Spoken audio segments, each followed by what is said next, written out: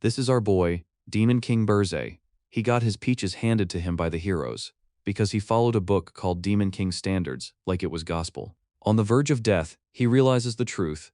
The standards were absolute trash. So he nukes himself, takes the heroes down with him, and instead of dying, he wakes up 15 years in the past, on his graduation day. Yeah. This time, he's doing everything differently. Let's dive in. The story began with a vision framed tightly around a man's mouth, blood gushing out uncontrollably as it spilled onto the ground.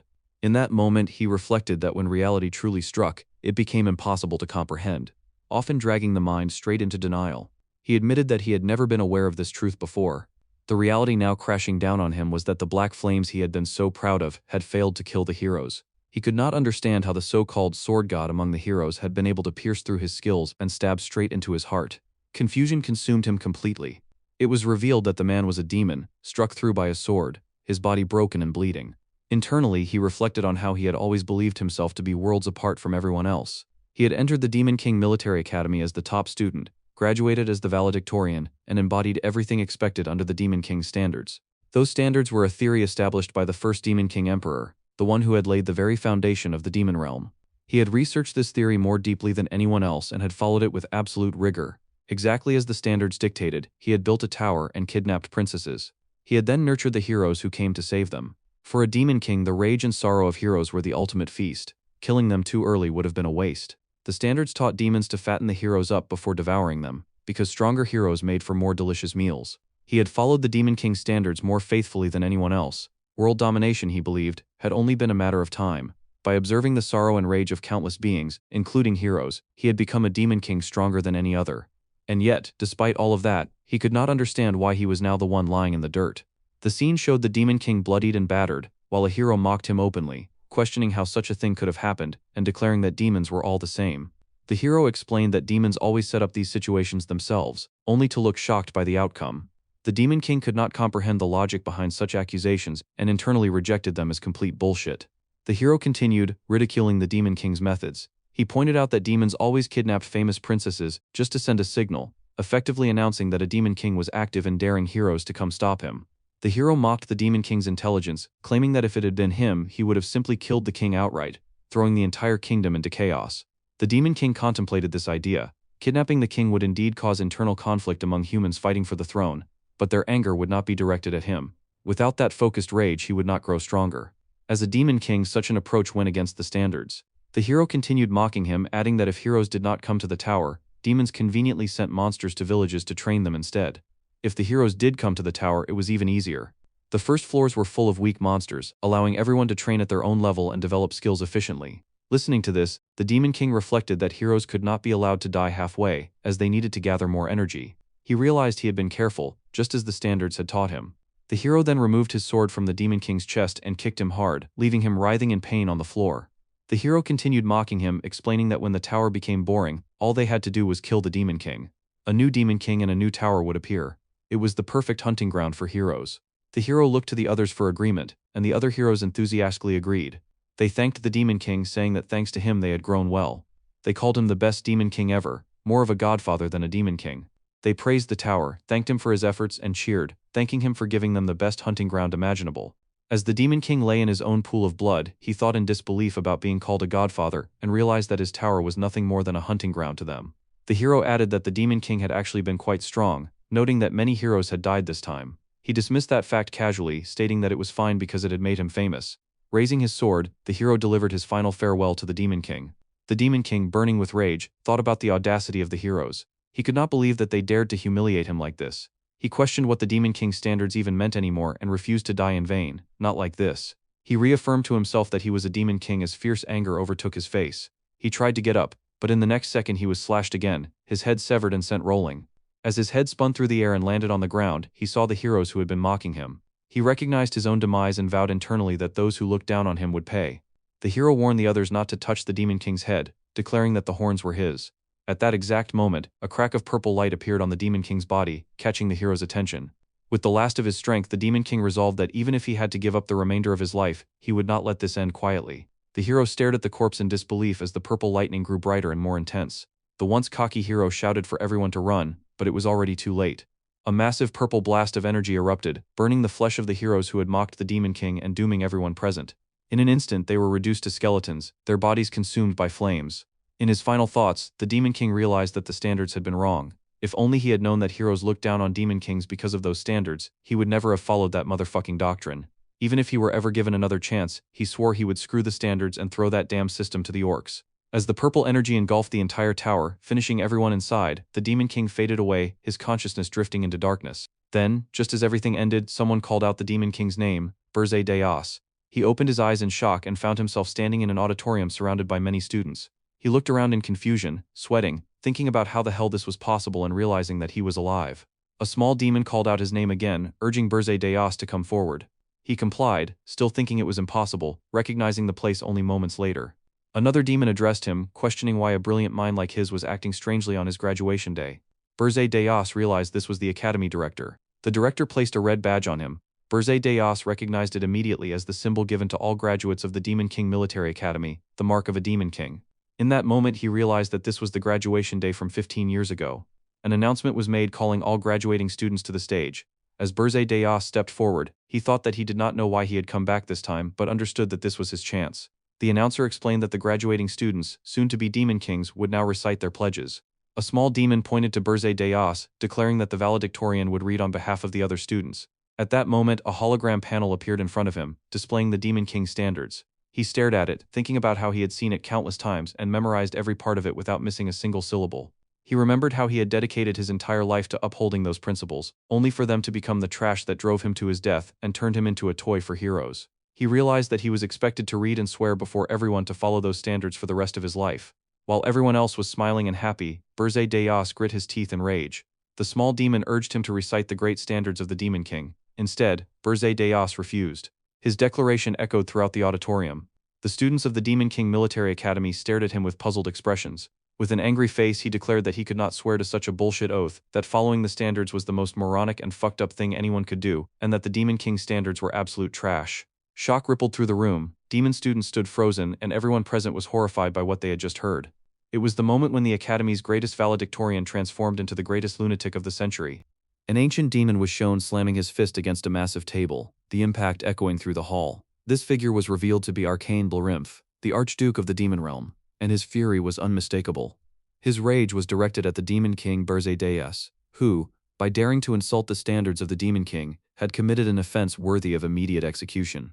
However, taking into account Berze Deos's exemplary record and exceptional talent, Arcane granted him one final chance. If Berze were to retract his rash statement and apologize to the entire Demon Realm, the matter would end there. If he refused, his assignment would be Aryan. The spectators of the Demon Realm erupted into hushed chaos.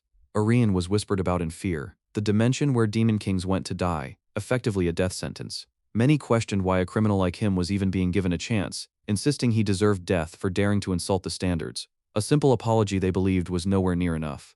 Arcane coldly reminded Berze that Aryan was the worst domain, where countless Demon Kings had lost their lives. Yet Berze, without the slightest hesitation, chose to go, declaring that he would prove the Demon King's standards were trash. The Archduke roared back that there would be no room for leniency and ordered Berze's immediate deployment to Aryan. A magic circle formed beneath Berze Deos, glowing ominously. Arcane continued, stripping him of all valedictorian benefits and forbidding any demon subordinates from accompanying him. Until the conquest was complete, Berze would be banned from entering the Demon Realm. In the next instant, Berze was pulled through the magic circle, falling from the sky. As he plummeted, Berze reflected that this outcome was expected after causing such a scene.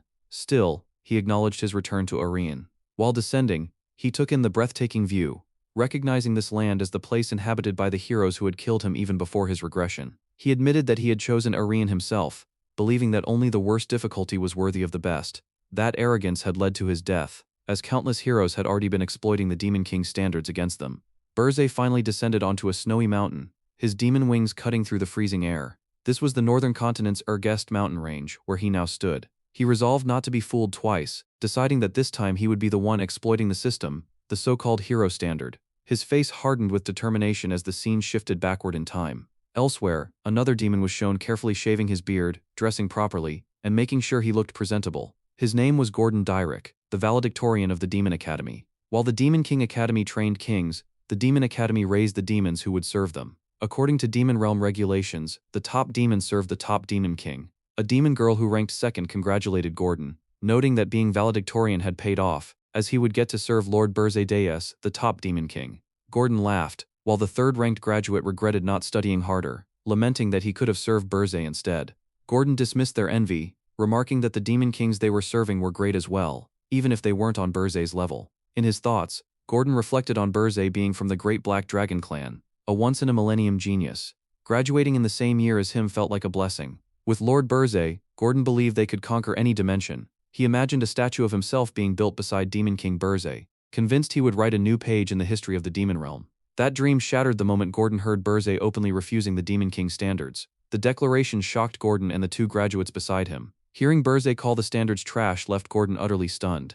The scene then snapped back to the present, where Gordon found himself teleported to the deepest part of the Ergest mountain range on the northern continent. According to regulations, the top demon had to serve the top demon king, which explained why Gordon had been sent there. As Gordon stood there, dread washed over him as he questioned every life choice he had ever made, realizing he was completely screwed. Before he could react further, Burzay appeared behind him, remarking that although no demons were supposed to follow him, the bare minimum had apparently been provided. Gordon turned to face him as Burzay greeted him and extended his hand in invitation. Gordon demanded to know why Burzay had done this. Burzay, genuinely confused, questioned what he meant.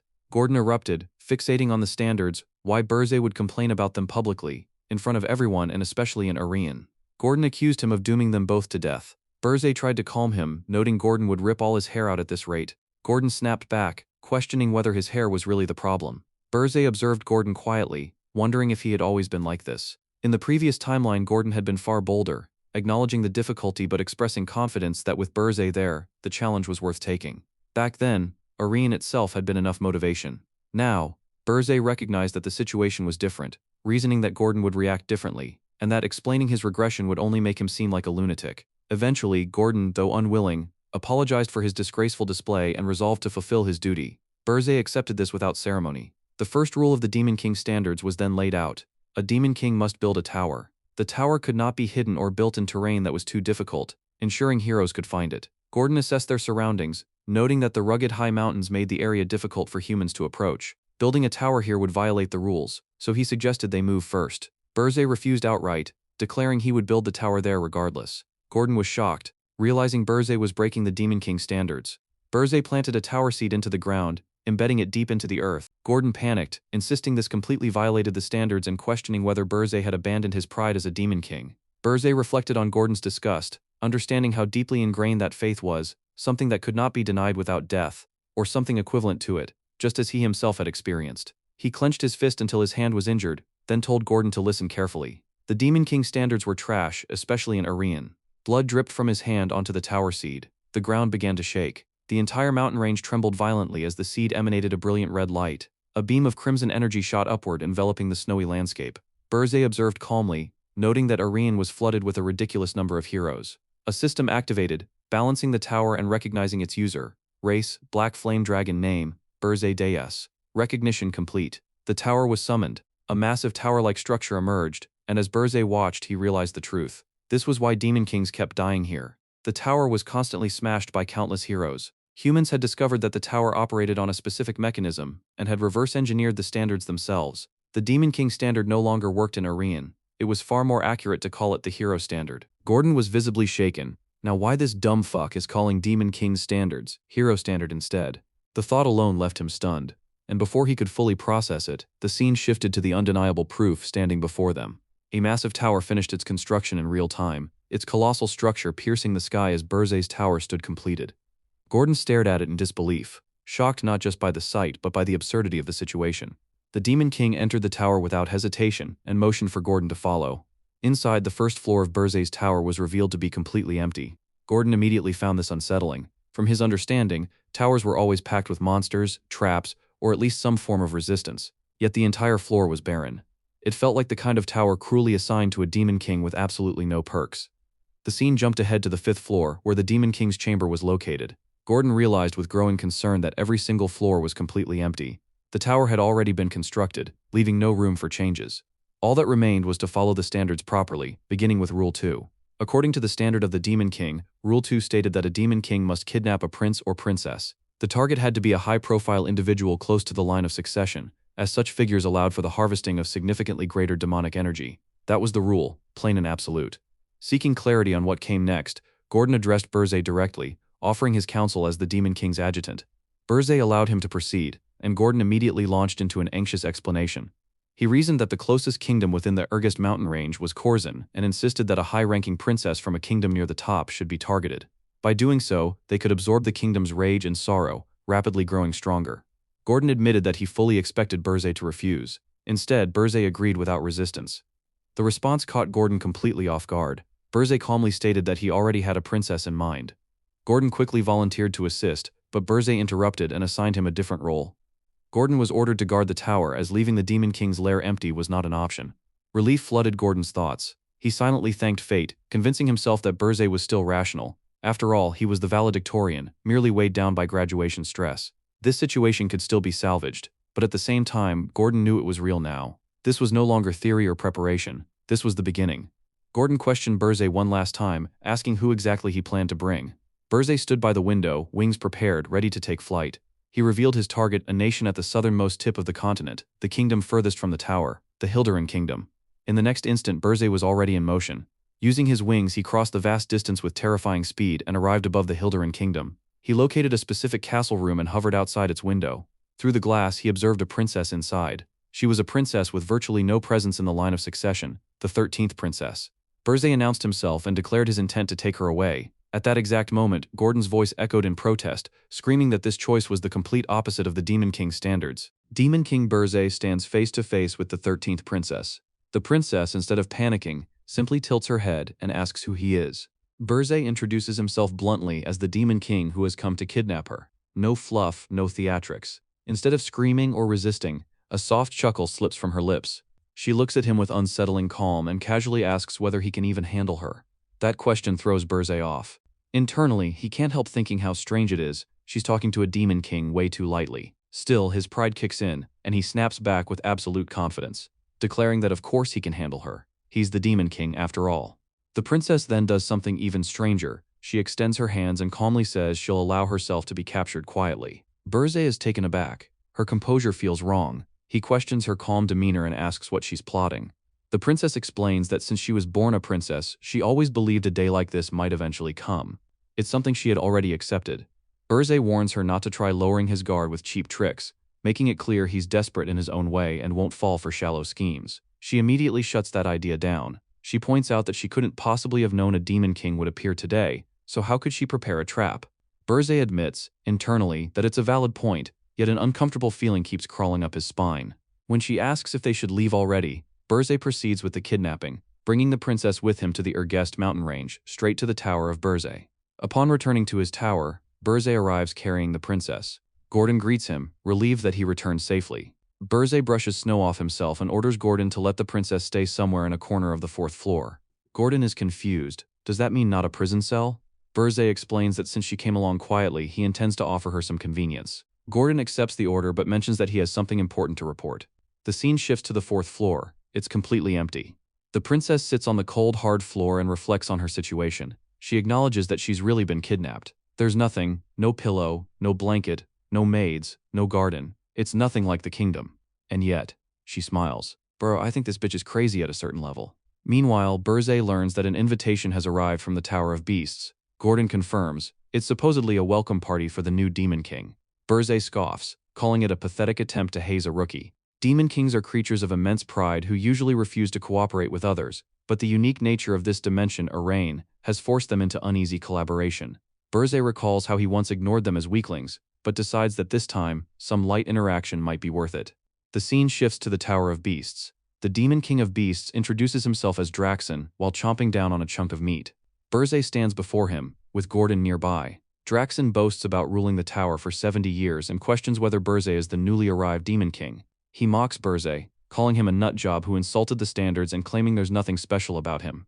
Burzay sighs, already regretting coming. He asks bluntly if Draxon summoned him just to pick a fight, and tells him to state his business.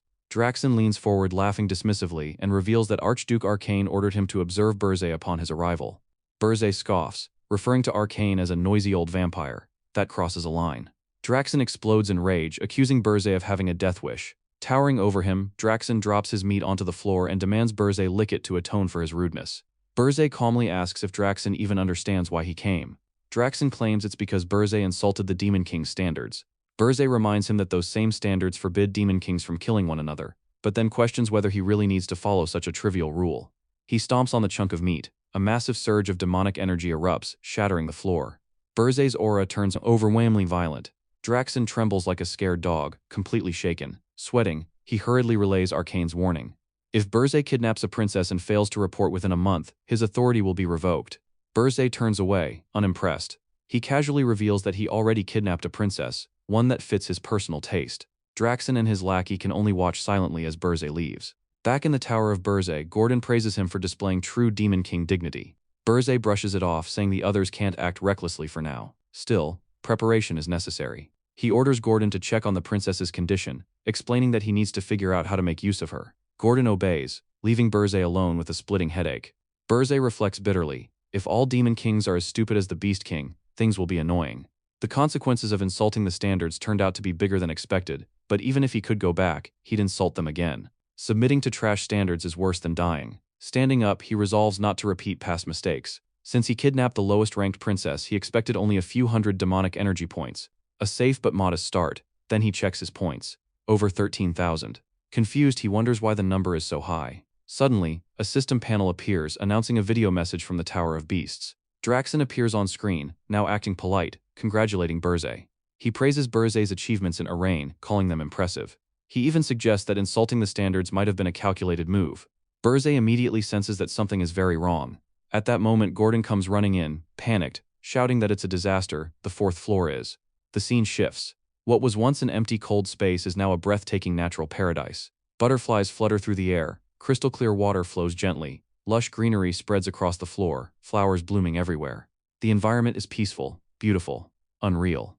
Burzay stares in shock. This is the fourth floor of his tower. A system status displays naturalization in progress. The princess stands there casually and asks if he's here. Burzay's mind races. She created a full ecosystem inside a magic tower, something only possible for someone who has mastered all four major elements. Out loud, he confirms that he definitely went to the 13th princess's castle. Internally, he realizes only one elementalist on the continent could do this. He turns to her and asks the question that's been haunting him.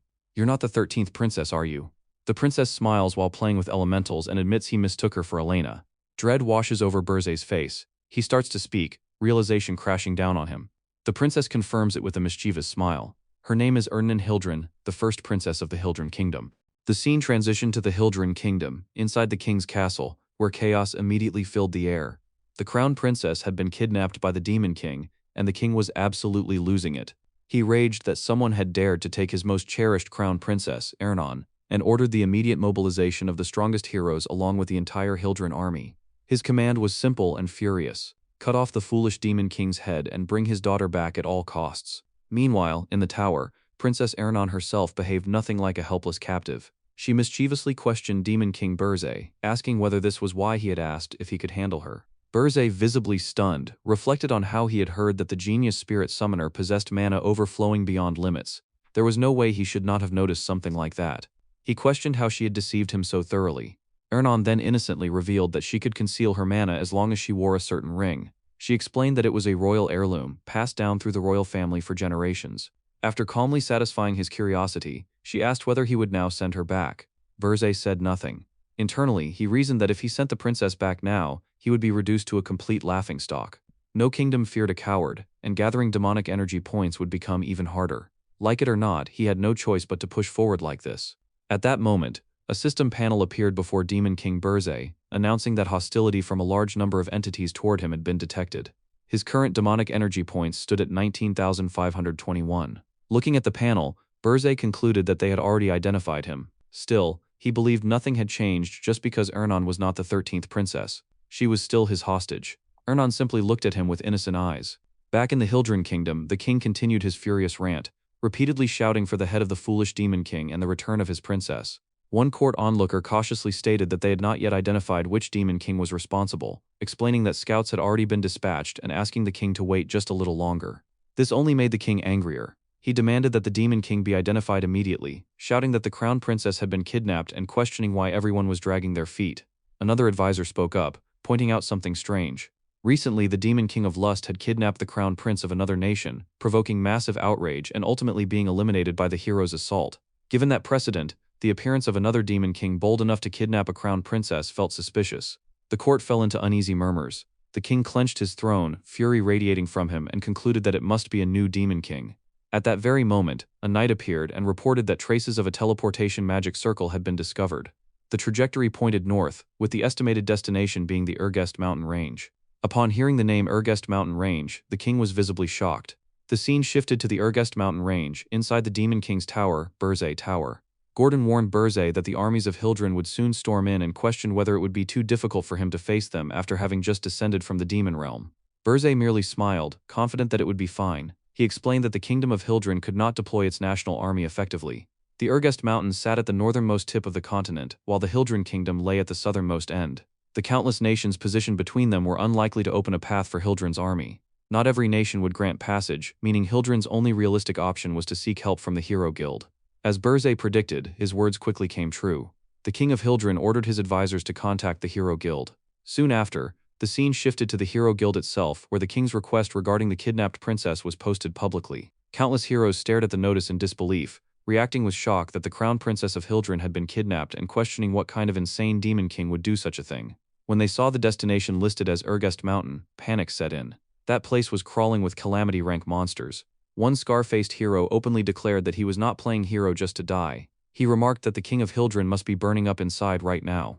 From his tower, Burzay coldly assessed the situation, concluding that the Hero Guild would not move. In his view, heroes were trash who only cared about money and would not willingly march into such a dangerous place. That exact reasoning was why he had established his base, his tower, deep within Urgest. Gordon, clearly impressed, listened to Burzay's explanation and wondered whether he had even considered this far ahead.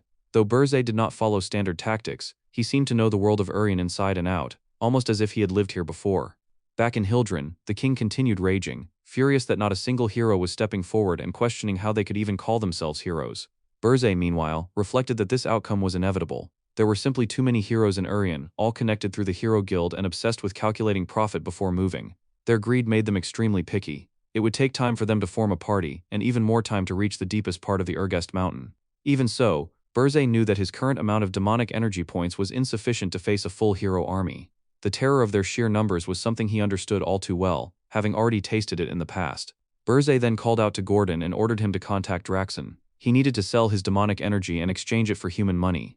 Gordon immediately obeyed, but a second later the realization hit him. He panicked, stuttering in disbelief at what he had just heard. Selling demonic energy was madness. That energy could break the limits of a species, unlock the tower's functions, and even summon monsters from the demon realm. To sell the dream currency demonic energy for mere human money was insane.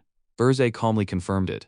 That was precisely why Draxon would pay a massive sum for it. The demonic energy he currently possessed could not stop the heroes anyway, but with human money, there were still moves he could make. The scene shifted to Horton Walk, a fortress city near the Urgest mountain range. Disguised in a hood, Demon King Burzay stepped forward. The guards at the gate halted him, demanding to know who he was. Burzay claimed to be a mercenary. Another guard scoffed, questioning what kind of crazy mercenary would go alone into Urgest Mountain and come back alive. Suspicion filled the air. Before the guards could say anything more, Burzay casually passed by them and flicked a gold coin toward one of the guards. Just like that, the guards allowed him into the city. As he entered Horton Walk, Burzay thought to himself that he could not explore the city alone like this. Finding a guide first seemed like the logical next step. The scene cuts to the headquarters of the Red Hawk Mercenary Corps, a place that already feels like it's running on borrowed time. Inside, one mercenary nervously questions his captain, wondering if they shouldn't pack up and leave soon.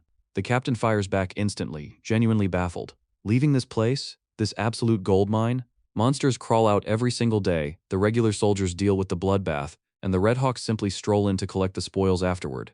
As far as he's concerned, there's no other place on the continent where money flows this easily. Another mercenary interrupts, lowering his voice as he brings up rumors that have been spreading like wildfire. Word is that a new demon king has appeared and built a tower on Urgest Mountain.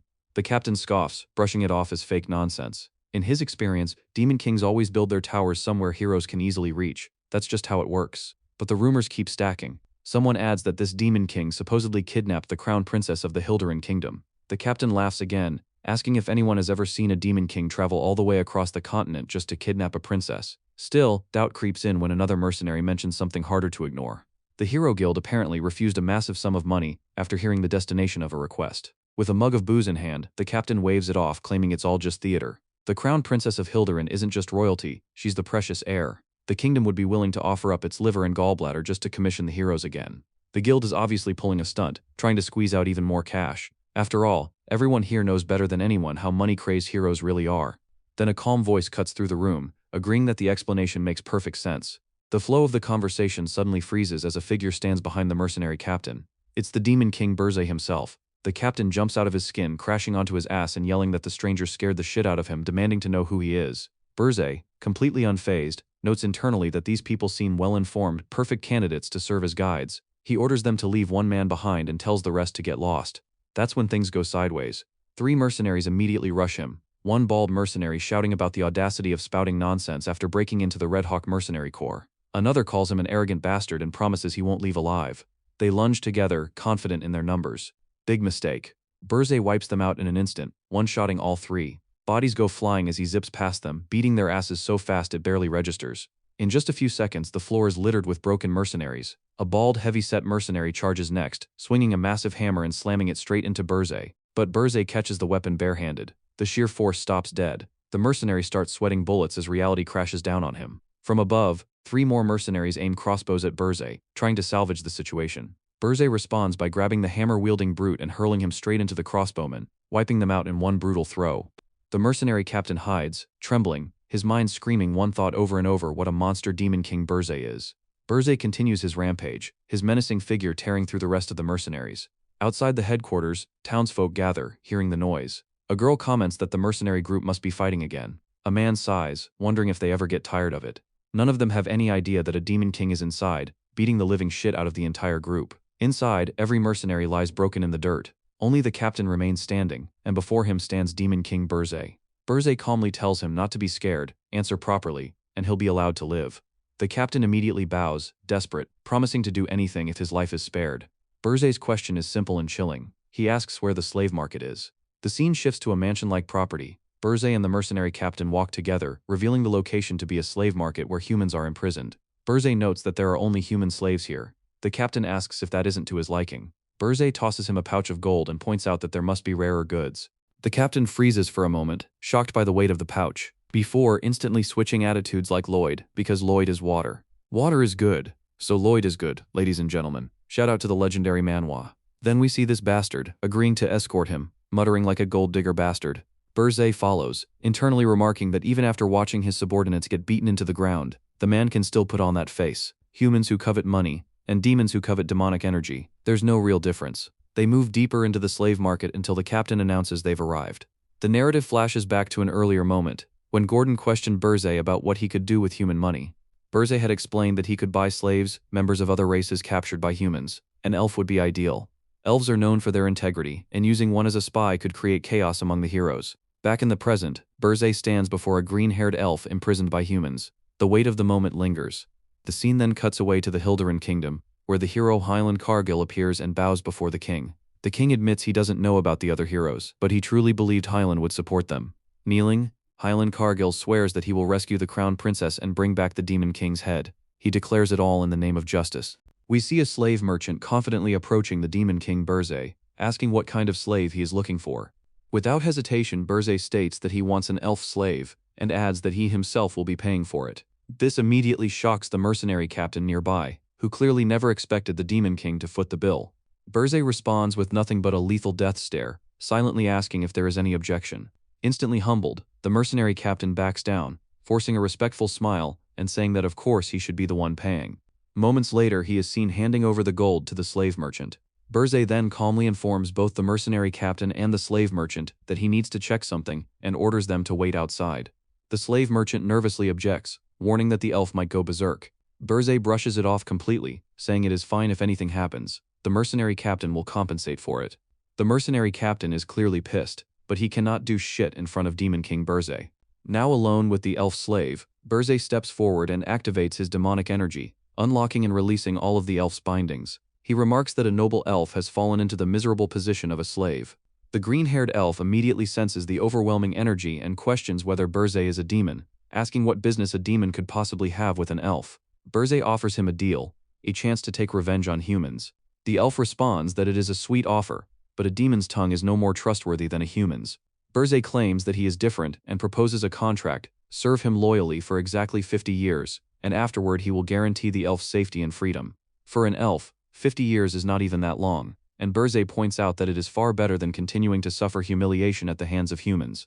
The elf counters sharply, saying that demons are enemies of the world tree that elves worship, the very tree that upholds their world. He questions how he is supposed to trust a demon at all, especially when it is strange for a demon to extend a hand to an elf in the first place.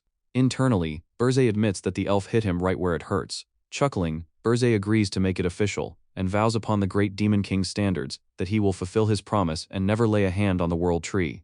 To demons, the Demon King's standards are as sacred as the world tree for elves. Berzé then demands the elf swear his own vow upon the world tree, agreeing to serve for 50 years. The green-haired elf smiles, calling Berzé a peculiar demon, and decides to go all in. Standing up, he introduces himself as Granada of the Maple Tribe, and declares that he will make his vow directly before the Demon King who sent Berzé. Berzé simply smiles and reveals the truth: he is the Demon King. Granada freezes, stunned, then bursts out laughing, calling it ridiculous. There is no way the Demon King would personally come to buy a slave. Demon Kings grow weaker the farther they are from their towers, so why would one ever leave just for this? Laughing hard, Granada makes a reckless bet. If Berzé really is the Demon King, he will serve him for 100 years instead of 50. The scene abruptly transitions to the first floor of Berzé's tower. Berzé sits confidently on a throne-like chair with Gordon standing beside him, while Granada stands in front, already regretting his words. Berzé reminds him of the 100-year contract, stating that Granada said it himself. Granada is shocked, not only because Berzé truly is the Demon King, but because this feels like a scam. He complains that the tower is practically empty, with nothing on the first 3 floors and only nature on the 4th. There is not even a single monster. What kind of sloppy Demon King's tower is this? Forget revenge, he would not even last a year before heroes show up. Having heard enough, Berzé releases his demonic aura and reminds Granada that they made a contract. Granada is instantly overwhelmed, thinking that just Berzé's demonic power alone is suffocating. In that moment he realizes the truth: Berzé really is the Demon King. He recalls that despite traveling through the Ergest Mountains, not a single calamity-grade monster attacked them. They were unable to lay a hand on the Demon King. The tower may be empty, but a Demon King is still a Demon King. Maybe revenge really is possible. Granada kneels and swears upon the name of the Great World Tree that he will serve Berzé for the next 100 years. Internally, he believes that for the Demon King to come in person, there must be an important task planned for him. As part of Berzé's sinister scheme, he will finally take revenge on humans. Berzé casually responds that this is good, and tells Granada to go make some food first. The elf Granada is shocked as well as me, the manhwa munch. Soon after, Granada is seen cooking for the Demon King, silently wondering how he ended up here when he was supposed to be part of some grand plan. Berzé genuinely depressed.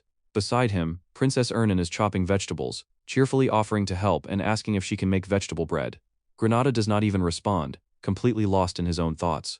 The scene then shifts to the 5th floor dining hall of Berzé's tower, where 4 people sit together for dinner. Granada cautiously questions Berzé about the woman at the table, asking if she is from the Hildren Kingdom. Berzé casually confirms it and introduces her as Princess Ernan of Hildren.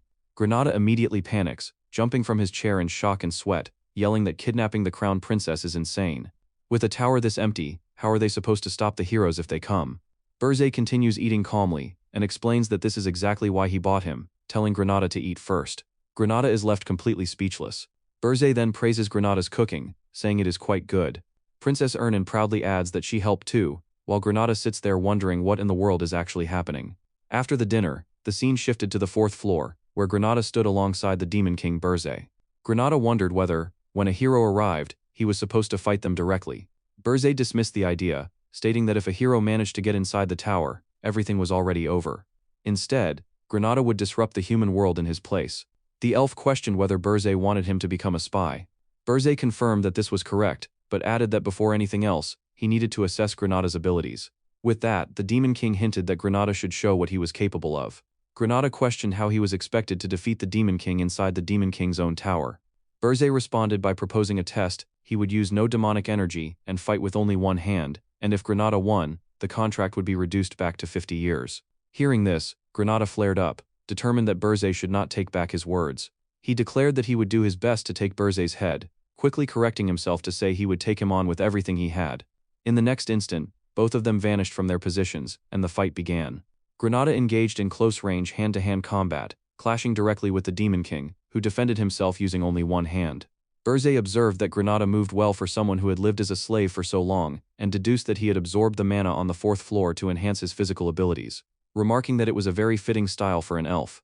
Granada countered that an average elf could not even pull this off, declaring that Berzé had chosen the wrong opponent and the wrong place, and that he had only himself to blame. In the next moment, bindings erupted from the ground and restrained the Demon King. Berzé noticed immediately, while the green-haired elf smugly claimed he had found an opening and that Berzé would be returning his 50 years. The Demon King smiled like a true demon and acknowledged that Granada was good enough to be useful, but only up to a point. What followed was the revelation of the Demon King Berzé's truly terrifying power.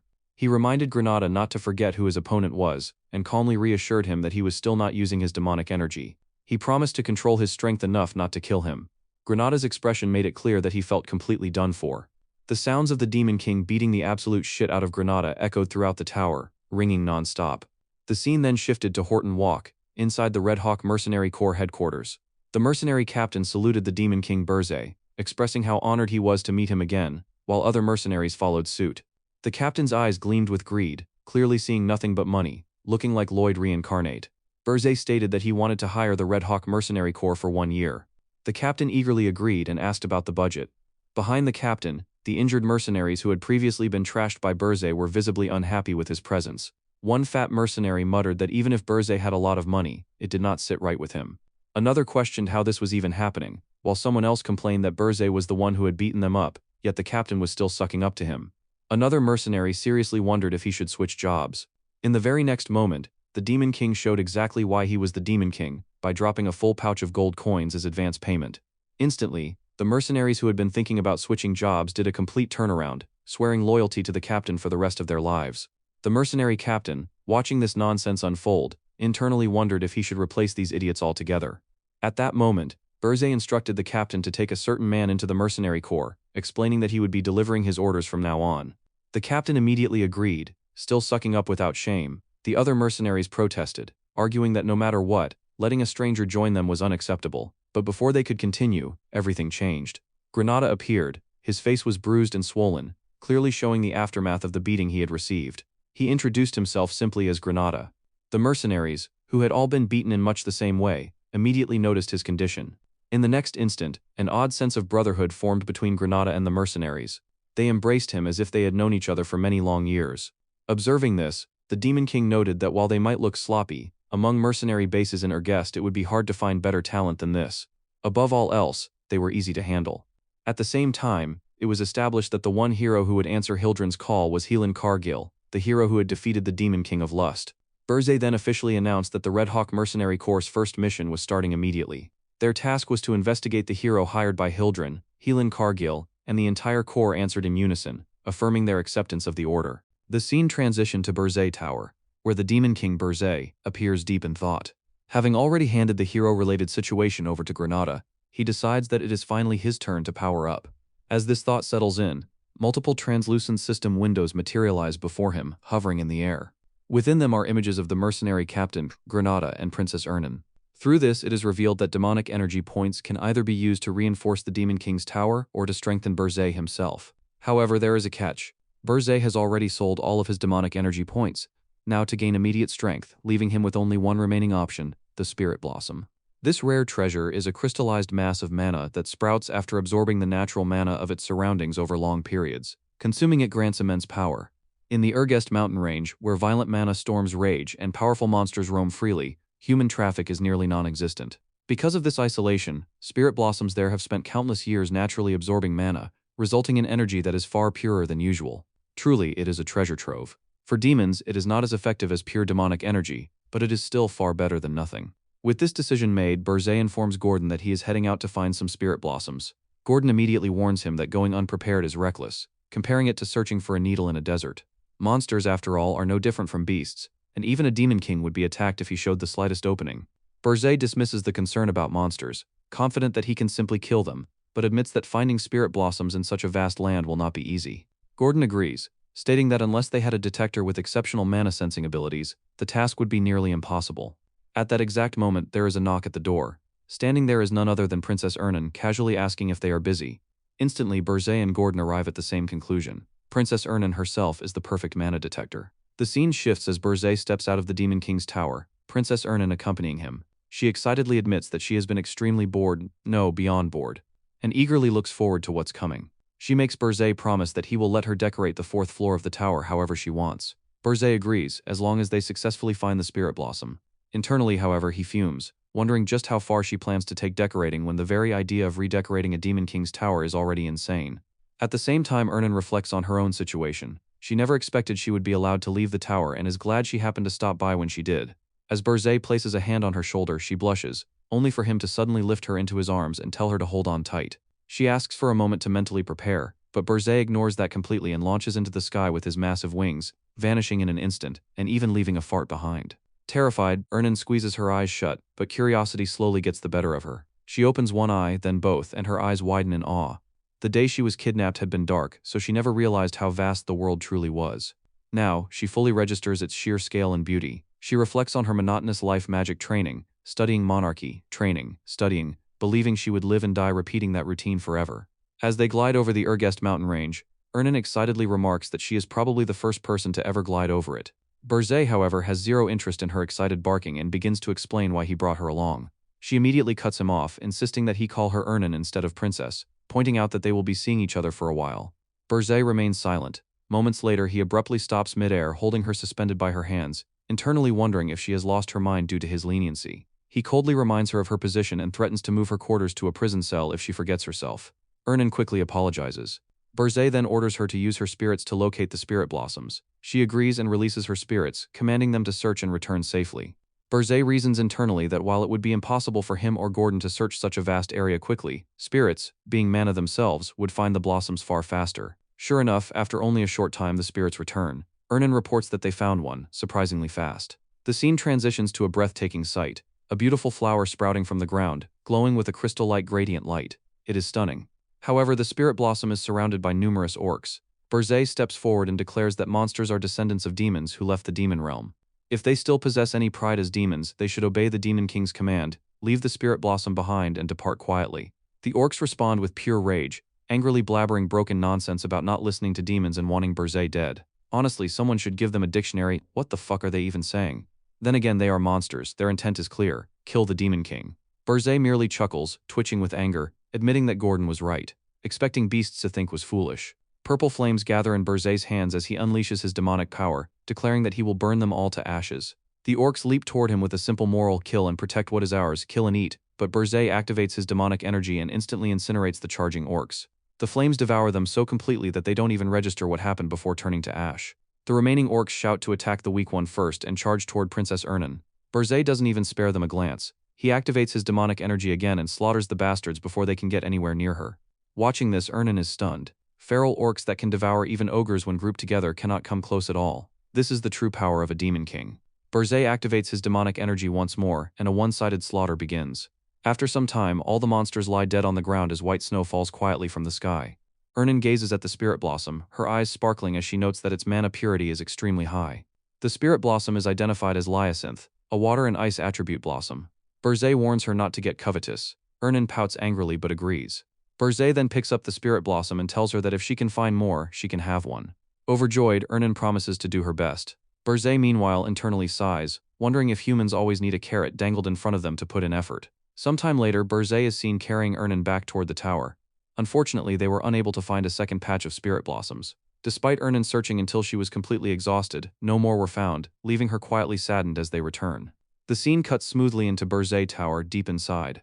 Our boy, the Demon King, stands alone, gripping the spirit blossom Hyacinth in his hand, his thoughts drifting to the Hildren crowned princess, Ernan Hildren. At first, he had dismissed her existence as nothing more than a mistake and error in the grand design, but now the realization settles in that she might be far more useful than he initially believed. Beside him, Gordon delivers urgent news. A message has arrived from Granada. The Demon King Burzay reacts with mild surprise, noting how fast the report came in. Gordon begins laying out the situation, starting with the hero Hillen Cargill. 32 heroes have departed from the Hildren capital and are already heading toward the Urgest mountain range, advancing steadily along the classic hero's journey route. They are expected to form parties in villages, grind quests, and snowball their strength as they go. Their overall military power is projected to keep rising at a steady pace. Gordon explains that he has already prepared countermeasures for these heroes and tells the Demon King to take his time reviewing them. Multiple system panels immediately appear, floating in the air like a strategic dashboard packed with plans and contingencies. But instead of studying them, the Demon King casually gathers every single panel, drags them into a folder and deletes them without hesitation, flat out rejecting everything. Gordon is visibly shaken. The Demon King smiles and declares that this time he will neither send monsters to interfere with the hero's journey nor directly meddle with their progress. Gordon is stunned, completely thrown off, mentally screaming what the hell. The Demon King calmly explains that clumsy interference only helps heroes grow faster. Instead, he orders Gordon to tell Granada to join the hero's journey disguised as mercenary corps, assisting the heroes in building trust from the inside. Gordon internally acknowledges that this really is Demon King level thinking. Still, he can't help pointing out that the Demon King isn't following the usual standards yet again, and that the tower in its current state won't be able to stop the heroes.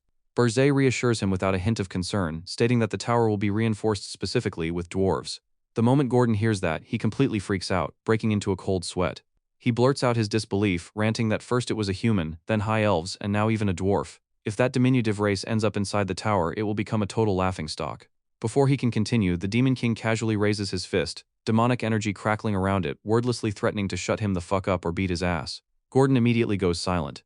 Burzet clarifies that he has no intention of facing the heroes with just a dwarf. To be precise, what he wants are their magical tools. He tells Gordon to think it through. If the heroes grow accustomed to the Demon King's usual standards, weak monsters and an open first floor, what happens if, at the exact moment they step inside, dozens of massive cannons fire simultaneously? The thought hits Gordon like a truck. Dozens of cannons, on the first floor? The heroes would never be able to prepare for something like that. Still, Gordon shakes his head, insisting that even so it goes completely against the established standards. In the very next moment, the Demon King Burzet vanishes from his chair without warning, leaving Gordon alone in the chamber. Second later, Gordon is seen clutching his head, pulling at his hair in pure frustration, muttering that this is insane, another kidnapping, all over again. The scene transitions to the Wolfner Dwarven underground city. Deep within, a dwarf blacksmith is hard at work, hammering away and forging weapons with practiced precision. This is Roger Friedrich, the best dwarven blacksmith around. Unfortunately for him, he has absolutely no fucking idea that he's about to be kidnapped by a nutjob Demon King. We open with the Demon King Burzet already approaching the massive gates of the dwarven city. As he steps inside, his mind drifts backward, reflecting on his past. He has fought countless dwarves before, slaughtered plenty of them, but this is the very first time he has ever set foot inside their city. The place feels different, structured, calculated, alive with craftsmanship.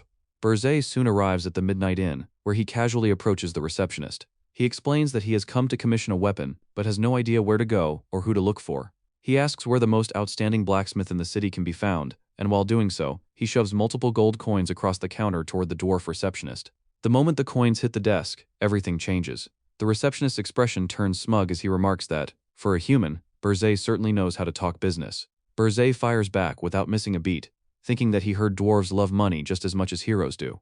The receptionist doesn't even deny it. Instead, he gives Burzet directions deeper into the city. He explains that Burzet will find a massive crater, and inside it is an elevator system. The elevator scans identification and drops visitors at their requested floor, acting as a double-layered security measure to filter out intruders. He specifically instructs Burzet to head to the lowest floor and the deepest room. Now, any normal visitor would follow the security protocol like a good little NPC. But Burzet isn't normal. He is the Demon King who doesn't follow Demon King standards. And he will follow all the security measure hell no. Instead of using the elevator, he leaps straight down and lands cleanly in the deepest part of the crater. Burzet opens the door to the deepest room, exactly as instructed. Inside, he finds what he was promised, the city's greatest blacksmith. Standing behind him, Burzet watches the dwarf Roger Friedrich hammer away at his work. The blacksmith's movements are precise, powerful, almost mesmerizing. As Roger works, Burzet thinks that the display of metallurgy is so refined it looks like mana itself is dancing around the forge. He wonders if this truly is the work of the greatest blacksmith. A darker thought crosses Burzet's mind. He considers quietly kidnapping the man, and just a faint trace of demonic energy leaks out from him. Instantly, Roger slams his hammer down, and a violent blaze of fire erupts from the forge. Burzet shields himself, realizing that the blacksmith sensed his demonic energy, even though it was barely there. Before Burzet can finish processing that thought, Roger lunges at him with his hammer. Burzet calmly blocks the incoming strike with his bare hand. He immediately recognizes what Roger is and calls him out. Roger confirms it himself. He is a hero.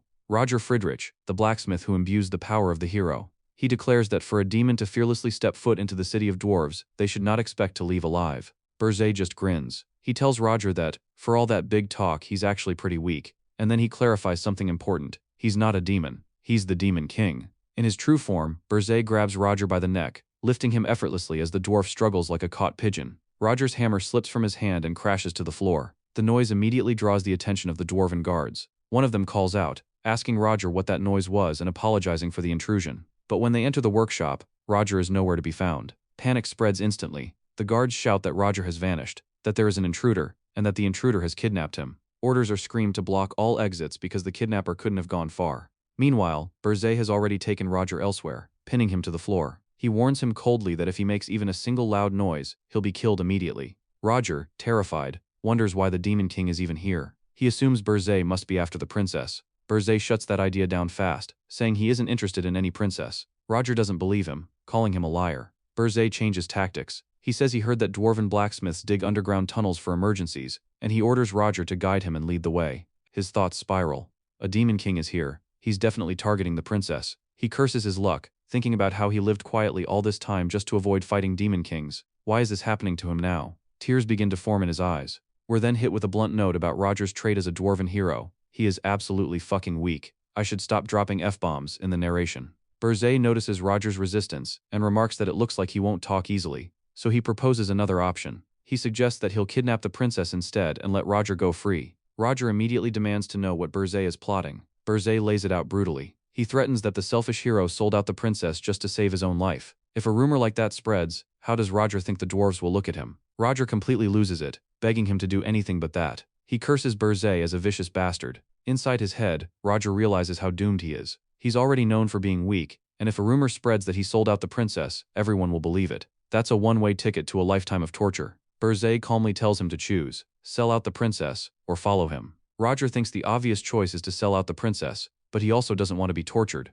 Burzet leans in close and whispers that if Roger helps him, he guarantees his safety. He swears it on the standards of the Demon King. That changes everything. Roger realizes that the standards are basically religion to Demon Kings. A vow made on the standards will not be broken. Repeating that thought over and over in his head, Roger suddenly switches gears. With a cheerful expression, he announces that they should move to the underground tunnel immediately. Demon King. Burzet pauses and questions the sudden mood shift, calling Roger's face creepy.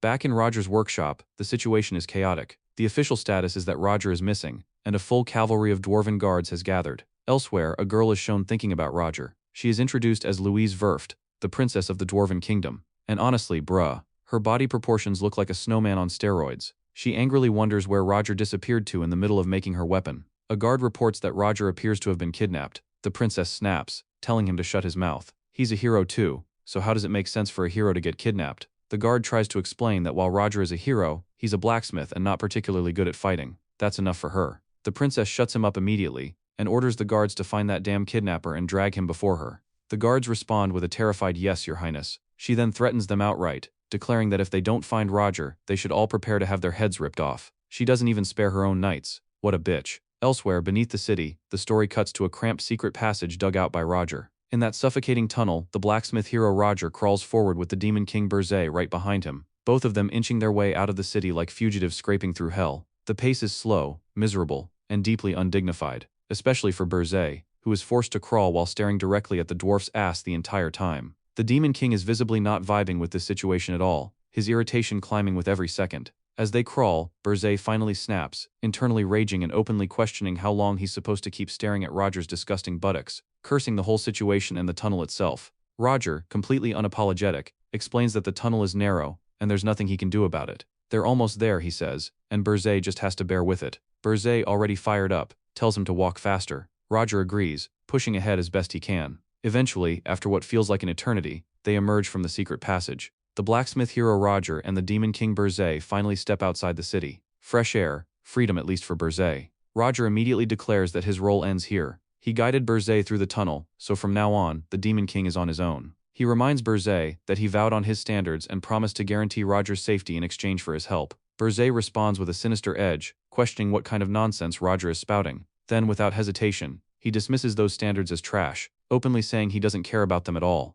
Roger completely breaks down, crying his balls out, wondering what kind of Demon King this even is. Burzet, unfazed, calmly wonders what he should do with Roger next while the dwarf is basically shitting in his pants, internally realizing he should have just sold the princess out from the start. In sheer desperation, Roger drops to his knees and begs. He insists he's incredibly useful, claiming no one can match his metallurgy skills. He swears he can forge any weapon Burzet desires. Burzet points out the irony. Roger is a hero, yet he's willingly cooperating with the Demon King. Panicking, Roger argues that Berzé should just use him however he wants, asking what there even is to be suspicious about. He goes as far as offering to become Berzé's spy if needed, all while internally admitting that survival is his only priority right now. Berzé pauses, genuinely surprised by how far Roger is willing to go. In the end, he decides to grant him mercy. Roger bows repeatedly, excessively, almost like a hippopotamus bobbing its head, thanking the great Demon King over and over and proclaiming "Long live the great Demon King." But while he's bowing, Roger secretly smiles to himself, thinking how stupid Berzé must be to believe he would submit so easily.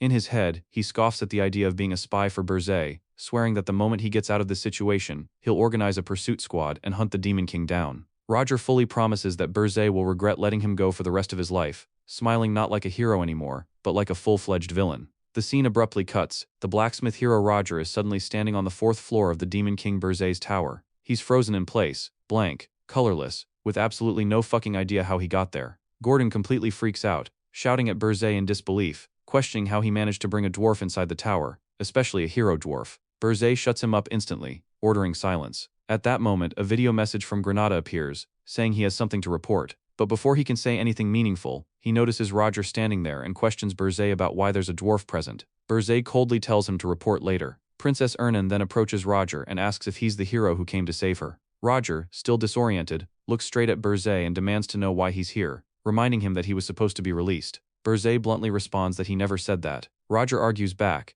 insisting Berzé promised to grant him mercy. Berzé clarifies with brutal honesty that mercy simply meant letting him live. Still confused and shaken, Roger asks how he even ended up in the tower. Berzé casually explains that he knocked Roger out and carried his ass there, saying it was the obvious and natural course of action since he had no idea what Roger might do otherwise. The explanation hits Roger hard, sending him into visible shock. Then, out of nowhere, he starts laughing madly. Berzé watches him and asks if he's really that happy about becoming his subordinate. Roger, smiling and crying at the same time, says yes, of course. Berzé approves of this mindset, calling it excellent, and immediately assigns him his mission. Roger kneels and asks what it is. Berzé orders him to install massive artillery on the 1st floor of the tower, with one clear objective: destroy all the heroes. The scene transitions to the Aragest hero's journey preparation station, where the atmosphere is tense and calculated. Granada is seen communicating with our Demon King Berzé, delivering rumors circulating among the heroes currently embarking on their journey. Apparently, word has spread that the new Demon King can wield black flames, prompting the heroes to gear up with fire-resistant equipment. At the same time, another rumor claims that the reason this new Demon King has not unleashed demonic beasts is because he's scared. Berzé listens calmly and responds that it seems the heroes have not yet lost their killing intent. However, he coldly concludes that they won't gain anything from this hero's journey: no honor from battle, no wealth. In the end, their interest will fade, and without real conflict, the heroes themselves will fail to grow. It's a battle against time, but Berzé sees no problems and orders Granada to continue monitoring the situation. Granada acknowledges the command, and the virtual communication screen fades away. As Granada reflects, it becomes clear that by deliberately not sending out demonic monsters, he is actively weakening the heroes. This Demon King understands human nature on a deep level. Granada, walking through in the station, questions to himself whether there has ever been a Demon King like this before, ultimately admitting that he's glad Berzé is not his enemy. The scene shifts to Berzé Tower, where the Demon King confronts Roger. Berzé lays down a single restriction: no mana stones are allowed. He doesn't care how the 1st floor is remodeled, as long as that one rule is followed. Roger protests that traps without mana stones won't work on heroes, but Berzé bluntly tells him that figuring that out is his job. Roger hesitates, but Berzé explains that heroes are loved by this dimension itself. Their ability to sense energy is exceptional, and any trap using mana stones would be detected before it could even activate. Roger panics, insisting he can't do it, but Berzé ignites his demonic flames and declares that he is sure he brought along the best blacksmith. If that turns out to be a mistake, he'll simply bring someone else instead, violently threatening Roger's life. Completely shaken, Roger quickly backtracks and claims there is a way after all. Berzé remarks that Roger should have said so earlier, and demands to know what it is. Roger reveals that he once invented a magical tool capable of hiding traces of mana. It takes 3 years to create, but he happens to have one already in his workshop.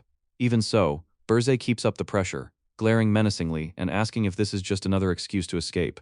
Roger swears he's serious. Berzé finally agrees to trust him, but not without insurance. He places something around Roger's neck. When Roger asks what it is, Berzé explains it's a magical tool that can separate his head from his body. Upon hearing that, Roger practically shits himself in fear as Berzé casually adds that he can activate it with just one hand. Berzé then shows Roger a glitchy-looking mask, explaining that it's a magical tool that prevents people from seeing his face. If Roger ever takes it off, Berzé will consider that an attempt to escape, With his life on the line, Roger swears he'll never remove it. Burzay tells him they're leaving. After that, it's revealed that Burzay travels across several kingdoms with Roger, gathering supplies and mana-type materials. The process took roughly a month, with everything stored inside Burzay's subspace pocket. Once finished, they return to Wolfner, the city of dwarfs. Inside the city, rage fills the air. A furious woman is cursing the gods. It's none other than Louise Verft, the princess of Darwin City. She lashes out at her guards, furious that after a month and a half they still haven't found Roger. She calls them incompetent and demands to know how much longer she's supposed to stay patient. One guard explains that the blacksmiths have dug out too many tunnels, and while they are investigating all of them, it's highly likely the target has already escaped. The princess coldly agrees, stating it would be stupid for them to still be here. She declares that Roger has been kidnapped. In a sudden act of brutality, she grabs one of the dwarf guards by the head and presses down painfully, giving them exactly 2 more weeks. If they fail to find the kidnapper, they will die. The guard, writhing in pain, promises to find him. She then orders all tunnels created by the blacksmiths to be filled immediately. The guards obey and rush off.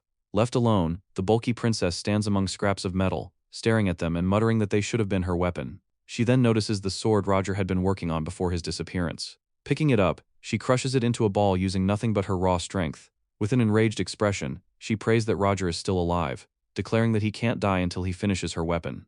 Her obsession is obvious, borderline maniacal. In the very next moment, Roger suddenly appears behind her, emerging from one of his secret tunnels. Sensing his presence, the princess turns around. Roger is still wearing the face recognition interfering mask. The princess immediately recognizes the tunnel and realizes only Roger could know about it, questioning whether he truly is Roger. A brief silence follows. Roger sweats and hesitates, trying to speak, but the princess lets out a sarcastic chuckle and calls him a bastard, accusing him of coming back after hiding just to avoid making her weapon. Completely off track, she convinces herself of this twisted narrative. Roger insists it's a misunderstanding, but the princess dismisses that outright, claiming she hasn't misunderstood anything at all. She accuses him of insulting her and declares that from now on, Roger is her slave, destined to make weapons for her for the rest of his life. As she approaches him, her fist glows with raw energy, and she announces she's going to punish him for running away. Roger cries out for mercy, but before she can strike, a massive blast erupts, sending the princess flying. Staggering back, she demands to know who interfered. The answer reveals itself. It's the Demon King Burzay. Burzay orders Roger to grab the equipment he needs. Now Burzay himself is wearing the face recognition interfering mask. As Roger runs off to collect the equipment, the princess boils with rage, demanding to know who Burzay is and why he's helping that despicable dwarf. Burzay calmly states that he is the master of the pitiful blacksmith she's been extorting. Enraged, the princess lunges at Burzay, shouting that it's nonsense and insisting Roger is her slave who will make weapons for her forever. The two clash, exchanging blows as she screams, questioning who Burzay thinks he is to take Roger from her. Burzay matches her power blow for blow. In the next moment, Burzay tries to kick her, but she sharply grabs his leg. Mocking him, she spits, shocking the Demon King before using her raw strength to hurl Burzay into a wall. After tossing him aside, she turns her attention back to Roger, declaring it's his turn now. Before she can move, Burzay reappears above her. With fists colliding, they exchange a flurry of blows, tearing through the workshop as they dash back and forth, their battle escalating into pure chaos. Demon King Burzay's thoughts race as he identifies the opponent in front of him. Louise Verft, the Darwin Kingdom's second princess. She isn't a hero, but she's absurdly strong. Before his regression, she had grown into one of the strongest beings alive, way stronger than she is now. Burzay considers the option of killing her before she can fully develop, but that would require pouring out all of his remaining strength and demonic energy. In his current regressed state, he's nowhere near as powerful as he once was, and if he exhausts himself here, her soldiers could easily capture him. To make things worse, she already knows he's the Demon King. Annoying as hell. As this mental calculation unfolds, Burzay and the princess are already clashing in the background, their fight shaking the area. Nearby, Roger is hurriedly gathering his equipment. In the next moment, Demon King Burzay appears beside him, asking if he has everything ready. Roger responds that he's still dismantling it. The equipment in question is massive, an enormous device known as the Mana Phantom. Its ability is to completely hide traces of mana, and its sheer size makes it even more intimidating. Its creator is none other than Roger Friedrich himself. Burzay glares at Roger with killing intent and bluntly asks if he wants to die, ordering him to finish the dismantling within a minute. Roger, sweating bullets, promises to go as fast as he can. Right then, the princess arrives and snaps, demanding to know who gave them permission to do that. With a manic expression, she dashes straight toward Burzay and Roger. Burzay coldly warns Roger that if push comes to shove, he'll leave him behind without hesitation. Roger panics but agrees, saying he'll wrap it up quickly. Meanwhile, Burzay stares down the incoming attack, thinking to himself that he has no idea how long he can last without his true strength and demonic energy. Their powers collide head-on. The princess declares that she doesn't know where Berzé came from, but he won't be leaving this place alive. She then threatens Roger directly, saying she'll break his legs so he can never escape. Berzé, wearing a smug expression, mocks her, saying she sounds just like a demon king. He tells her to give it up, addressing her as the second princess of the dwarves, and declares that he's taking her blacksmith and this equipment. In the very next second, Roger finishes dismantling the mana phantom and shouts that it's done. The princess explodes in fury, screaming Roger's name and calling him a motherfucker, demanding he come back and take responsibility, snarling that he really thinks she's that easy to deal with. At that instant, Berzé notices an opening. Without hesitation, he kicks the shit out of the princess, sending her flying from the sheer force. She crashes hard into the ground. Berzé immediately tells Roger to move out of the way and activates his subspace pocket. Even then, the princess refuses to give up, shouting that attacks like that are useless against her. But in the next moment she realizes something is wrong. The device, Roger, and the Demon King have all vanished. Guards rush in, asking what's going on. Furious, the princess snaps at them, calling them slowpokes and yelling that they'd probably only arrive after she was dead. She orders them to chase Roger through the tunnel, but almost immediately the tunnel is blasted apart. Staring at the destruction with a rare hint of sadness, she mutters that he blocked the tunnel. She questions whether he really didn't want to make her weapon that badly. Then her expression hardens. She clenches her teeth in anger, calling it interesting, very interesting, and vows to personally search for Roger, even if she has to scour the entire continent. She swears she'll make him regret what he did today.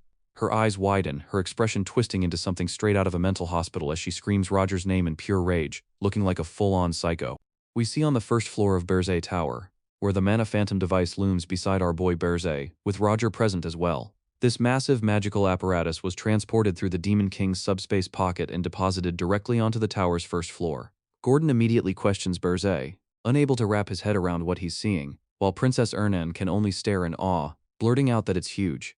Berzé calmly explains that this magical tool is necessary to stop the heroes, and Roger confirms that the installation of the Mana Phantom is already complete. Berzé is briefly surprised by the speed, then orders its activation. Roger answers obediently, though Berzé makes it clear, after all the trouble it took to bring this thing here, it better be worth it. Roger, visibly shaken, hastily agrees.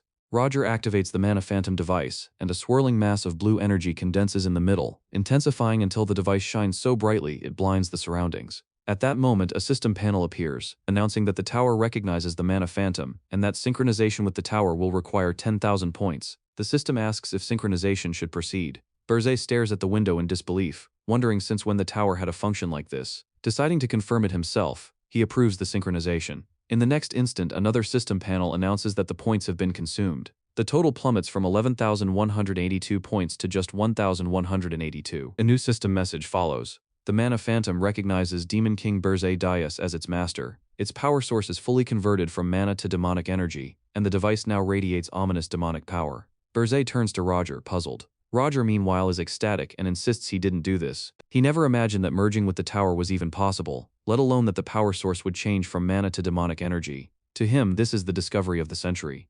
Berzé, however, realizes something unsettling. Even the device's creator doesn't understand how this happened. Berzé approaches the massive doors on the first floor to open them. While doing so, he instructs Princess Ernan to try using any spell. Her eyes light up as she happily asks if he means any spell at all. Berzé confirms, whatever she wants. In the next moment, she enthusiastically conjures a massive spell as multiple elemental spirits appear, declaring that if it's whatever she wants, then she's going all out. Gordon panics immediately, shouting for her to stop because he just cleaned the tower. Berzé observes that normally, a spell of that caliber used inside the tower should be detectable from outside. Yet when he steps outside, he senses nothing. He can't see anything happening within the tower. He can't feel a single presence. Astonished, Berzé realizes this must be the power of a tower synchronized with the Mana Phantom. When he manipulates the tower in this state, something shocking happens. The tower vanishes completely, leaving no trace behind, as if it has become invisible. He manipulates it once more, and in the next second the tower reappears. Berzé understands it instantly. He can hide the tower whenever he wants. There is a catch though. Another system panel reveals the cost. His demonic energy points have dropped from 1,182 to just 137.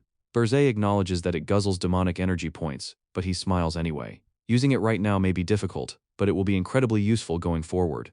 The scene shifts to Roger, who is absolutely fired up by this unprecedented discovery. Barely containing himself, he begs Berzé to let him, just a tiny bit, tear both the device and the tower apart, quickly correcting himself to say he means examine them. He's never heard of or seen anything like this in all of history, past or present, and pleads to be allowed to study this historic phenomenon. Roger then hugs the Mana Phantom device like a man possessed. Berzé thinks Roger sounds like a demon itching for a fight. Still, he agrees on one condition. If Roger's traps wipe out the heroes on the first floor, he can do whatever he wants. Energy seems to surge through Roger as he vows to sweep those crafty heroes away. In the background, Roger radiates excitement while Berzé turns to Princess Ernan with a proposal. He asks her to face the heroes who reach the fourth floor. She's stunned and questions why she should fight heroes when she's a princess. Berzé reminds her that she's also a genius elementalist and someone who wants to return to her royal palace. Internally, Berzé wonders if this is unreasonable. She's an innocent princess who doesn't truly understand how the world works, and betraying her own kind might be difficult. Yet almost immediately, Princess Ernan begins thinking through ways to fight. Berzé is like, hell no, she betraying her own kind. Then he clarifies that she only needs to fluster the heroes. She simply has to reveal herself as an enemy. If it goes well, he'll grant her a wish.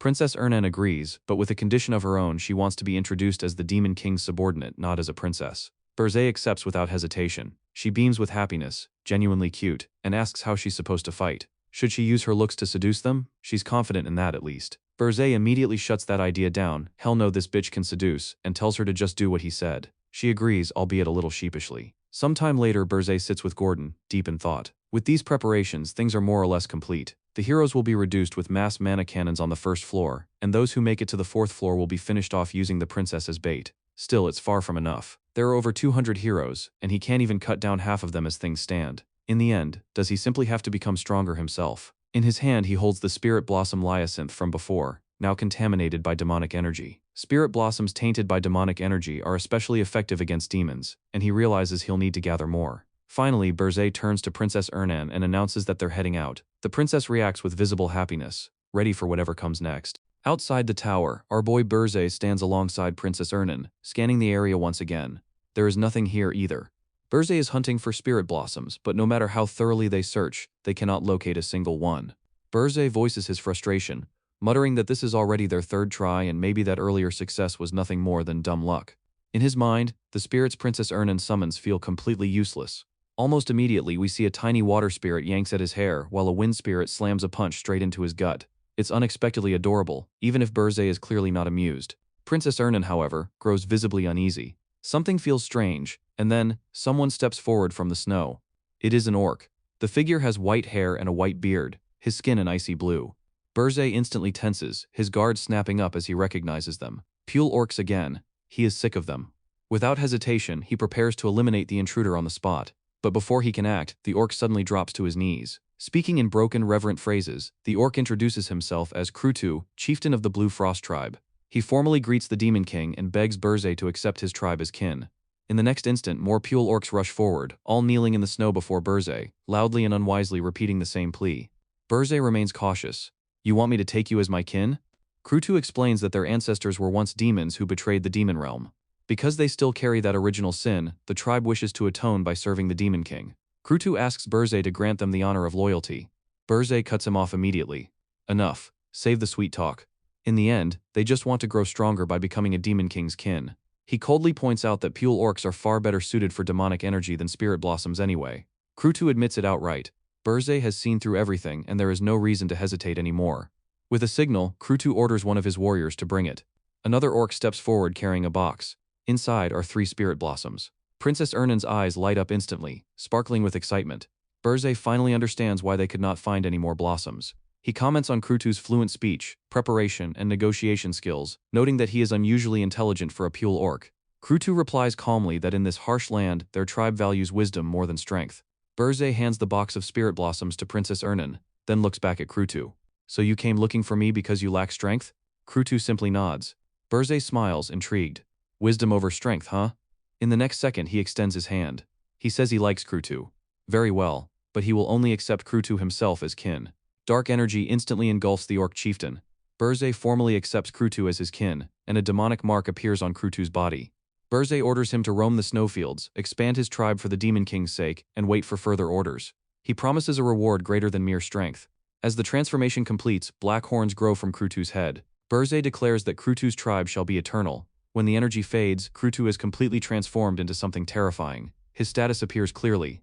Krutu, race, Pule orc status, Demon King's kin.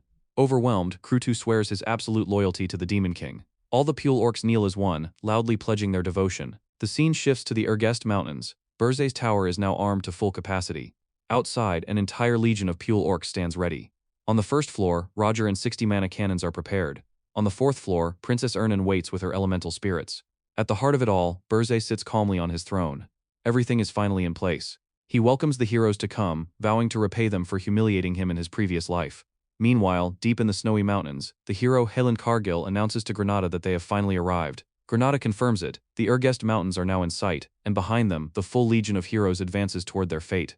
The scene shifts to Hortan Walk, the hero's journey preparation station, where a full-blown banquet is underway inside the fortress. Laughter, clinking glasses, and celebration fill the hall. At the center of it all stands the hero Hillen, expressing his gratitude to the old bearded fortress master for hosting such a lavish feast. The fortress master brushes it off with a humble smile, saying Hillen flatters him, but admits he's honored to remain alongside the hero on a page of history. Hillen thanks him sincerely, but before he can relax, the fortress master suddenly suggests that Hillen give a speech. Hillen freezes, stunned, instinctively trying to back out, but the fortress master pushes on, insisting that everyone is already waiting, and that a speech would boost morale. Without giving Hillen time to escape, the fortress master loudly announces to the entire hall that Hillen has a few words to say. Every eye turns toward him. Hillen clears his throat, steadies himself, and addresses the room: comrades, heroes, nobles, knights, wizards, mercenaries, merchants, everyone gathered. He declares that the long-awaited hero's journey has finally reached its final stretch. The Demon King may have been spooked by the overwhelming march of heroes answering the call of justice, which might explain why no monsters have attacked yet, but Hillen makes it clear they won't let their guard down. After all this time, preparations are finally complete. He raises his glass of wine and announces that tomorrow is the day they make the foolish Demon King pay for daring to kidnap the princess of the Kingdom of Hildren. He asks the crowd who is with them, who truly rules this world, and urges them to remind their enemies of these facts once more. For justice. The hall explodes in response. For justice. Echoes again and again as everyone raises their hands and cheers, and the banquet surges back into eating, drinking, and celebration. Away from the noise, Granada observes everything quietly. He thinks to himself that this outcome is exactly what the Demon King expected. The heroes didn't increase in number, but they didn't decrease either. Hillen's popularity is the sole reason the hero's journey has made it this far. He secured support from merchant groups and calmed mercenaries who nearly deserted, dragging everyone along to this point. Granada recalls the last time he saw the tower. It was completely empty, and wonders if it might actually collapse at this rate. A dangerous thought crosses his mind about smacking the heroes in the back of their heads, but he immediately flushes it away, scolding himself for even thinking that. If the subjugation succeeds, it's actually good for him. It would finally free him from the Demon King. Telling himself to get a grip, Granada decides to step outside for some air and make a report. On the balcony, he contacts the Demon King, Burzay, and reports that they've arrived at Hortan Walk after a short resupply. They'll begin climbing the mountains tomorrow. Burzay responds calmly, instructing Granada not to contact him again once they leave Hortan Walk. He issues several warnings. Watch the snow while climbing, never let their guard down at night, and most importantly, when the tower is opened, stand far away from it. With that, Burzay disconnects the virtual call, leaving Granada confused and unsettled, wondering what those warnings really meant. At that moment, Hillen suddenly appears, asking why Granada is standing out there alone. Startled, Granada brushes it off, saying he just wanted some fresh air. Hillen offers him a glass of fruit wine, the kind elves like, and Granada accepts, thanking him.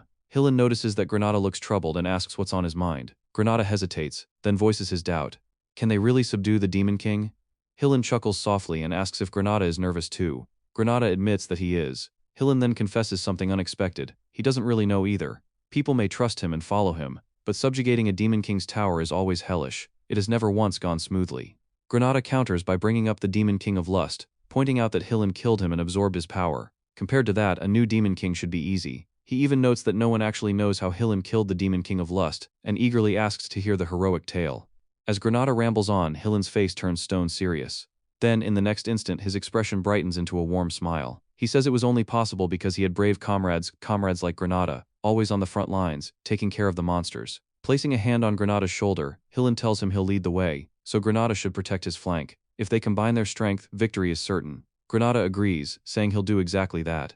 The two head back toward the banquet together, with Hillen mentioning that the fortress master wants to hear Granada's adventure stories. But as they walk, Granada doesn't notice Hillen's mischievous smile, or the dark side behind it. In his thoughts, Hillen reflects that yes, he joined forces with brave comrades, and quietly adds that he's counting on him again this time too, Elf Granada. The scene cuts to the next morning. The heroes march toward the Demon King, chants ringing through the air. The march of the hero is here. Stay strong. Long live Granada. Long live Wharton. Long live Hillen. Their voices carry as the scene transitions to the Urgest Mountains, where the heroes trek through snowy terrain. Among them, a woman remarks that she was worried about traveling through the Urgest Mountains, but it turns out to be nothing special. Another man points out that it's barely snowing and the weather is clear.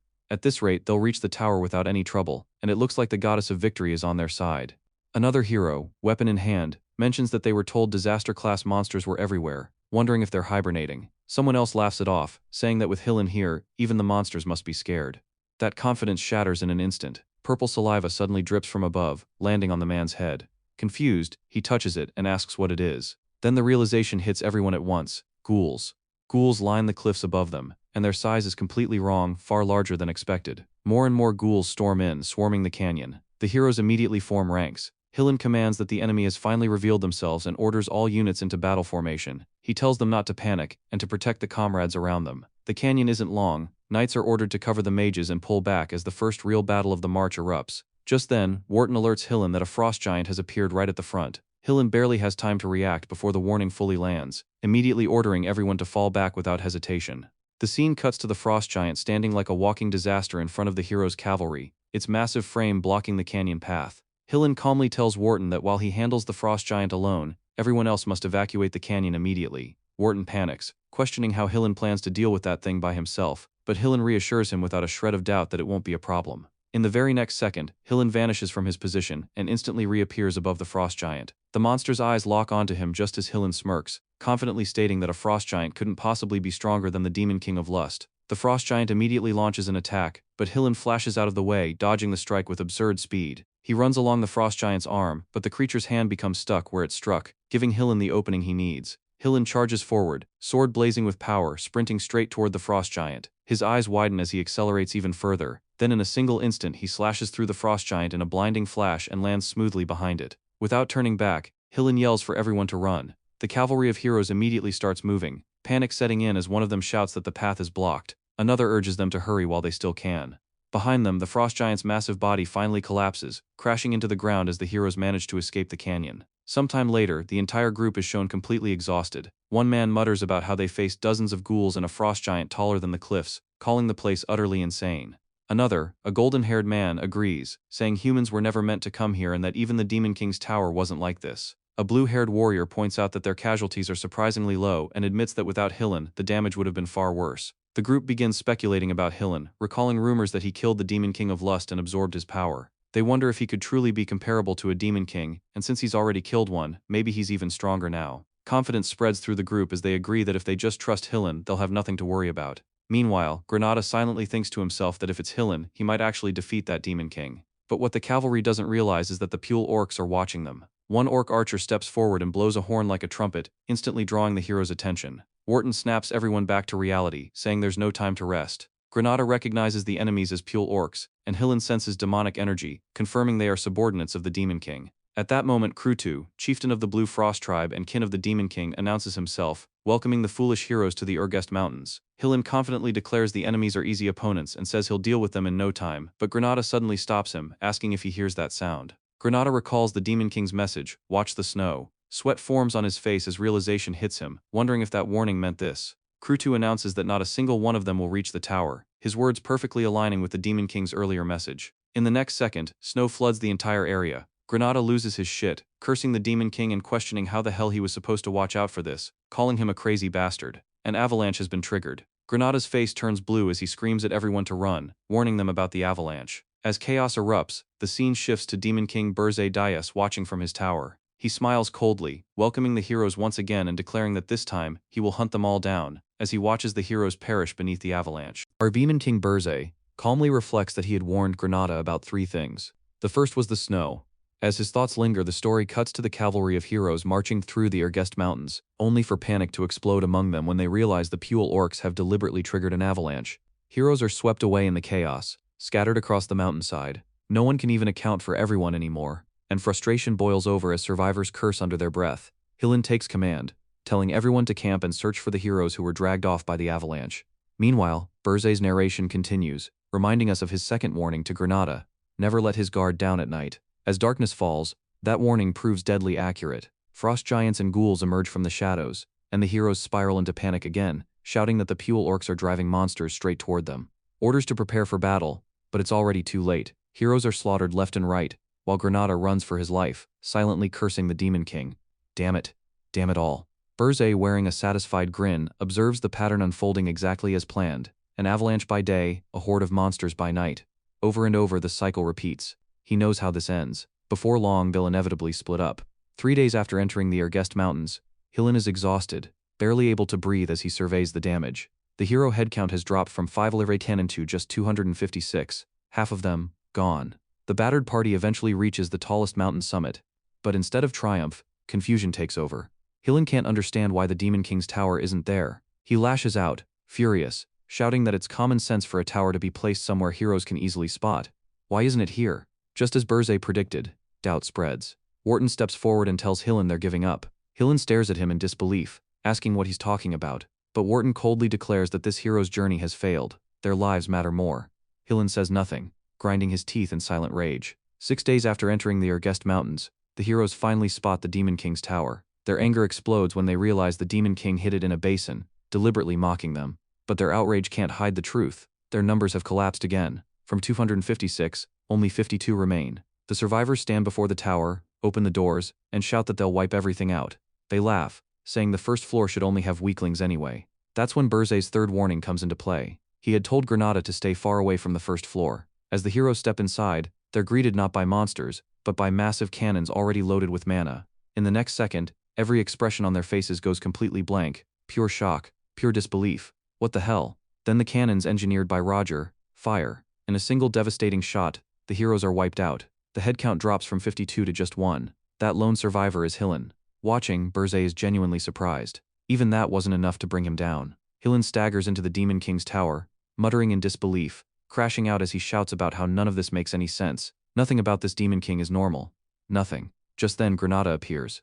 Hillen immediately asks if he's okay, and Granada confirms he barely avoided the attack. Relieved, Hillen urges them to move to the next floor. Granada hesitates. What? With just the two of them? Hillen declares that he's the hero who killed the Demon King of Lust and absorbed his power. A new Demon King is no match for him. As he says this, energy surges through his sword. He reassures Granada that he's more than enough to back him up. Granada plays along, agreeing to go together. They climb to the second floor, only to find it completely empty. The third floor is the same, nothing. Hillen grows increasingly irritated, muttering that the tower should be overflowing with monsters. Yet, there's no one. Something is wrong. Anything could jump out at any moment. Granada, thinking quietly, realizes that if the second and third floors are empty, then she must be waiting for them. The scene shifts to the fourth floor of Burzay's tower, and Hillen is utterly stunned. Shocked, baffled, even regretful, he stares at a landscape filled with greenery, forests, flowers, butterflies, life everywhere. This doesn't feel like the inside of a Demon King's tower at all. He can't wrap his head around it. There was nothing on the second and third floors, yet there's an entire forest on the fourth. Are they really inside a Demon King's tower? Granada curses internally, but outwardly agrees that it doesn't feel like one. Suddenly a voice calls out saying it sees they somehow managed to make it this far. The speaker steps forward, drawing Hillen's attention. It's Princess Ernin posing confidently alongside her cute little elemental spirits. She introduces herself as one of the 4 heavenly kings who protect the Demon King, declaring that she is the Dark Elementalist and will be their opponent. As she strikes her pose, Granada can't help but think, my god, what even is that? Hillen, however, immediately recognizes her and questions why Princess Ernin looks like this. Granada quietly decides it's best to retreat for now. Ernin denies being a princess, insisting she is the Dark Elementalist. With that she conjures a massive spell, commanding them to witness the power of darkness. Hillen watches the magic unfold before his eyes and realizes the truth. That spell is the highest rank spirit magic, something only Princess Ernin can use, and it can't be cast if she's being controlled. Hillen rapidly runs through everything that's gone wrong so far. First, the Puel orcs, then the avalanches, then the night ambush, then the fact that the tower itself was hidden deep inside a basin. And as if that wasn't enough, the first floor had freaking mana cannons waiting for him. The second and third floors, completely empty. No traps, no monsters, nothing. And to really top it all off, there's now a completely unhinged princess involved. We see our hero Hillen. He actually smiles at first, like he's trying to make sense of every wearing. And then, he breaks. Frustration floods his face as he admits he doesn't get it anymore. He doesn't know what's happening. I feel for him. Bro got rage baited hard. He can't make sense of this bitch. She is literally attacking the very hero who came to save her. At that point Hillen snaps and decides, fine, he'll just destroy everything. He grips his sword and prepares to act. But right then a voice speaks from behind him. The Demon King, Burzay, appears out of nowhere, mocking him by asking if he really thinks he can do that. Hillen has no idea the Demon King is even there. Burzay attacks immediately, unleashing a massive blast that shakes the area. In his demonic form, Burzay declares that at last he can see Hillen's face. He calls him by name, Hillen Cargill. Somehow Hillen manages to defend himself, but the force of the attack sends him staggering backward.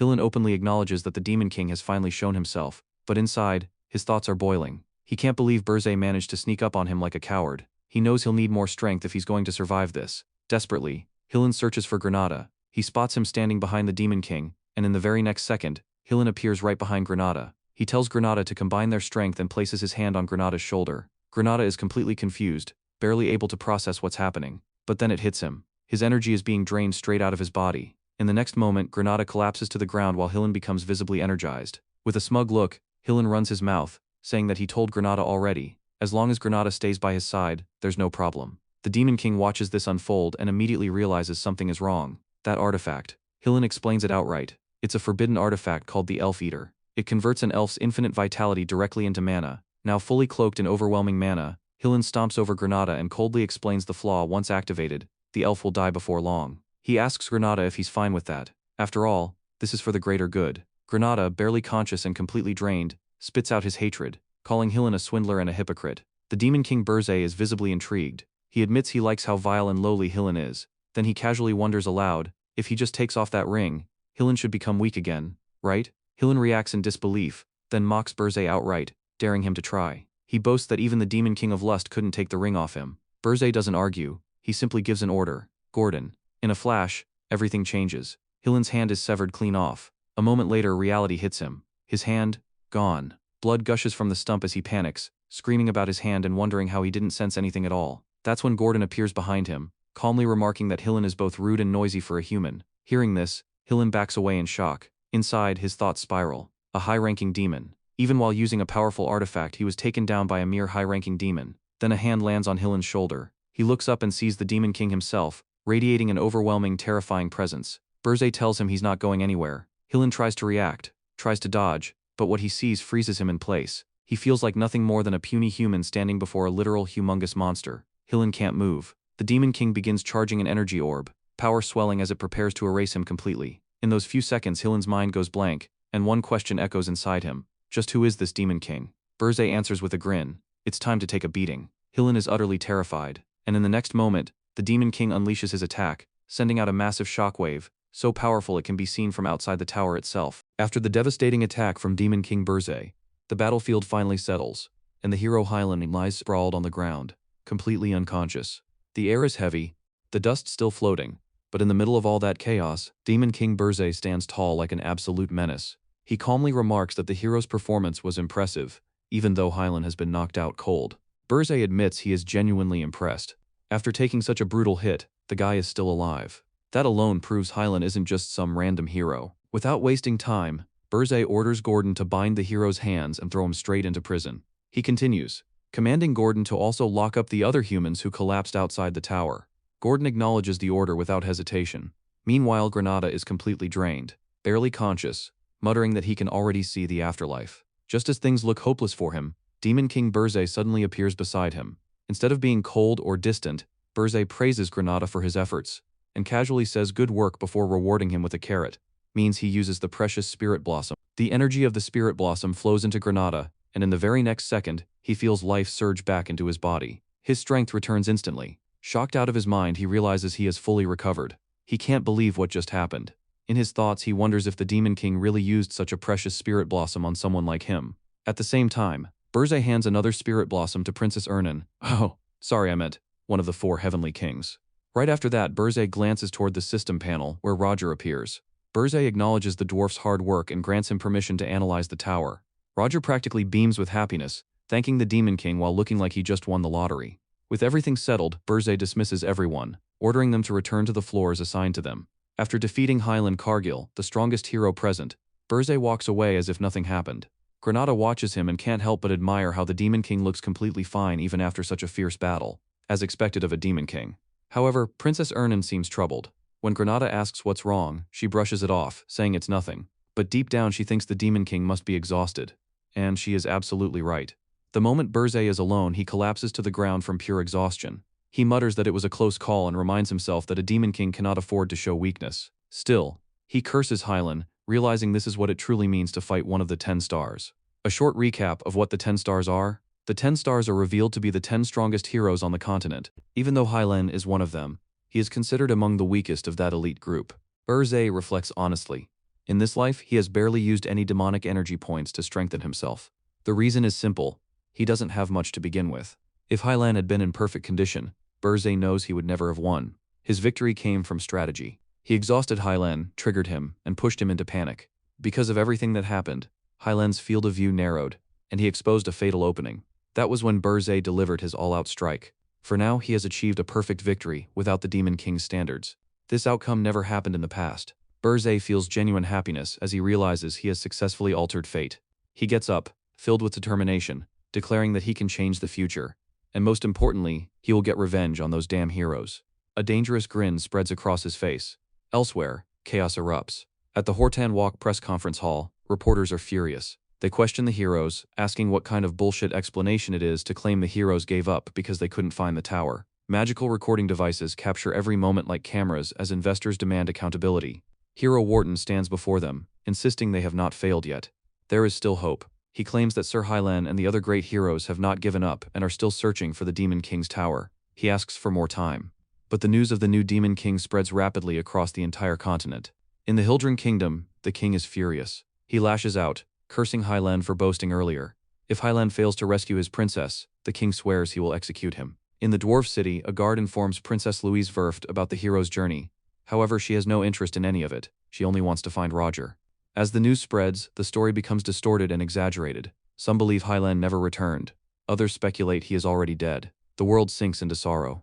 Because of this fear and despair, Berzé's demonic energy points begin piling up rapidly. The scene shifts to the Heroes Guild headquarters. Hero Wharton stands in the center of a massive hall while virtual screens float around him, each representing heroes from across the continent. The figures on the screens question him, demanding to know whether he spoke the truth. Wharton swears on his name that every word he said was true. The leaders conclude that the situation is extremely serious. Since they do not know the identity of the new Demon King, they decide to act cautiously. One terrifying figure states that Hylan is one of the 10 stars and cannot be defeated so easily. They will wait 10 more days for news. If nothing is heard after that, every hero on the continent, 4,728 in total, will launch a full-scale assault to eliminate the new Demon King. The scene shifts into Berzé Tower, deep within its underground prison, where the atmosphere is heavy and suffocating. The Demon King Berzé walks calmly through the stone corridors, his presence alone radiating dominance. He stops in front of a cell and questions whether the prisoner inside is awake, casually noting that even the recovery speed on display is exceptional. Inside that cell is none other than the hero Hylan. Hylan slowly looks up, fully aware of who stands before him. He bluntly states that if the Demon King has kept him alive, then he must want something, telling Berzé not to waste time and to get straight to the point. Berzé reacts with mild amusement, commenting that he likes Hylan's attitude and that it is nice to see him open to conversation. Then, without hesitation, Berzé drops a bombshell. He tells Hylan to become his vassal. Hylan freezes, stunned, questioning whether he heard that correctly and admitting he never saw that coming. In the next moment, Berzé casually tosses a bag stuffed with gold coins in front of Hylan. He explains that the hero's journey is expensive, feeding hundreds of people, paying security expenses, lodging, membership dues, armor, weapons, and even top-grade consumables. Normally, these massive costs are covered by investments from merchant groups and nobles. If the Demon King is defeated, the heroes' lives are turned upside down. But if they fail, they are buried under crushing debt. That is the reality for heroes who accept investments. Berzé continues, explaining that this time, all investments were focused on just one person, the hero's party captain, Hylan Cargill. In other words, Hylan himself. Hearing this, Hylan starts sweating. Internally, he admits that Berzé is right. Even if he escaped the prison, he would be branded a failed hero and forced to live in hiding for the rest of his life, constantly hunted down by debt collectors. Hylan demands to know how Berzé knows all this. At that moment, Granada appears and bluntly says that he was the one who told him. Seeing Granada, Hylan erupts in anger and shouts his name, accusing him of betrayal. Granada fires back, snapping that Hylan has the nerve to say that after what he did to him, calling him a scammer, and revealing that he had been on the Demon King's side from the very beginning.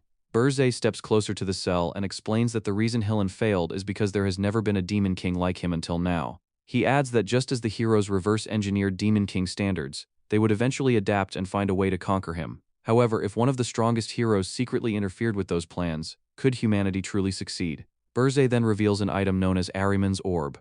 Hylan immediately questions what it is. Berzé explains that it is a magic tool used to monitor his subordinates. Once it enters the body, it instantly clings to the brain. If Hylan bears any hostility toward him, Berzé will know immediately, and with a single gesture he can blow Hylan's brain apart. Internally, Berzé notes that the orb was pretty expensive. He continues by stating that if the orb fails to adapt to Hillen's body, it will be considered a rejection, and Hillen will be killed. There are plenty of usable heroes anyway. The scene reveals numerous heroes knocked unconscious in nearby prison cells.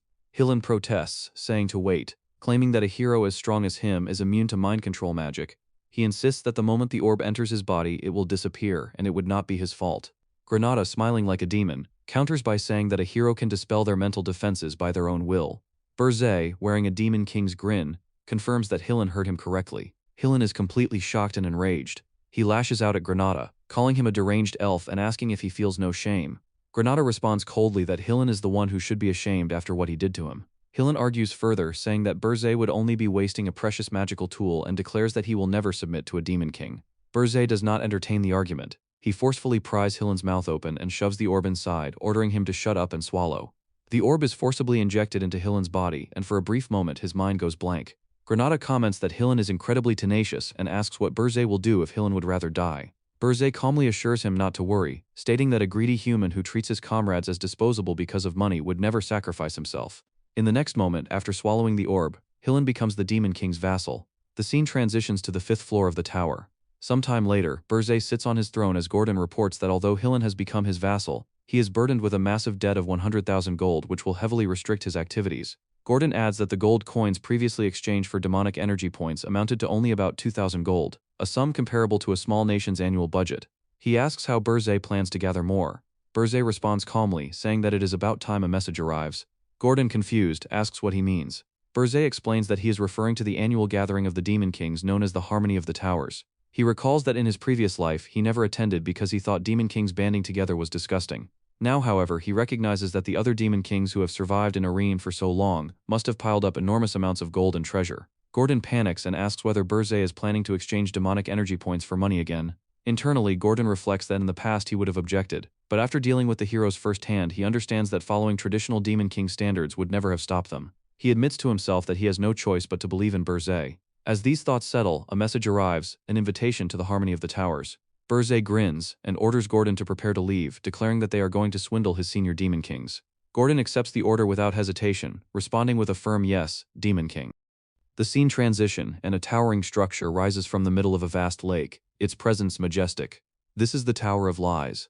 On the 13th floor, within the Demon King's chamber, Demon King Burzay arrives. Though late, he observes that everyone else is already present, and questions whether they have much to discuss without him. He appears in a full-fledged suit, looking every bit like a nobleman, composed, refined. Suddenly, Draxon, the Demon King of Beasts, growls angrily as he calls out to Demon King Burzay. Another figure is introduced, Rena Sordain, the Demon King of Cold, a frost demon by race. She notes that Burzay is the talk of the town. Then comes Ugar Belbeck, the Demon King of Indestructibility, a titan, who remarks that the stuck-up individual who insulted the standards has arrived. Alongside them we see Ikamaru Jin from Bleach, but in this universe, he is Jason Kokmundo, the Demon King of Lies, whose race remains unknown. He formally welcomes Demon King Burzay. Burzay responds sharply, calling them damn fools and questioning whether they have formed an alliance. He asks if they are not ashamed as Demon Kings. Internally, though, he knows that in this world named Arayan, an alliance is actually the right move. Still, Ugar explodes in rage, standing and demanding to know who this newcomer thinks he is. What does Burzay even know about Arayan? Burzay calmly analyzes the situation. A simple provocation reveals everything. Ugar is clearly out to kill him. When Ugar looms over him and offers to grant him death if he has a death wish, Burzay doesn't flinch. He declares himself the only elite in the room and tells Ugar to try him. Before things escalate into a full-on Demon King deathmatch, Jason intervenes. Extending both hands, he claps once, and an invisible wave of energy instantly dispels their killing intent. Just like that, he reminds them this gathering is meant for cooperation and asks them not to waste precious time. Burzay is stunned internally. That wasn't magic, so what was it?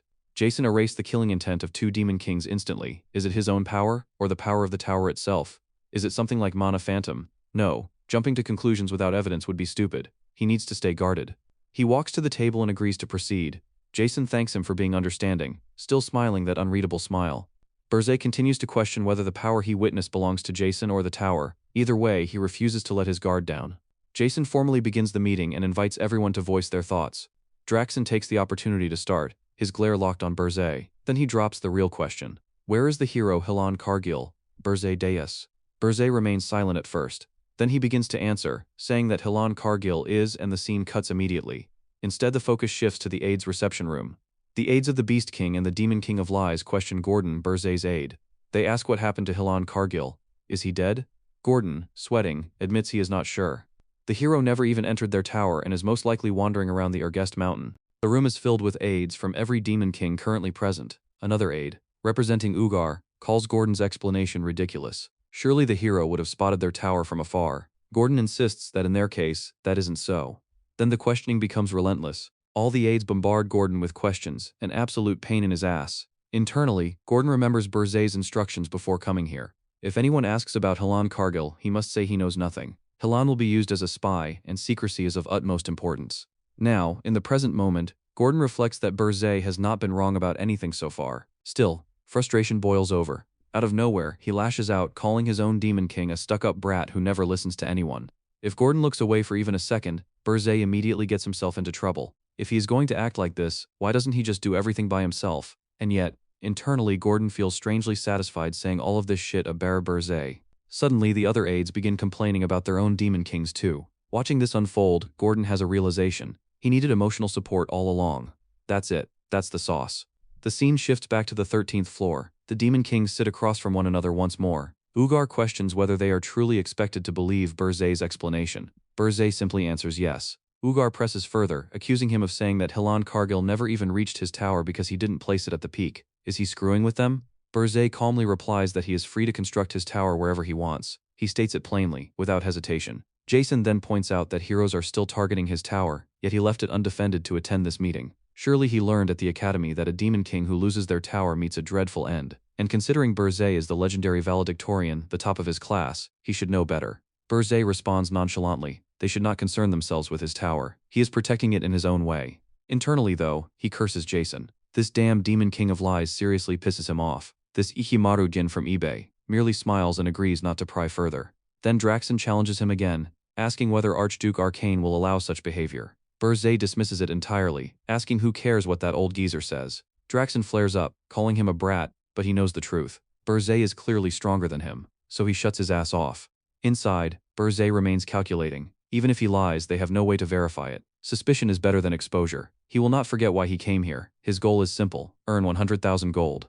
As the discussion continues, Burzay participates minimally, instead observing. Even among Demon Kings, there is a clear hierarchy. Jason, the Demon King of Lies, undoubtedly ranks high. Burzay listens carefully, gathering information and trying to determine which Demon King is short on demonic energy points. Then, suddenly, Reyna Sordain, the Demon King of Frost, turns her gaze toward him. And for the first time in this meeting, Burzay is taken aback.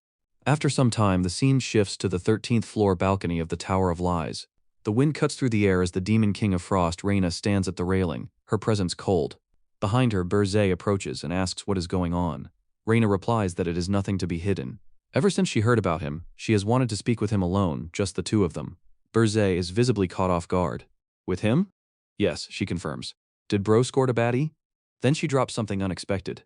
She agrees with some of his points. Burzay is stunned. Seriously? Internally, he wonders if Reyna had said similar things in his previous life. Reyna clarifies that he should not misunderstand her. She does not hate the standards the way he does. In fact, she lives by those standards. However, she believes that Demon Kings need to be more flexible, especially here in Arayan. That is precisely why she wanted to meet him. She figured it would be far more productive to speak with him alone than to waste time trying to reason with those idiots. Burzay then asks what she thinks of him. Reyna answers bluntly, he is not bad, and he looks better than she expected. Burzay accepts the compliment with a casual thanks. Then Reyna extends her hand and gives him something. It is a personal transmitter. She tells him to call her anytime if he needs advice. As long as he does not insult the Demon King standards in front of her, she will play along. She admits that she has finally found someone she can talk to, and she hopes he does not disappear too quickly. Burzay questions her about the Demon King of Lies. Reyna admits she cannot read him at all. Still, she says he is better than those two morons. With that, she walks away, leaving Burzay alone on the balcony.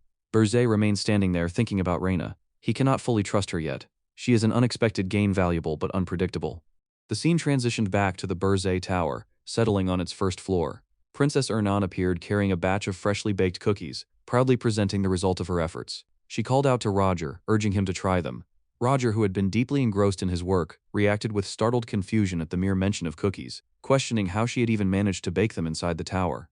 Princess Ernan explained that the Demon King had purchased the ingredients for her, and she had attempted baking with the assistance of her cute elementals. Roger remarked that being a genius elementalist must be incredibly convenient. Clearly eager for validation, Princess Ernan encouraged him to go on and taste them. Roger picked up a cookie and thanked her. Internally, however, his thoughts spiraled. He reflected that the princess, who had never needed to work a single day in her life, had personally made cookies for him. No matter how terrible they might taste, he resolved to say they were great. That was the plan. Absolute damage control. Zero hesitation.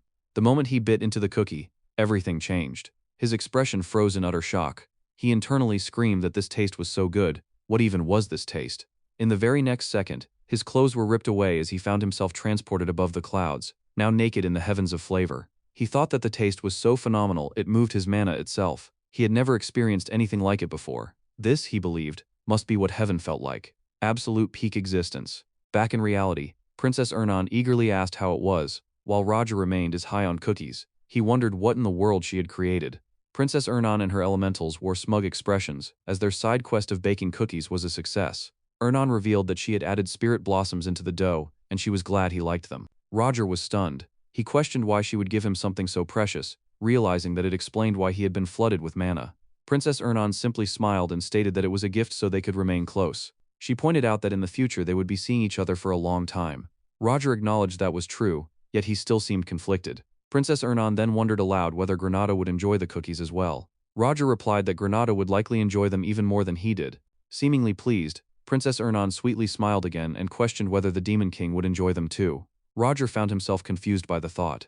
Meanwhile, back at the Tower of Lies, everyone had departed except for our Demon King Burzay and the Demon King of Lies, Jason. Burzay asked whether everybody had already left. Jason confirmed that they had finished talking.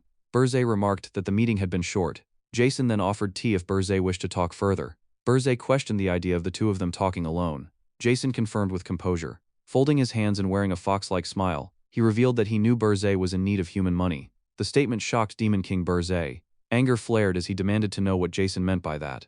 Internally, Burzay's thoughts raced, questioning where the information had leaked from and how Jason had discovered it.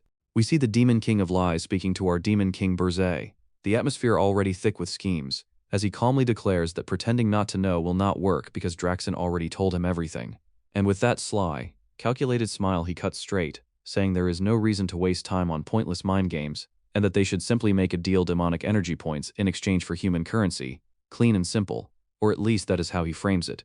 But Burzay is absolutely not buying the idea that the so-called Demon King of Lies, Jason, would help him out of pure goodwill. So he bluntly questions what the angle is, forcing Jason to play innocent and ask what he means, claiming he is on Burzay's side and suggesting they get along from now on.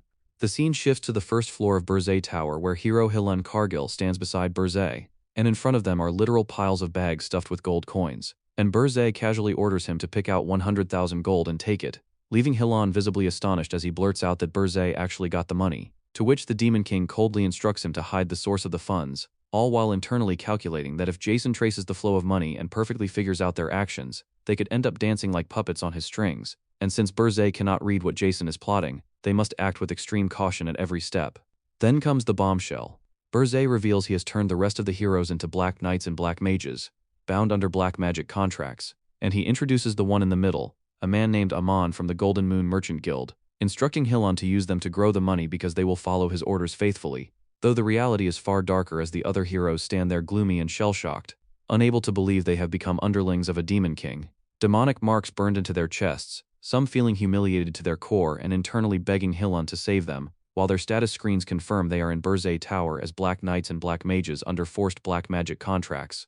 Hilun tries to rationalize the situation, saying that since he kept the remaining members alive this is not a total failure and he can pay off his debt, wondering if that means he can continue doing hero work again, and he even extends his hand for a handshake, claiming that given the current state of affairs this is not so bad for him, and that he looks forward to working together as business partners, which horrifies the other heroes who see him seemingly siding with a demon king. But Burzay instantly shuts that delusion down, questioning partners before activating Ahriman's orb in his hand and pressing it, sending a surge of energy pulsing straight through Hilun's brain and dropping him to the ground clutching his head in excruciating pain, as Burzay makes it crystal clear that they are not business partners. Hilun is his slave and he is the master, period. Watching Hilun writhe, the other heroes internally laugh and think it serves him right for siding with a demon king, while Hilun, even in that condition, makes a bizarre comment implying he did not know Burzay was into that kind of thing, and Burzay simply turns away, stating he is not asking for sincere loyalty and ordering him to get moving. Just then Princess Ernan appears and calls out to Hillen, handing him a letter and asking him to deliver it to her younger sister Elena, which makes Hillen question whether she means the 13th princess of the kingdom of Hildren, and point out that while it is not impossible, he wants to know why she is siding with the Demon King in the first place, prompting Ernan to apologize and state she has no intention of returning to the kingdom right now, reminding him that a hero of his status surely knows about the royal family's secret, and Hillen closes his eyes, recalling rumors he had heard about the kingdom of Hildren's secret but never confirmed, realizing that if it is true then her actions are somewhat understandable, and finally saying that now he understands. On the 5th floor, Burzay sits in his chair while Gordon questions whether that hero will truly follow orders, and Burzay explains that Hillen Cargill is not a despicable man who only cares about money because he did not see that uniquely crass obsession with wealth in him, though he is not particularly noble either, and what he most likely wants is not honor but popularity, the spotlight, the applause, the main character clout, and sure enough Burzay's prediction proves accurate as Hillen is later seen standing on a stage in front of numerous reporters addressing them, while Burzay calmly explains that since Hillen wants to stand out he is proactive in his actions, and if controlled properly through Ahriman's orb he will be the best spy they could ever ask for, causing Gordon to think that Burzay has studied humans to an alarming extent and resolve that he cannot afford to sit still either, as Burzay then paints a chilling picture. If a hero destroys human society from the inside as the vassal of a demon king, would that not be a sight to behold? And Gordon agrees that it absolutely would. A knock interrupts them on the 5th floor, and Princess Ernan peeks in cheerfully asking if they would like to try some cookies, prompting Burzay to remark that she has been coming and going far too comfortably lately, and to threaten that if they taste bad he will send her to the underground prison for a month, but Ernan, accompanied by her cute elementals, confidently tells him to try them before judging, and when Burzay takes a bite he initially assumes human desserts cannot be that impressive, only for his eyes to widen at the taste, the flavor hitting different, though he quickly regains composure and comments that it is not bad for a mere human, while Ernan internally celebrates because the cookies were simply too good and she endured his prideful response, and Burzay asks if she mixed Spirit Blossom into the batch, which she confirms, saying she knew he would notice right away, leading him to remark that she is returning the reward he gave her, and that it sounds like she wants something else separately, and she smiles and admits that yes, actually she does, leaving Burzay visibly confused by that expression. Meanwhile, it is revealed that Hillen Cargill's hero's journey party safely descended the Urgist Mountains under Krutu's escort, and after arriving at Horton Walk they immediately departed for the Kingdom of Hildren through a teleportation magic circle. Granada heads straight to the Red Hawk mercenary headquarters, with one goal: establish discipline. Granada stands over the wreckage and drops the accusation they all ran away during the first blizzard, leaving only him, their captain, behind. The mercenary captain, face bloated and bruised beyond recognition, desperately insists it wasn't like that. He begs Granada to listen. They went to the Urgist Mountains, a place where even heroes died. How were mere mercenaries supposed to hold up in a nightmare like that? They didn't have a choice if they wanted to survive, but Granada isn't buying that survival excuse. So you chose to abandon your captain? That's the logic? His anger doesn't cool, it spikes.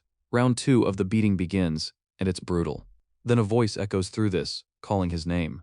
Granada. He turns, and there she is. A girl with golden hair, calm but unwavering. She introduces herself. Her name is Kaede. She is a hero. She couldn't join the hero's journey before due to her circumstances, but she came all the way here to seize this opportunity, even if she's late. She asks, directly and respectfully, to be allowed to join the hero's journey. Granada questions why a hero is even here in the first place, while the mercenary captain casually throws the info. While Granada was gone, she's the one who paid all their bar tabs. He even suggests a drink, trying to ease the tension. Granada? Not having it. He charges forward for round 3. Moments later, Gordon steps in and explains that although they appreciate her paying for the drinks, the hero's journey is already over. Hillen Cargill and the others already left Horton Walk. Kaede's reaction is immediate, no way. Then, with surprising excitement, she politely asks to hear more about their failure. The audacity is almost impressive. Granada is taken aback but agrees he can at least tell her that much. Internally though, he draws a hard line. He will only reveal as much as the Demon King has allowed. Nothing more. And so he narrates the story. Time passes. Evening arrives. When the tale ends, Kaede stands, visibly shaken. Unbelievable. The Demon King's tower isn't at the summit. In that case, she has no reason to stay here any longer. She thanks Granada sincerely for his valuable time, and offers 3 golden coins as a small token of gratitude. Then she puts on her armor helmet and walks out of the mercenary corps. Right after, the mercenary captain shows up again and judges her instantly. Just by looking at her you can clearly tell she's a rookie hero who doesn't know how this world works. She'll be lucky not to get stabbed in the back by her own colleagues. His hand slowly creeps toward the coins she left on the table, but Granada catches it immediately. Move your hand away from the money. Meanwhile, as Kaede leaves, some people begin trailing her from a distance. Granada notices. He's intrigued and suspicious. The scene shifts to a deserted alley in Horton Walk. There, Hero Kaede is surrounded by 4 knights in full plate armor. They demand she return at once. Your Highness, your fiancé is waiting. So that's the twist. Kaede refuses outright. She wants to live as a hero. Granada watches silently from the shadows, listening to their conversation. He followed them because he didn't hear their footsteps, even though they're wearing full plate armor. That detail alone set off every alarm in his head. So that Hero Kaede. She's also a princess. He wears his fake face recognition interfering mask, courtesy of the Demon King. He thinks this is kingdom business. Matters concerning the kingdom should be handled by the kingdom itself. He shouldn't interfere. And then, cold steel touches his neck. The tip of a sword presses against his skin. A knight stands behind him, voice sharp and suspicious. Who are you? Why were you spying on us? You're even using suspicious magic. Granada is sweating bullets now. Internally, bro shit himself. This isn't magic, it's a magical tool he received from the Demon King. If he's caught, he'll be exposed as the Demon King's vassal. The knight's tone hardens further. Are you a spy from another kingdom? Then I can't let you live. Granada's thoughts spiral fast. Demon King. I think I've gotten myself into trouble. What should I do now? A massive blast erupts out of nowhere as a knight launches a full-force attack straight at him. The remaining knights guarding Kaede instantly snap toward the explosion, senses on high alert. The knight from before leaps at Granada with his blade drawn, declaring him an assassin and warning the others not to let him escape. Just like that, the alley turns into a kill zone. The knights urge Kaede to fall back while they handle the threat, but Granada is already running for his life, wounded and bleeding. Panic claws at his thoughts. He realizes he is the only elf in Hortan Walk right now. If he uses his elven powers, his identity will be exposed immediately. But if he does not use them, he might not escape at all. It is a brutal gamble either way. The knights form a defensive wall before Kaede, assuring her they will take care of everything. But Kaede refuses to hide behind them. She reminds them she is a hero too. Meanwhile, a blade slices dangerously close to Granada. Backed into a corner, he decides he has no choice but to use his elven power, even if it means blowing his cover completely. And then a voice cuts through the chaos, asking if this is why he was late. In the next instant, the knight about to pierce Granada is incinerated by demonic flames so violent they erase him on the spot. The owner of that voice steps into view. It's our boy Demon King Burzay. Slightly annoyed, he casually asks Granada if he was late because he was slacking off here. The knights freeze. The Demon King has appeared. Granada, still injured, snaps back mentally, wondering if Burzay cannot see the absolute disaster unfolding. Burzay shrugs off Granada's wounds like they are minor scratches that would heal if someone spat on them. The disrespect is unreal. The knights panic, convinced the Demon King has come to kidnap Her Highness. They vow to protect her with their lives, but Kaede sees opportunity instead of fear. She declares this their chance to defeat a Demon King. Burzay looks at her and only then realizes she is a princess. He genuinely did not know. The knights accuse him of lying, demanding to know why he is here. Granada wonders the same thing. Why is the Demon King in this alley at this exact moment? Burzay answers with the most unserious explanation possible. He claims he is simply running an errand by coincidence. The story rewinds. Earlier, Princess Ernan had stood before Demon King Burzay inside his tower, demanding a favor. She requested Seniel powder. Burzay recognizes it immediately as the powder used for spirit contact. A brief history lesson drops hundreds of years ago. An elf named Seniel defected to a human kingdom. The king ordered her to develop a supplement that would allow humans to properly form contracts with spirits. That is how Seniel powder came into existence. Burzay questions Ernan. With her talent, she should not need such a thing. Ernan, wearing a gloomy expression alongside her adorable elementals, claims he overestimates her. She explains there is barely any mana in the tower without Seniel powder, and her spirits will suffer because of it. But Burzay is not buying the innocent act. He calls her out. She is planning to form a contract with a new spirit, and not just any spirit, but a higher-ranking one. Ernan and her elementals feign ignorance, but Burzay sees right through it. In his previous life, Ernan Hildren contracted a high-ranking spirit at the age of 27, and when the news spread, the entire continent went into an uproar. That alone proves how absurdly rare it is for a human to form a contract with a high-ranking spirit, yet now she is attempting to do it 7 years earlier. Living in the tower for months after leaving the palace clearly changed her. Internally, Ernan is shaken. She had planned to surprise everyone. How did he know? Burzay casually puts the cookie he was eating back on the tray, as if discussing continental history is just light snack time conversation. He ultimately agrees. As long as it strengthens the tower, he does not care. He thanks her for the meal and leaves to fetch the Seniel powder. Back in the present, Burzay stands before hero Princess Kaede and her knights. So yes, his appearance really was a coincidence. He extends his hand and declares he has his own circumstances to deal with, so they should end this quickly. Kaede is blown back by the sheer force of his power. Another massive explosion tears through the deserted alley, but when the dust settles, Kaede is unharmed. Burzay notes that a hero is still a hero. Kaede reveals that a hero's aura contains the power to annihilate demons, making them the natural enemy of a demon king. She declares she does not belong in a suffocating royal palace but on the battlefield. She unleashes her Kingdom Jespine's high-ranking sword technique, Crescent Moon Slash, a devastating move that releases aura in an instant and cuts down enemies with lethal precision. It is an extremely difficult and honorable technique, passed down only to the greatest swordsman of the imperial family. As she attacks mid-air, her thoughts unravel. As a low-ranking princess with little value, she understands why she was sold off to a foreign king. But that pervert was absolutely not it. It feels so unfair to be sent away to marry some old man. So she begged the imperial swordsmanship instructor and trained relentlessly, day and night, to be acknowledged not as a princess, but as a hero. If she defeats a demon king here, she will finally be recognized properly. She will be free from her father's orders. She will decide who she marries. The Crescent Moon Slash closes in on Burzay. He casually raises his hand and catches the slash mid-air, cracks spiderweb across the aura blade before it shatters in seconds. He calmly admits her sword aura is not bad. Kaede is beyond shocked. Her finishing move was destroyed effortlessly. Then Burzay releases his true power. He challenges her survival, implying that if she is truly a hero she should not die from what comes next. Kaede finally understands. This is a demon king. Burzay grins, noting that she is both a princess and a hero, which makes her useful in more ways than one. Kaede starts sweating bullets as her knights cry out for her. In the next moment, a colossal blast erupts. All the knights are defeated instantly. Civilians gather in panic. They question the explosion, sensing demonic energy in Hortan Walk. Injured guards lie scattered. People shout for healing mages. Someone demands to know what the guards were even doing. One barely conscious knight whispers that Her Highness was taken by a demon king. The crowd spirals into disbelief. Some recognize the black flames and wonder if this was the demon king of the Urgest Mountains. Deep inside Burzay Tower, in the underground prison, Burzay brings the captured Princess Kaede. Princess Ernan notices the new arrival and asks if her name is Seniel. Burzay corrects her. This is Kaede Jespine, the 9th Imperial Princess. She will be living with Ernan on the 4th floor from now on. She is injured, so Ernan should tend to her wounds. Ernan questions why he suddenly brought in another princess. Burzay claims he saw her on the way and picked her up. Internally, he thinks that if they raise her properly, she might become useful. To secure demonic energy points, he needs to kidnap a prince or princess periodically. Ernan asks what demonic energy points are. Burzay almost answers before realizing he is about to spill classified information to a prisoner. He immediately shuts it down, muttering that he will go get her Seniel powder instead. As he walks away, he curses himself internally. Has he gotten too comfortable because he sees her too often? He forces himself to regain composure. The princess is nothing more than a prisoner.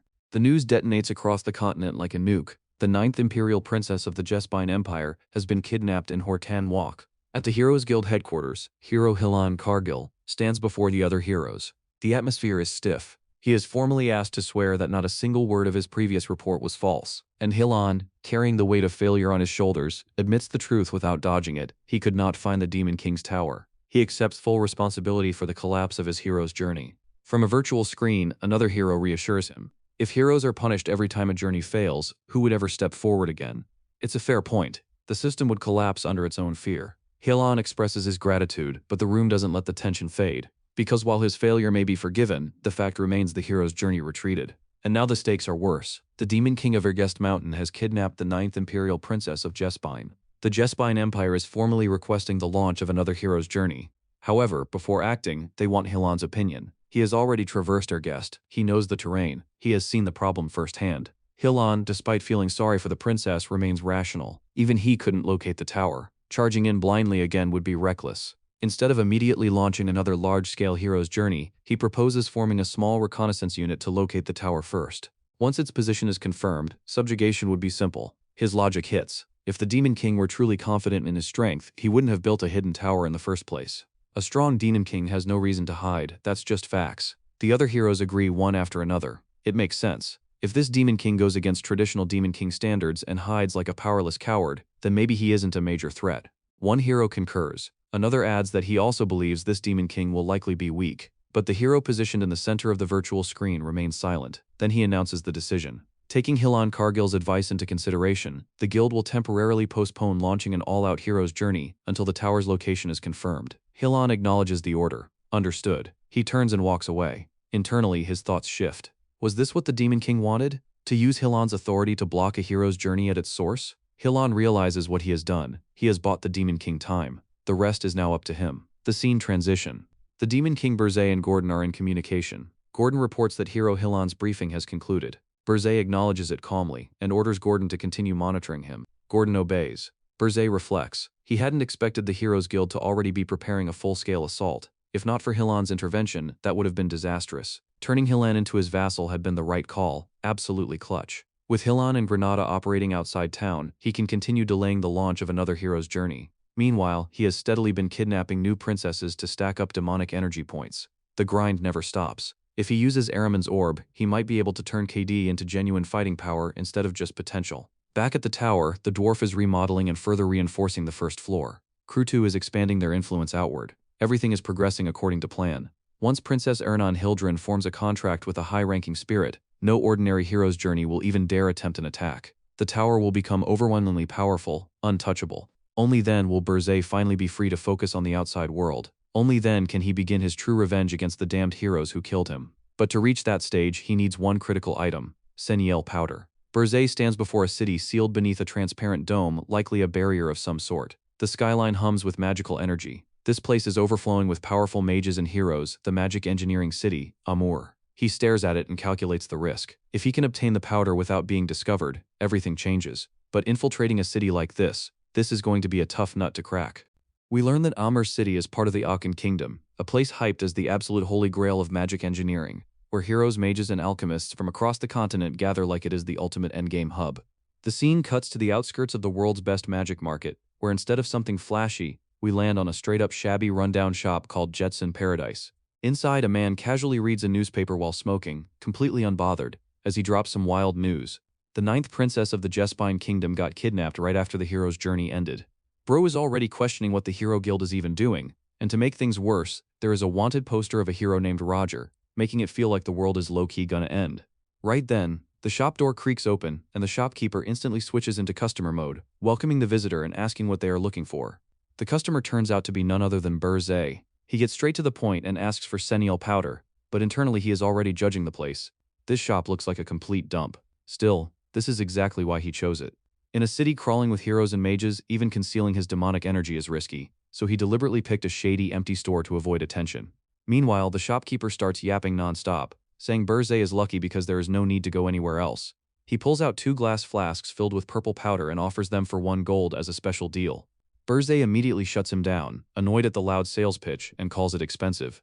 On top of that, the Seniel powder he knows is supposed to be green, not purple, so this already smells like a scam. The shopkeeper quickly recovers, claiming this is a newly developed, highly confidential version created by the Mage's Tower, not even released to the public yet. He hypes it up as a rare item and pressures Burzay to buy it now, insisting tons of people are after Seniel powder. Inside his head though, the shopkeeper is already scheming, thinking Burzay looks like a noble and planning to squeeze every coin out of him. But Burzay is not some clueless idiot. As the Demon King, he instantly sees through the trick. He realizes the shopkeeper figured out he cannot go to other stores and is trying to exploit that. For a moment, Burzay even considers killing him on the spot.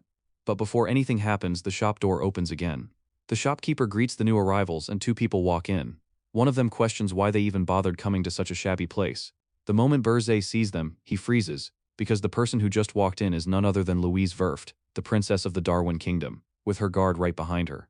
The guard explains that if Roger has any brains, he would avoid popular places, which is why they are checking somewhere like this. The princess, clearly pissed, curses Roger, blaming him for dragging her into this trashy location. Burzay starts sweating slightly. Out of all places, running into Louise here was the last thing he expected. As the guard approaches the shopkeeper to ask about someone they are searching for, Burzay quietly observes. That nasty attitude, rough tone, and those pigtails, he is certain it is Louise.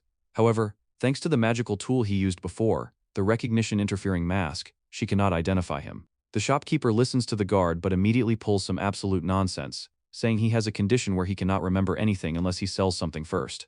The guard is confused, and even Louise is like, what the hell is this scum?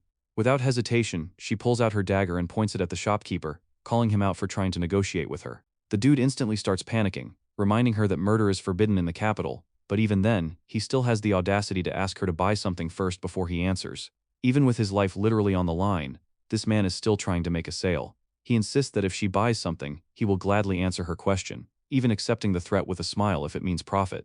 There is a brief pause, and then Louise just bursts out laughing. She finds him amusing, and tells him to show what he has. The shopkeeper pulls out the exact same purple powder he tried to scam Burzay with, but this time he switches the script, calling it Artsha powder and claiming it is good for dwarves. Now the price suddenly jumps to 3 gold.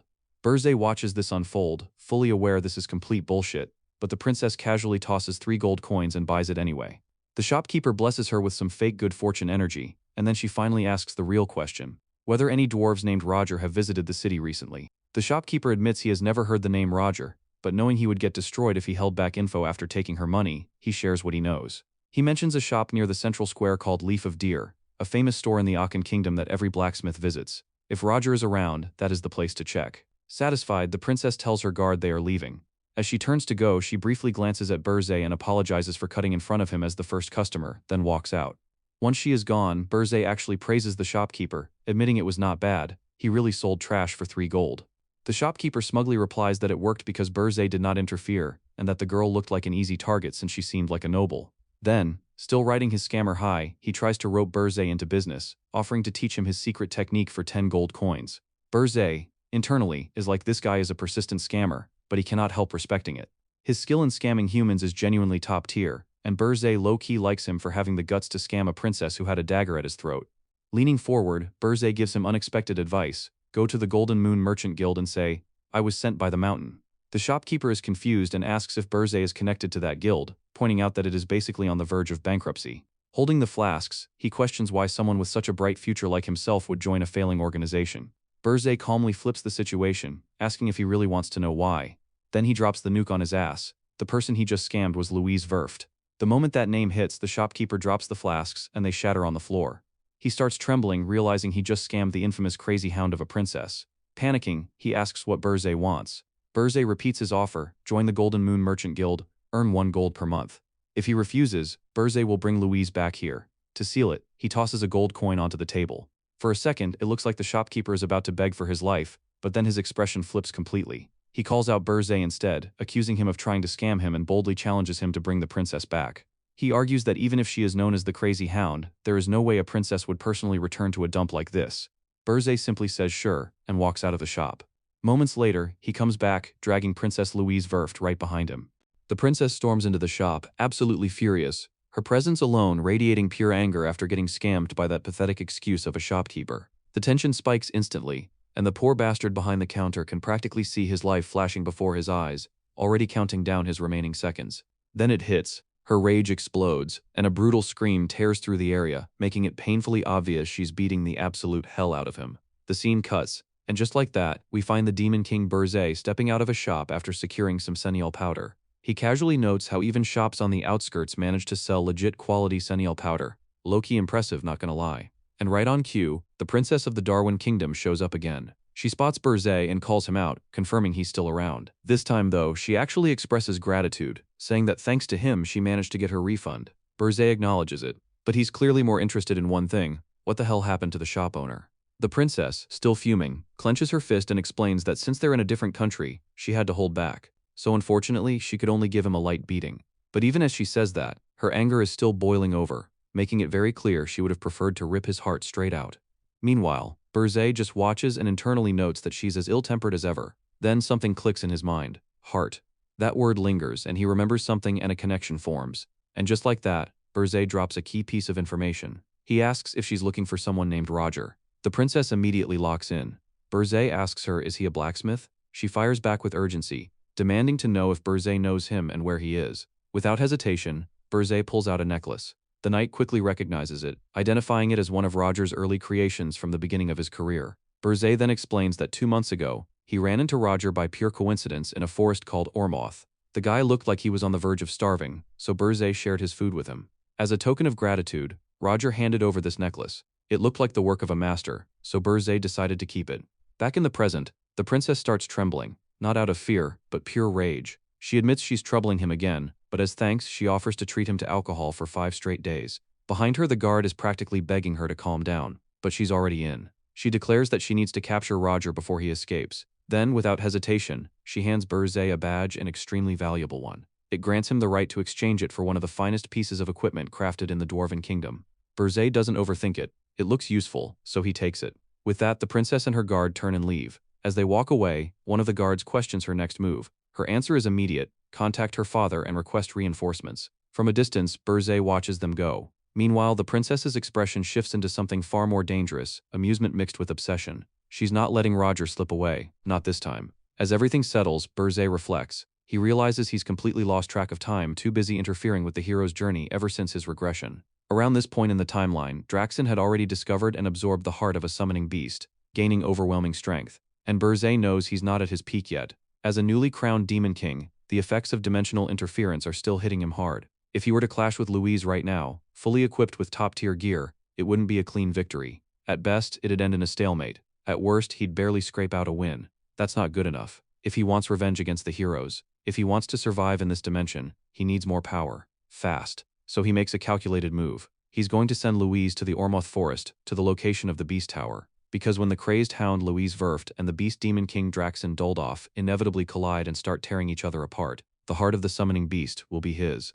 The scene cuts straight into Berzé's tower, and things are getting good for Berzé. After fusing with the Mana Phantom, the tower doesn't just get stronger, it unlocks 2 brand new abilities, and yeah, they're kinda busted. One allows remote control of the tower, meaning Berzé can run everything from anywhere. The other ability is known as instant item transfer. No travel, just straight up teleport delivery. Right away, Berzé is seen on a virtual call with his aide Gordon, handling business like a boss. Something's come up, and without hesitation, he hands over full control of the tower. Gordon accepts instantly, fully loyal, calling him Demon King and stepping up without question. Berzé's first order drops immediately: deliver Seniel powders to Princess Ernan. These aren't just random materials, they're required to form a contract with a higher-ranking spirit, and just like that, the system executes it instantly. No travel, no delay, boom, done. Princess Ernan receives the package in real time, and she's genuinely impressed. Top-grade quality. She even wonders if he personally went all the way to the Akan Kingdom to get them. Gordon backs it up, making it clear these are the real deal, personally obtained by the Demon King himself. No room for mistakes, use them carefully. Next comes Kaede. Berzé gives strict conditions: only if Princess Kaede truly behaves as herself, she's to be kept on the 4th floor. Not just locked away though, he wants her trained. Properly. Swordsmanship training until she can fight at full strength. And yeah, he plans to personally test her when he gets back. We immediately see that training in action. Gordon and Kaede are clashing, steel meeting steel. Kaede's got that fiery energy, basically promising she'll make him regret training her. Gordon shuts that down instantly. Beat him first, then talk. Then Berzé drops another command, and this one is expensive. He orders the setup of a hell forge on the 1st floor. Cost? 10,000 demonic points. Yeah, big investment. And just like before, instant deployment. The forge appears, fully built, no construction time. Roger sees it, and the man is absolutely losing his mind. He's staring at technology he's never even imagined. A furnace unlike anything he's seen, mechanisms he can't even begin to understand, and a cooler that straight up looks alive. It's insane. Gordon steps in to ground him, reminding him to be grateful for the Demon King's generosity. Roger snaps back to reality fast, pledging to craft everything to perfection. Berzé then checks in on the Puel Orcs. Gordon reports solid progress. They've unified 3 tribes already, doubling their numbers. They're now strong enough to hunt most monsters in the Urgest Mountains. Satisfied, Berzé gives his final instruction: manage the tower properly until he returns. Gordon, of course, reassures him. The call ends, and Berzé immediately shifts scenes, leaping off a rooftop. As he lands, he reflects on the tower's new function, being able to control everything remotely. Convenient doesn't even begin to cover it. This ability is broken. Next on his list is contacting the hero, Hillan Cargill, but before he can even make the move, Hillan calls him first. The timing? Perfect. Berzé even thinks about it. He was just about to reach out, and now the guy calls. Hillan reports success. The Golden Moon Merchant Guild is now fully under control. Management has been handed over to Amon, along with the Black Knights and Black Mages backing it. Hillan himself, one of the 10 stars, is supporting the operation.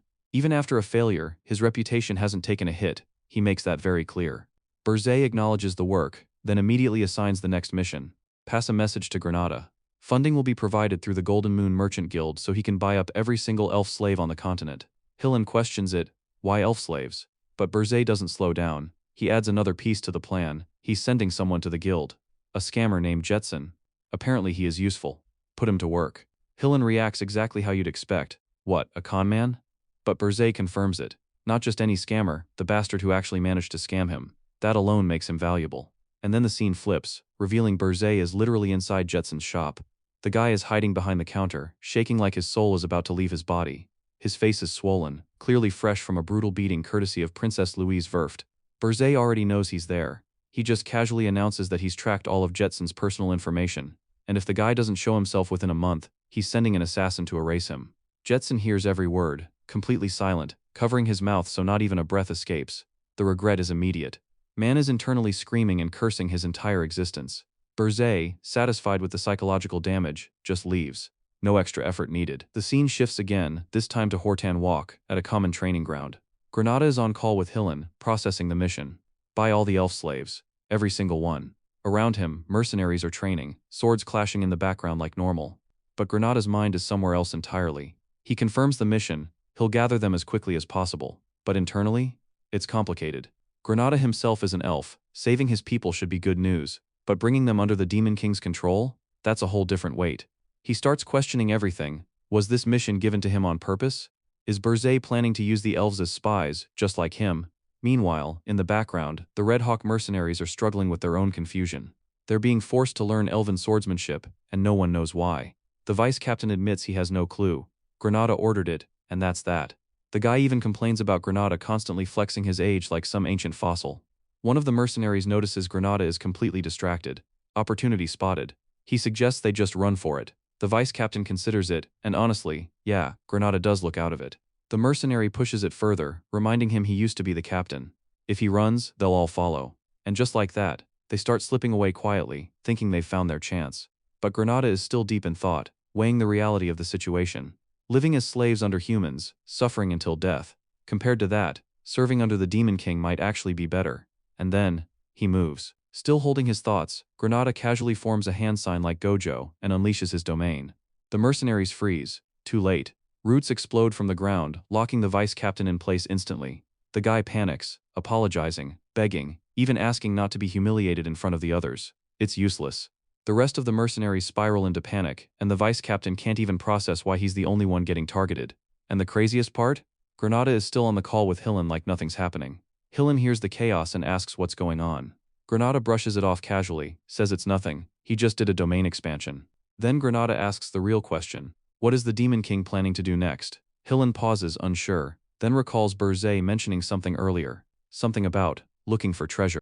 While the scene shifts into the tropical forest kingdom of Ormuth, deep within the suffocating rainforest zone, Princess Louise Verft moves with her squad of knights, cutting through the dense wilderness as they hunt for Roger.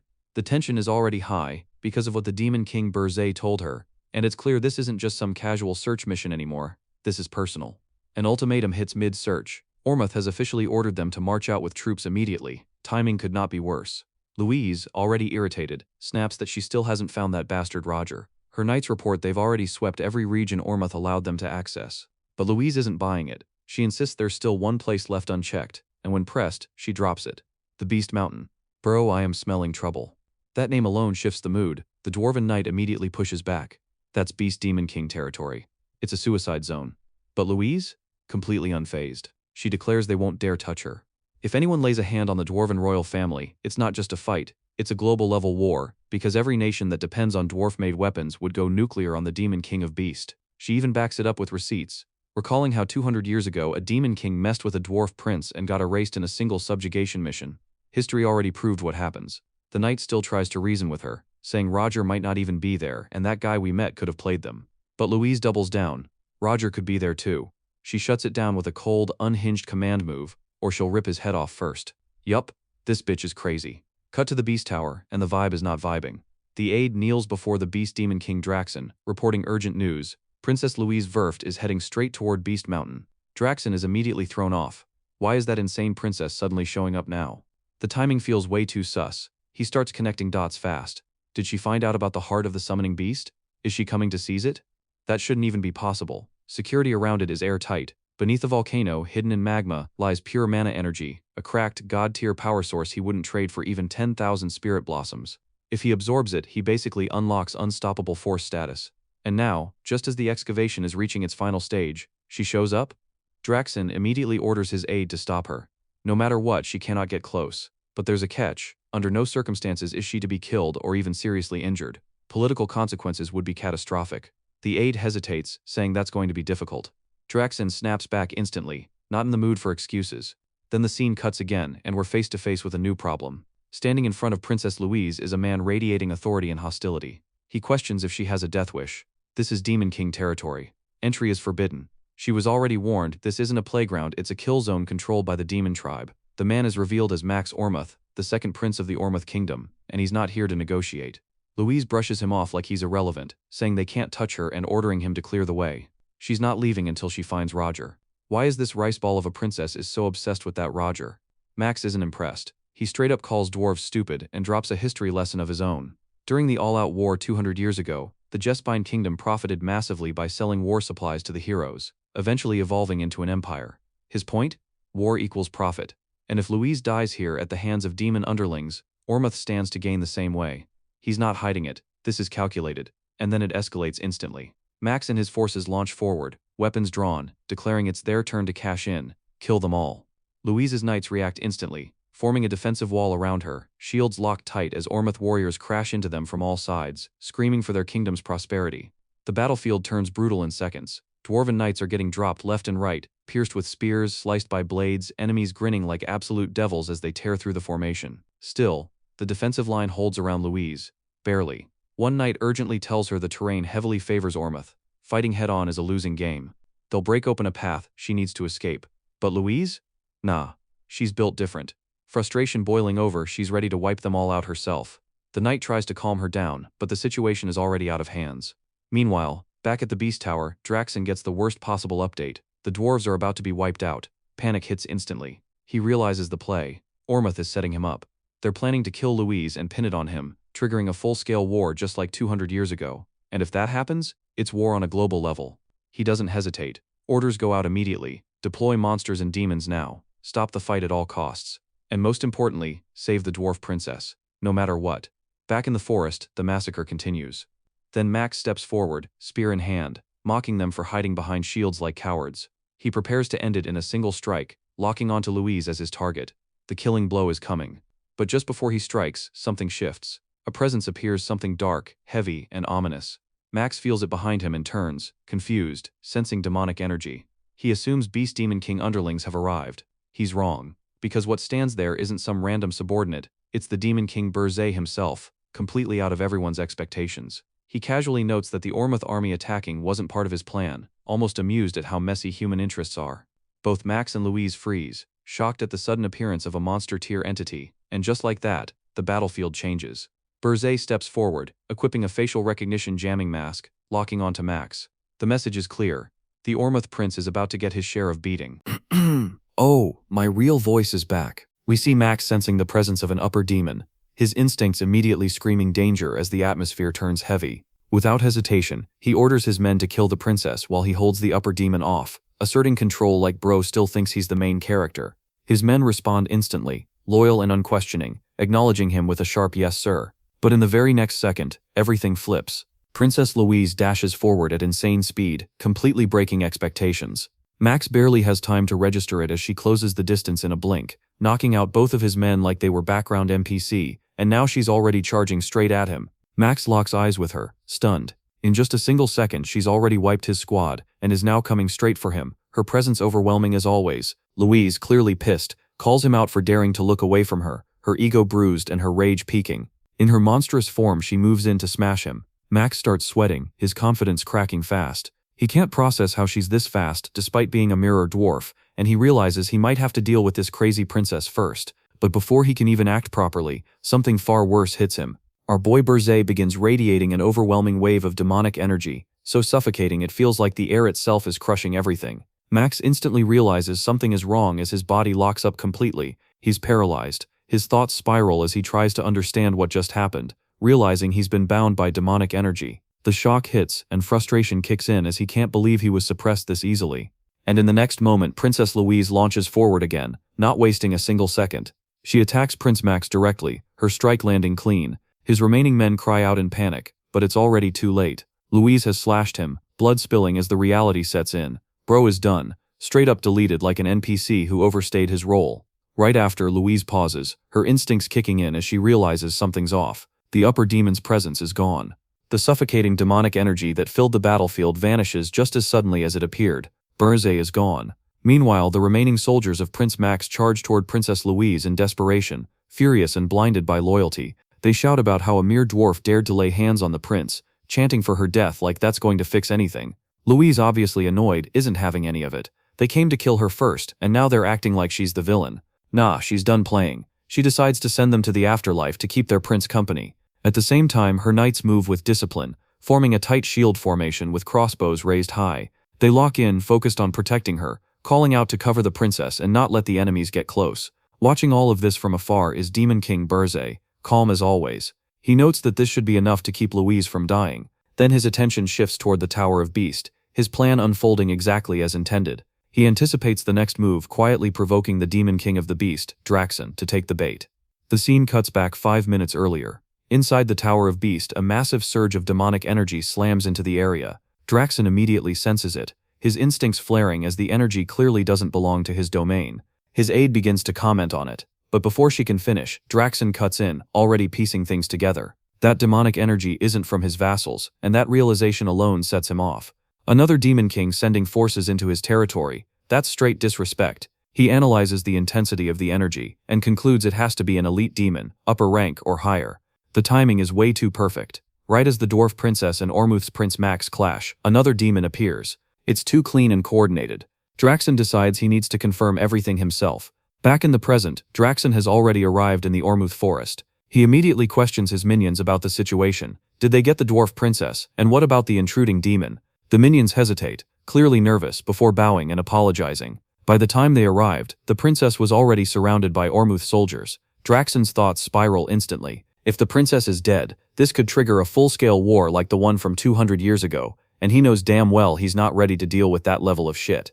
The minions explain they tried to save her, but they couldn't because Princess Louise is a fucking monster. She single-handedly annihilated all of Prince Max's soldiers like it was light work. Even her own knights had to step in, trying to stop the massacre. Back in the present, the minion finishes explaining that Louise handled everything alone, so there was nothing left for them to do.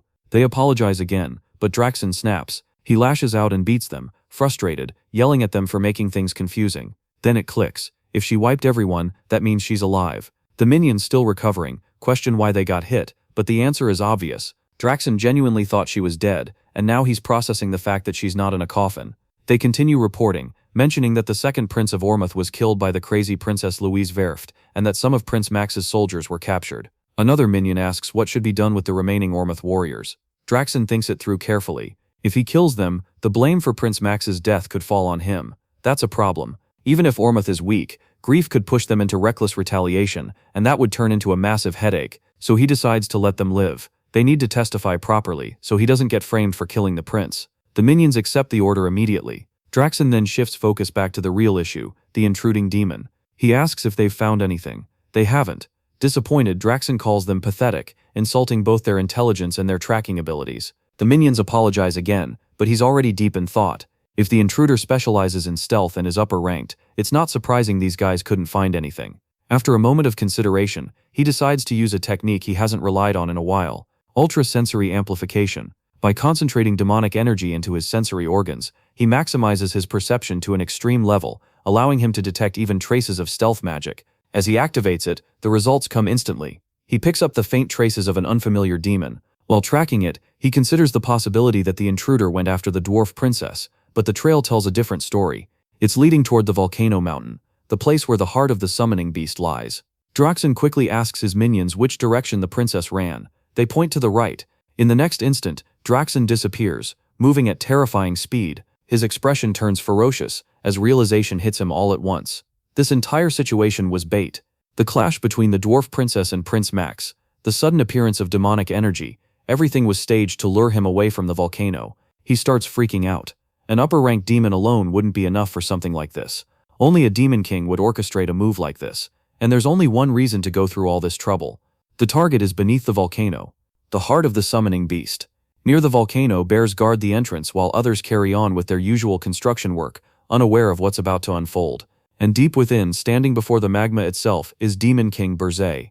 He observes the molten core carefully, realizing this isn't ordinary magma. The aura of the summoning beast is so strong he can feel it radiating even here. He acknowledges that even someone as powerful as Draxon wouldn't be able to just jump into it without getting melted. Therefore, the bears continue their secret construction work, slowly working to drain the lava for Draxon's sake.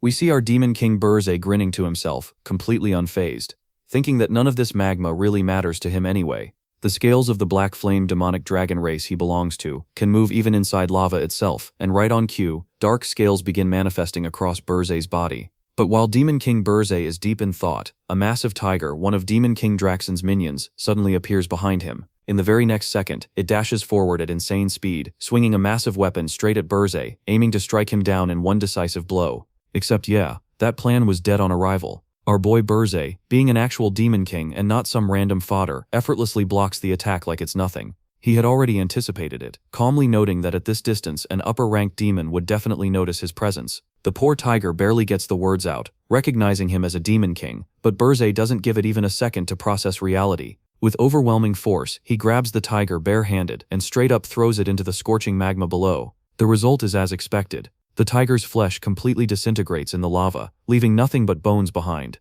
And without hesitation, Burzay himself dives into the magma, heading straight for the heart of the summoning beast. As he absorbs it, he recalls how that bastard Draxon, in his previous life, became ridiculously hard to kill after absorbing a similar heart, his regeneration turning absolutely absurd.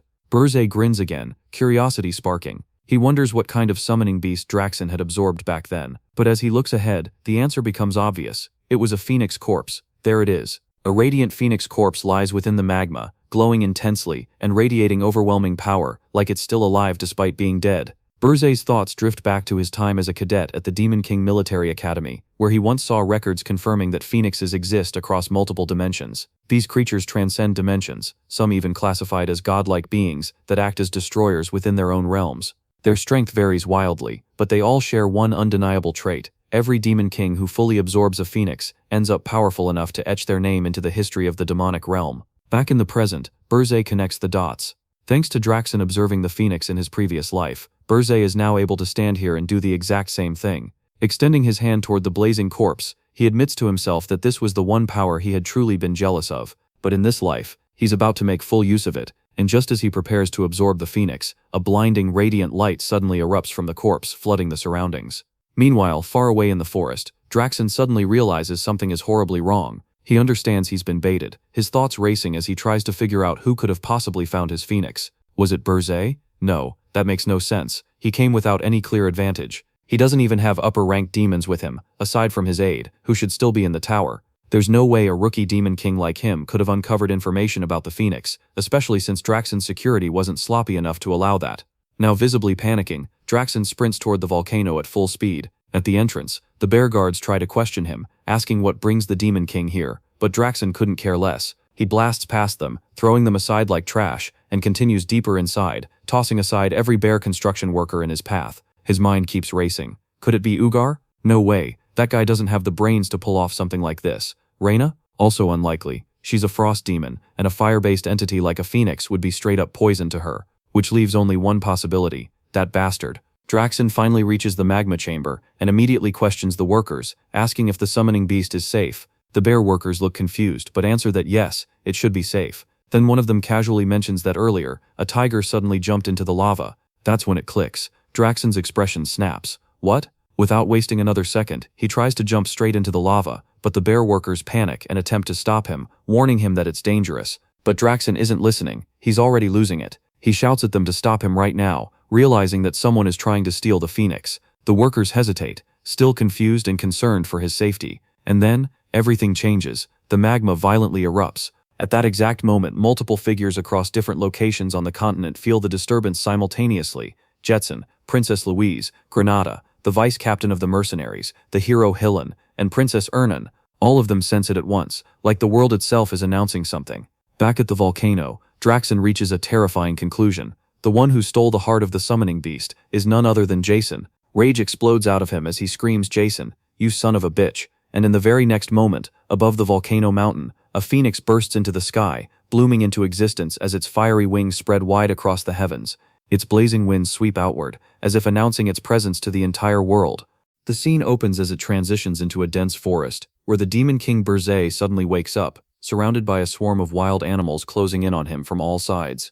Disoriented, he tries to piece things together, recalling how he was about to store the phoenix corpse into his subspace and return to the tower. But before the summoning beast's mana could even react, it was completely absorbed into his body. He realizes he must have been blown far away by the volcanic eruption, yet something feels completely off. He's a demon king, so why the hell are wild animals crawling all over him like he's some harmless prey instead of a walking catastrophe? As the creatures continue crowding him, the absurdity of the situation hits harder, and his irritation starts spiking. His hair, once black, has now shifted into a fiery red, and to make things worse, bro is straight up naked, standing there getting judged by nature itself. The annoyance builds as he mentally snaps at the animals to back off, but beneath that irritation, there's a deeper unease creeping in, a strange, unfamiliar sensation that makes him feel like he's not entirely himself anymore. That confusion turns into full-on shock when he catches his reflection in the water, realizing his appearance has completely changed, like he just unlocked a whole new character skin without consent. Before he can process it further, the scene cuts away. At Ormuth Palace, Princess Louise Verft and her knight are kneeling before the king, delivering their report. She claims that Prince Max of Ormuth and the brave warriors died heroically after saving them from the Beast Demon King's underling, spinning the story flawlessly, despite the reality being that she killed the prince herself and is now pinning everything on the Beast Demon King Draxon. Poor Draxon, I feel for him. The king listens in silence at first, declaring that he raised his son as a warrior and that dying while protecting the weak is an honor. But that composure instantly shatters as he slams his hand onto the throne, emotionally breaking down and calling bullshit on his own words while grieving like hell. Fueled by rage and grief, he orders the Heroes Guild to immediately prepare a hero's journey to execute the Beast Demon King, and his command is carried out without hesitation as the kingdom begins mobilizing for war. The scene shifts back to the forest, where Burzai is now on a call with Hillen. Hillen begins his report but is completely thrown off by Burzai's new appearance, questioning who the hell he's even talking to, only for Burzai to casually confirm that he's still the Demon King, brushing off the transformation like it's just a minor inconvenience and demanding the report continue. Hillen informs him that at the King of Ormuth's request, a hero's journey is being organized. Burzai acknowledges it calmly, realizing things have escalated exactly as expected. Hillen continues, explaining that the captain will be Rosil Charnt, a 10-star hero and top-tier battle mage specializing in flame magic, alongside the vice-captain Balraf Disroad, another 10-star hero who reached the peak purely through martial strength. Out of 500 participants, 200 are heroes, all aiming for one objective, the subjugation of the Beast Demon King, with plans to assemble in Ormuth and immediately launch an attack on the Tower of Beast. As Burzai listens, he finally gets dressed, because yeah, bro being naked while I recap the story, ridiculous. Burzai notes that 200 heroes is more than expected. Hillen clarifies that only 2 of them are 10 stars, which immediately raises suspicion for Burzai. Hillen connects the dots, realizing that some people are pulling strings behind the scenes, deliberately limiting the top-tier forces because they don't actually want the Beast Demon King to die. Burzai reflects on the twisted logic of human society, understanding that to humans, a Demon King's tower is basically a goldmine filled with priceless treasures, and even the Demon King's corpse can be harvested for high-value magic materials. For those profiting off it, the collapse of the Tower of Beast would be a financial disaster, proving that even something that seems straightforward is wrapped in layers of conflicting interests. Humanity, in his eyes, is messy as hell. With that realization, Burzai gives Hillen a shocking order. He's to participate in the hero's journey. He even offers to reveal the Beast Demon King's weakness, instructing Hillen to be the one who finishes him off and absorb his power, essentially telling him to stack Demon King kills like achievements to gain even more trust from humans. Hillen is clearly stunned by this insane proposal, but still questions whether Burzai would be able to handle him if he grows stronger. That question instantly flips the atmosphere, as Burzai's expression turns ice cold. He shuts that thought down hard, making it clear that absorbing 2 Demon Kings wouldn't even come close to putting Hillen on his level. Realizing he crossed a line, Hillen immediately backs down and accepts the mission. After ending the call, Gordon appears, clearly irritated as he begins relaying a request from the Tower of Beast, but pauses mid-sentence when he notices Burzai's changed appearance, straight up asking who the hell he is. Burzai confirms his identity again, clearly done explaining himself, and tells Gordon to just get to the point. Gordon reports that the Tower of Beast has requested an emergency convocation of Demon Kings. Hearing that, Burzai asks for confirmation, which Gordon provides. The message just came in. The scene transitions to the Tower of Beast, where Draxon, the Beast Demon King, stands outside with his aide and minions as 2 portals open. From them emerge Ugar and Reyna, both arriving with their usual attitudes, Ugar demanding answers while Reyna internally complains about the place smelling like trash as always. Draxon instructs them to head up first, stating he'll arrive with the final attendee. As they enter the tower, Draxon's frustration becomes clear. Burzai and Jason are both late, and the delay is getting suspicious. He internally warns that if Burzai shows up late, he'll be counted among the suspects in the theft of his summoning beast's heart. Cutting back to Burzai, he launches into the sky using his demonic wings, accelerating at insane speed. As he flies, his fiery red hair reverts back to its original black, while Gordon continues speaking through the call, suggesting he'll head to the Tower of Beast alone through a portal, since Burzai is still in Ormuth. Burzai immediately shuts that idea down, confirming he'll arrive soon. Internally, he analyzes the situation, realizing that showing up on foot would instantly make Draxon suspicious that he was nearby, while arriving late would also raise red flags. The only safe move is to return to his own tower first, then travel through a portal with Gordon to maintain appearances.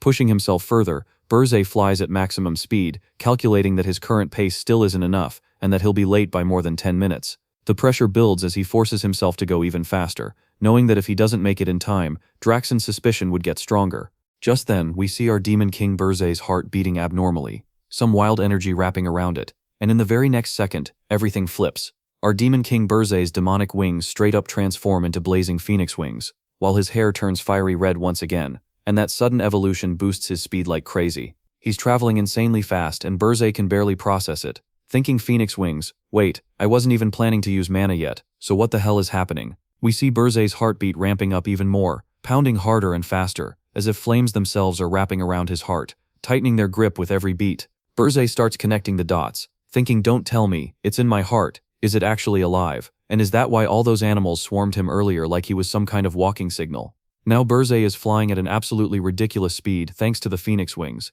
cutting through space like a missile, but our boy quickly realizes he's going way too fast, thinking, wait, this is too fast, this is actually insane. We see our Demon King Burzei completely lose control at that speed, unable to handle the momentum, and in the next moment, he slams straight into his own tower, bounces off it like a damn projectile, and lands flat on his ass on the ground.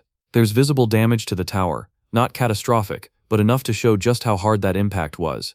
Our Demon King Burzei gets back up, brushing it off while thinking that yeah, he did arrive instantly, but he can't control this power yet, and until he tames the phoenix, he's gonna have to be careful, or he's just gonna keep wrecking his own shit. Just then, Burzei calls out to Gordon, asking if he's ready, and Gordon confirms he is, asking if Burzei is on the first floor right now, which he is, telling him to hurry up and come now. While all that is happening, Burzei internally wonders if the phoenix burned through its strength and fell asleep after that burst, because the energy feels like it suddenly dipped, and as he moves, we see Burzei's fiery red hair slowly fading back into its original black, signaling that the transformation is cooling off. The scene then transitions to the Ormuth Kingdom, where we see all the male heroes completely flabbergasted by someone's presence, their attention locked in on a chick. They start murmuring among themselves, realizing that it's Rosal Charnt, the prodigy who mastered all magic at the age of 5 and the literal idol of the magic tower, and for many of them, it's their first time seeing her in person, with some even thinking about getting her autograph like fanboys. Even as fellow heroes, their behavior is embarrassing, making a huge fuss over her presence, while others speak up saying it's an honor to fight alongside her, and some are even claiming their life achievements feel renewed just by being in the same space. The blabbering keeps going non-stop, but Rosal shuts it down, telling them that if they're done talking, they should get lost, calling them riffraff without a second thought. This is Rosal Charnt, the captain of the Dawn Flame Assault Unit, and she carries herself like she knows she's a bad bitch. One man nervously tries to tell her to watch her mouth, saying the assault unit's image is getting worse by the second, but Rosal doesn't give a single fuck, brushing it off like it's nothing, and saying they're nothing but riffraff anyway, so what is she even supposed to do with them? She questions how they're supposed to clear a tower with people like that, while ironically, the same people she insulted are out here basically fangirling over her. The heroes who got insulted aren't even mad, they're straight up happy about it. One of them acting like getting insulted by Rosal herself is some kind of blessing, even going as far as saying his ears will never be washed again after hearing her voice. Just then, a commotion breaks out, drawing everyone's attention, and the source of it is none other than the hero Hillen Cargill. People start reacting immediately, wondering if Hillen Cargill is joining the fight again, the 10-star hero who defeated the Demon King of Lust, even though he failed the Ergist hero's journey. But still, a 10-star is a 10-star. We see Hillen walk up to Rosal, greeting her after a long time and saying he's here to lend his strength to the hero's journey as well. But Rosal fires back instantly, calling him a loser with a thick face, pointing out that he's not wearing that filthy ring anymore, and mocking him by asking if he took it off because there are no elves here. Hillen is clearly annoyed, but he keeps it under control on the outside, suggesting they talk about it later in private, trying to maintain his composure. Internally though, Hillen is spiraling, thinking damn it, she's a hero who knows exactly how he killed the Demon King of Lust, and this woman just keeps running her mouth, completely ruining his image in front of everyone. He even thinks that if it weren't for the Demon King's order, they wouldn't have to meet at all. Rosal then declares that she's the one who will finish off the Beast Demon King, telling Hillen not to get in her way with his filthy hands, completely disrespecting him right to his face. Hillen, still smiling on the outside, agrees politely, but internally he's seething, thinking like hell he's backing off, because the Beast Demon King's head is his. We see a portal tear open as Demon King Burzei and Gordon step through, arriving at the exact same moment as Demon King of Lies Jason, who appears alongside her aide through a separate portal. The timing is perfectly synced, both parties entering together, and immediately taking in the scene as Draxon acknowledges their presence and confirms they made it in time, stating he will explain everything once they are inside. Burzei already knows what's coming, his expression completely neutral, but internally he lets out a quiet sigh of relief that they weren't late. The scene shifts to the top floor of the Tower of Beast, where all the Demon Kings have gathered. Ugar questions the reason for the emergency meeting, while Jason brings up the ongoing hero's journey, targeting the Demon King of Lust in Ormouth, asking if it's connected. Draxen admits they already know part of the situation, then drops the real issue with a threatening tone. One of the Demon Kings present sent a high-ranking demon into his territory, stole the corpse of a phoenix he was preparing to absorb, and even caused the death of Ormouth's second prince, triggering the current hero expedition.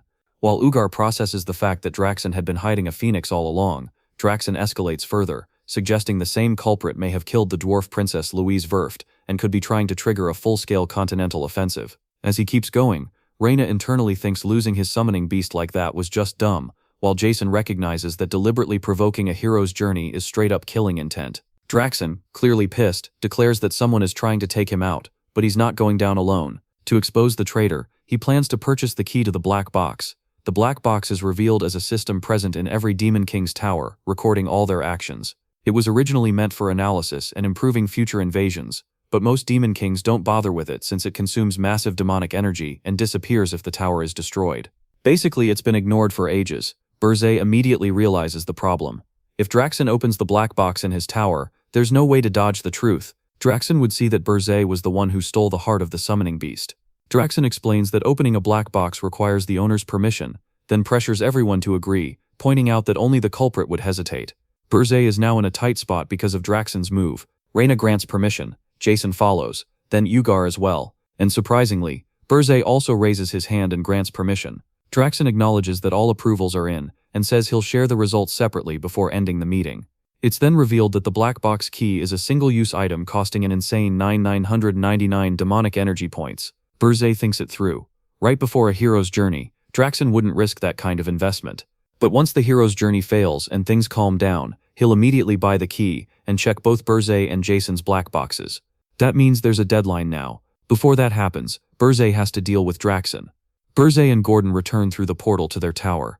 Burzay decides to quickly inspect the situation before heading out, and Gordon confirms everything is prepared. Burzay starts from the first floor. On the first floor, Roger has built something insane, a massive weapon, and he's hyping it up like crazy. He proudly introduces it as a magic cannon created using the Demon King's Forge of Hell, calling it the Inferno Catapult Mark I.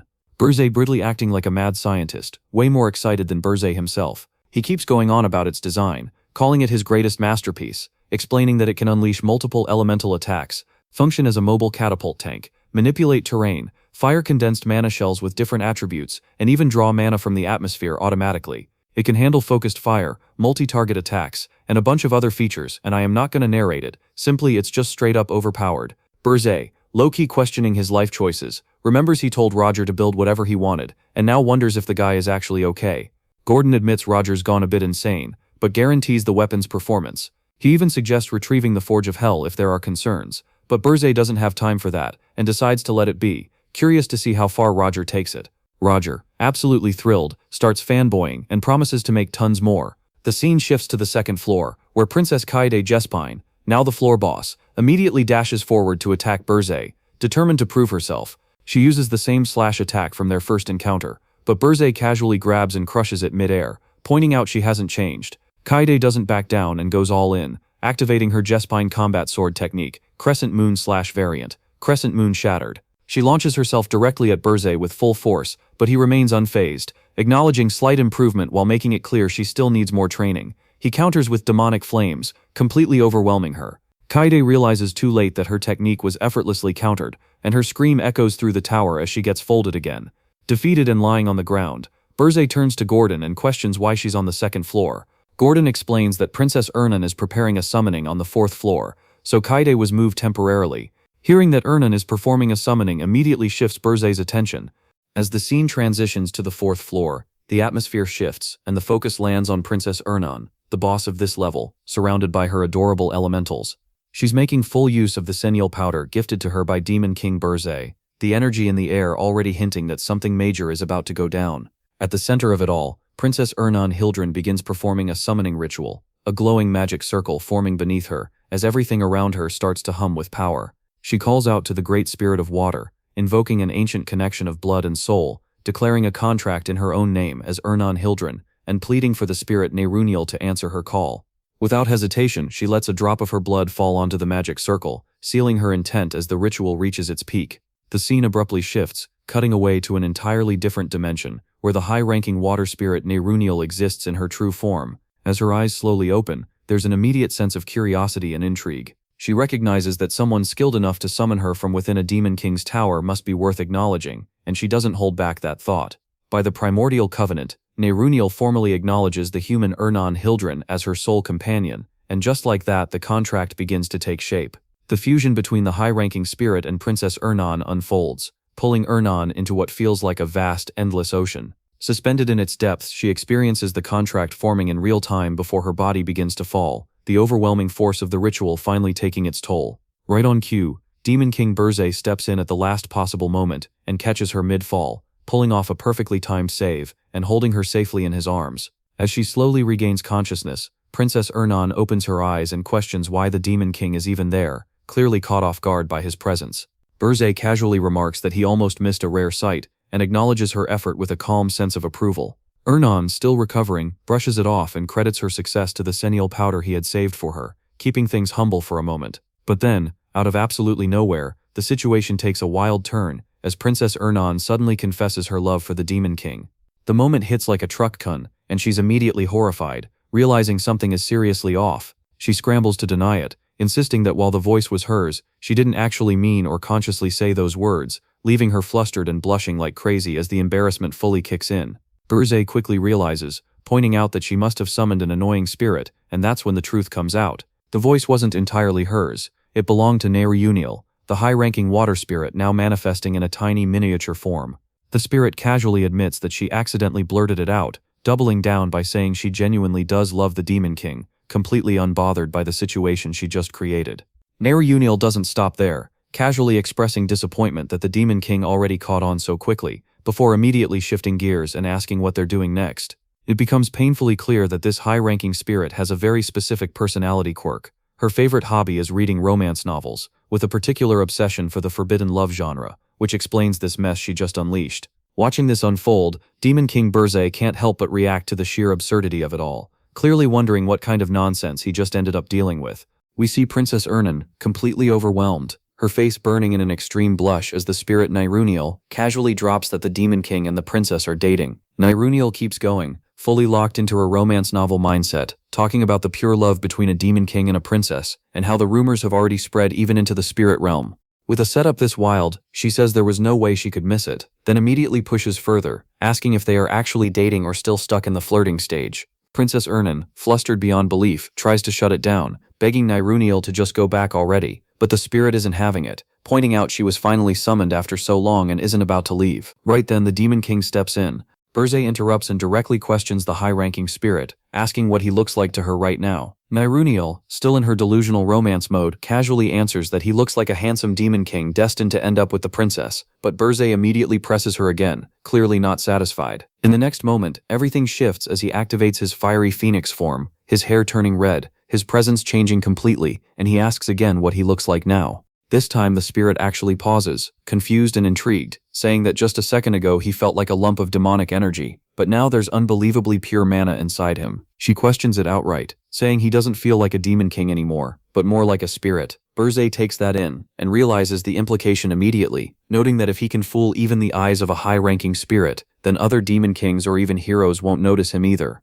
At this level he figures he could even take care of a beast-type Demon King himself, and he smirks like he's already made up his mind. Princess Ernan reacts to that thought, clearly shaken at the idea of a Demon King going out to kill another Demon King, but before anything can settle, the scene shifts. Now Berze is already soaring through the sky at insane speed, completely committed, while Gordon is on call with him, absolutely panicking, and asking if he's serious, questioning what kind of Demon King just goes off to kill another Demon King like it's nothing. Berze stays completely chill, saying he already explained everything. We flash back to moments earlier when Berze was leaving the tower. Gordon asked where he was going, and Berze casually answered that he was going to kill Draxon. Gordon initially just told him to be careful, but then reality hit him and he completely lost it, pulling his hair and freaking out because that explanation made zero sense. Back in the present, Berze calls him out, reminding him that he said he wouldn't question his decisions anymore. But this situation is completely different. Gordon warns that setting aside whether this even follows the standards of a Demon King, if the other Demon Kings find out about this, it's going to be bad. Berze doesn't back down at all, and explains the real reason. If he doesn't deal with Draxen before the key to the black box of his tower is opened, then he's the one who dies. Gordon understands the reasoning, but still pushes back, saying it's way too dangerous, especially since Burzay still hasn't overcome dimensional energy. We get a short recap of what that actually means. Every dimension is naturally hostile to other dimensions, rejecting outsiders to the extreme and crushing them with dimensional energy. It basically acts like a bodyguard for the dimension, and demons entering another dimension get heavily suppressed by it. So a demon who might be level 666 in the demon realm basically turns into a level 1 noob the moment they enter another dimension. The heroes chosen by that dimension are the ones who deal with these weakened intruders, maintaining the natural order of the world. To counter this, a solution was developed to bypass that resistance and allow invasion: the Demon King's Tower. The tower acts as a medium connecting the demon realm, the Demon King, and all demons through demonic energy. By strengthening the tower with demonic energy points, more energy can be drawn from the demon realm, allowing the Demon King to regain their original power. In simple terms, the height of the tower directly represents the Demon King's power. That's what she said, and only people with enough brain cells will fully get what did I just said here. Gordon, still on the call, explains that the farther Burzay moves away from his tower, the less demonic energy he receives, meaning he'll naturally grow weaker. On top of that, the Tower of Beasts has 13 floors, while Burzay's tower is only of 5 centimeter. He admits he doesn't even want to say it, but even for Burzay, victory inside the Tower of Beasts isn't guaranteed. As Gordon imagines the worst-case scenario of Burzay getting completely overpowered by the Beast Demon King Draxen, Burzay responds sharply, saying he already knows. He admits that while he absorbed the Phoenix Heart, he still hasn't fully adapted to it, and in his current state, any Demon King would be too much for him. Then he suddenly grins like a straight-up villain, and adds that this would only be true if he were alone. Gordon immediately realizes where this is going, and starts to panic even more, but before he can stop him, Burzay activates the Phoenix Heart again, and reveals the plan. He's going to participate directly in the hero's journey under the name File. Gordon completely loses it, practically shitting himself at how insane and unpredictable this nutjob is, because a Demon King joining a hero expedition is a total no. Meanwhile, Burzay, locked in hard, is already speeding toward the Ormuth Kingdom. A chaotic battlefield unfolds as the minions of Draxen violently clash with the hero's party, both sides going on all-out war as the fight reaches its peak. Despite being chased relentlessly to this point, the remaining enemies are now only the weaker demons, prompting the heroes to shift focus toward survival. Orders spread quickly as they coordinate a retreat, covering each other while tending to the wounded, revealing just how battered the group has become during their journey. Among the injured, Hillen moves through the aftermath, offering a potion to a fallen comrade, doing what little he can to keep everyone alive. At that moment, the Demon King Burzay, disguised as File, steps in and questions the situation, asking what happened and why everyone looks completely drained. Hillen turns toward him cautiously as Burzay introduces himself as File, keeping his identity hidden. Hillen explains that once enough heroes had gathered, they immediately launched an assault on the Tower of Beasts, targeting the Demon King of Beasts just as planned by striking his weak point, his tail. The strategy worked, and they managed to weaken him, but things went downhill fast.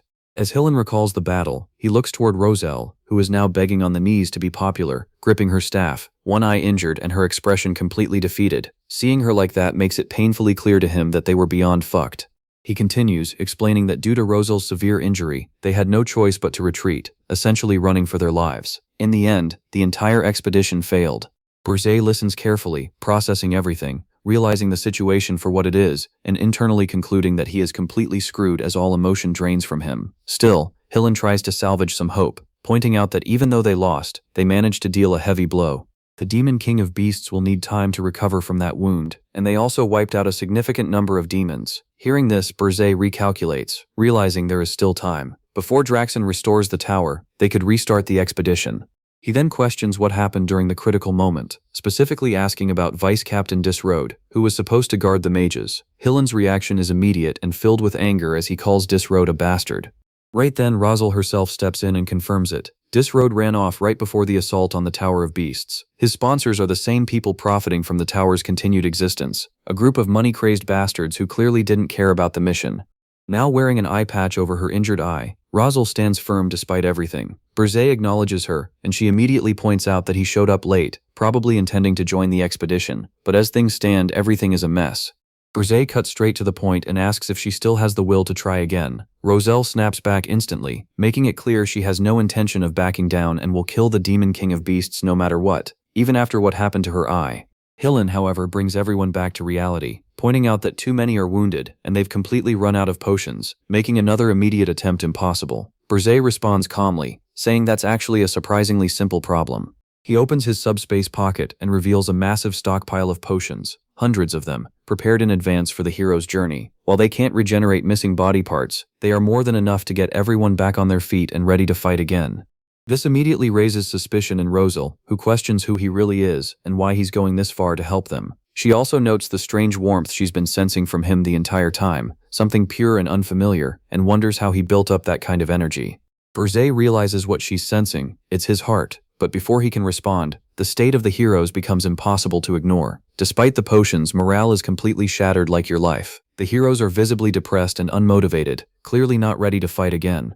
Burzay quickly understands that healing their bodies won't be enough. Their spirit is broken. If he's going to lead them to defeat Draxen, he needs to show them something real. He places a hand on his chest and activates his phoenix heart, quietly asking them to follow him. In the next moment, a blazing light erupts, instantly drawing the attention of every hero present. Heads turn as their focus shifts toward the source of the overwhelming energy. Hillen and Roselle are left stunned as the presence intensifies. Before Roselle can fully process what she's seeing, Burzay finally answers her question. He declares that he is the owner of the phoenix as he begins to levitate, a massive phoenix manifesting behind him.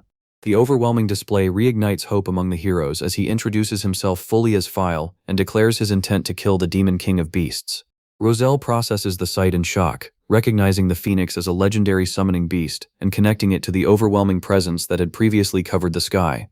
The sheer mana radiating from him rivals that of 10-star heroes, leaving her questioning where someone like him even came from. But more importantly, she realizes that with him on their side, victory might actually be possible. In that moment, the atmosphere shifts completely. The heroes, who were moments ago broken and defeated, are now locked in again, their fighting spirit reignited. Roselle comes to a single conclusion: they might actually be able to kill the Demon King of Beasts, as Burzay stands before them, no longer just an ally, but a figure they now see almost like a deity. While the scene shifts elsewhere, the focus moves to Draxen. Draxen reflects to himself that the tower restoration used far more demonic energy than he expected. Because of that, he was only able to purchase a single key for the black box, and in his hand there is exactly one key. He decides he will open the rest later and give them to that bastard, but this one comes first. A system panel appears, stating that the black box of a Demon King approved for opening is now being accessed. The key is inserted, turned, and the black box begins to open. Draxen watches closely, anticipating what's inside, wanting to see every hidden secret laid bare. As the contents reveal themselves, all the information floods into his view. The moment he processes it, he pauses, caught off guard, questioning if what he's seeing is even real. The black box cannot be manipulated, so if this is real, then that bastard actually did something like this. Realizing the gravity of it, Draxen concludes he must inform the other Demon Kings of the truth. Right then, his aide suddenly appears and urgently delivers bad news. The heroes have invaded. Draxen is visibly shocked, but the report doesn't stop there. This time, the new 10-star hero Ralph is leading the charge. Ralph Schmitz, a shield master, enters alongside the heroes, carrying two massive shields.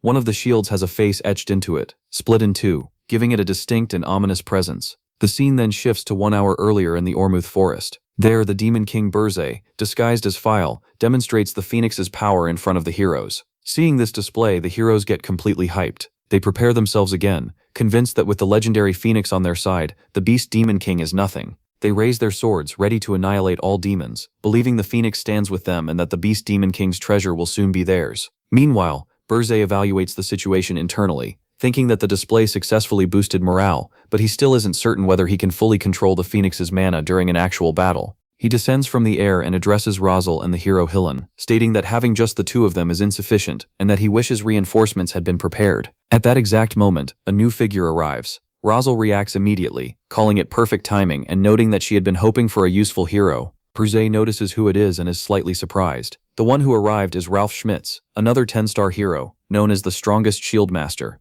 Back in the present, Draxen's minions charge toward Ralph. Without hesitation, Ralph blocks their attacks using his shields. Burzay observes that Ralph is acting as the vanguard commander of this revenge battle. After defending, Ralph combines both shields, forming a complete face. In the next moment, that face emits a terrifying aura. It opens its mouth, and from within, an overwhelming energy blasts out, instantly erasing all of Draxen's minions in one sweep. The destruction left behind is massive, showing just how overwhelming Ralph's power is. Burzay acknowledges that Ralph Schmitz is an extremely powerful tank among the 10 stars, ranked second among them. His weapon is the strongest shield, capable of reflecting impact, making him incredibly difficult to deal with. Burzay knows this better than anyone, because Ralph was among the heroes who mocked him when he was previously defeated. In the present, Berzé admits internally that he would love to tear Ralph apart right then and there, but for now, dealing with Draxen takes priority. Rosal steps forward, pointing out that even though Ralph arrived late, just like Berzé did, if they had waited a little longer, having both of them together would have allowed them to win without suffering injuries.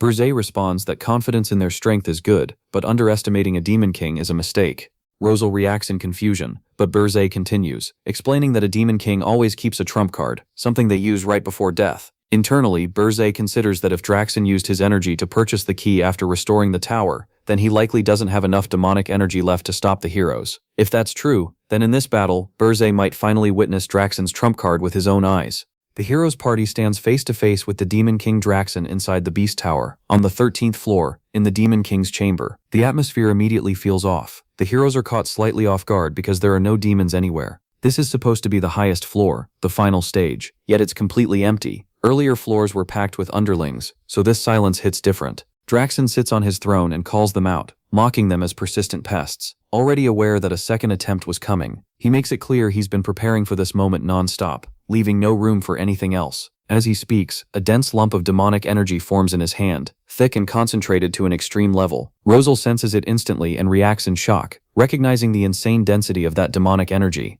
The realization clicks, this must be why there are no demons left on this floor. Draxen confirms it without hesitation. To wipe them all out, he gathered all his vassals into one place. That massive lump of demonic energy in his hand is literally all of them combined. Without wasting time, he tosses the condensed mass into his mouth and swallows it whole. Berzé watches closely and processes the move. By normal Demon King standards, the strongest monsters should have been guarding this floor. Instead, Draxen exploited a loophole, absorbing everything here himself to maximize his own power. Draxen then declares that none of the heroes will ever climb again after he kills them all. In the very next moment, the entire space becomes suffocating. The air turns heavy with killing intent. Berzé immediately recognizes what's coming. Draxen roars, and a violent surge of demonic energy erupts from his body, surrounding him in a thick, overwhelming aura.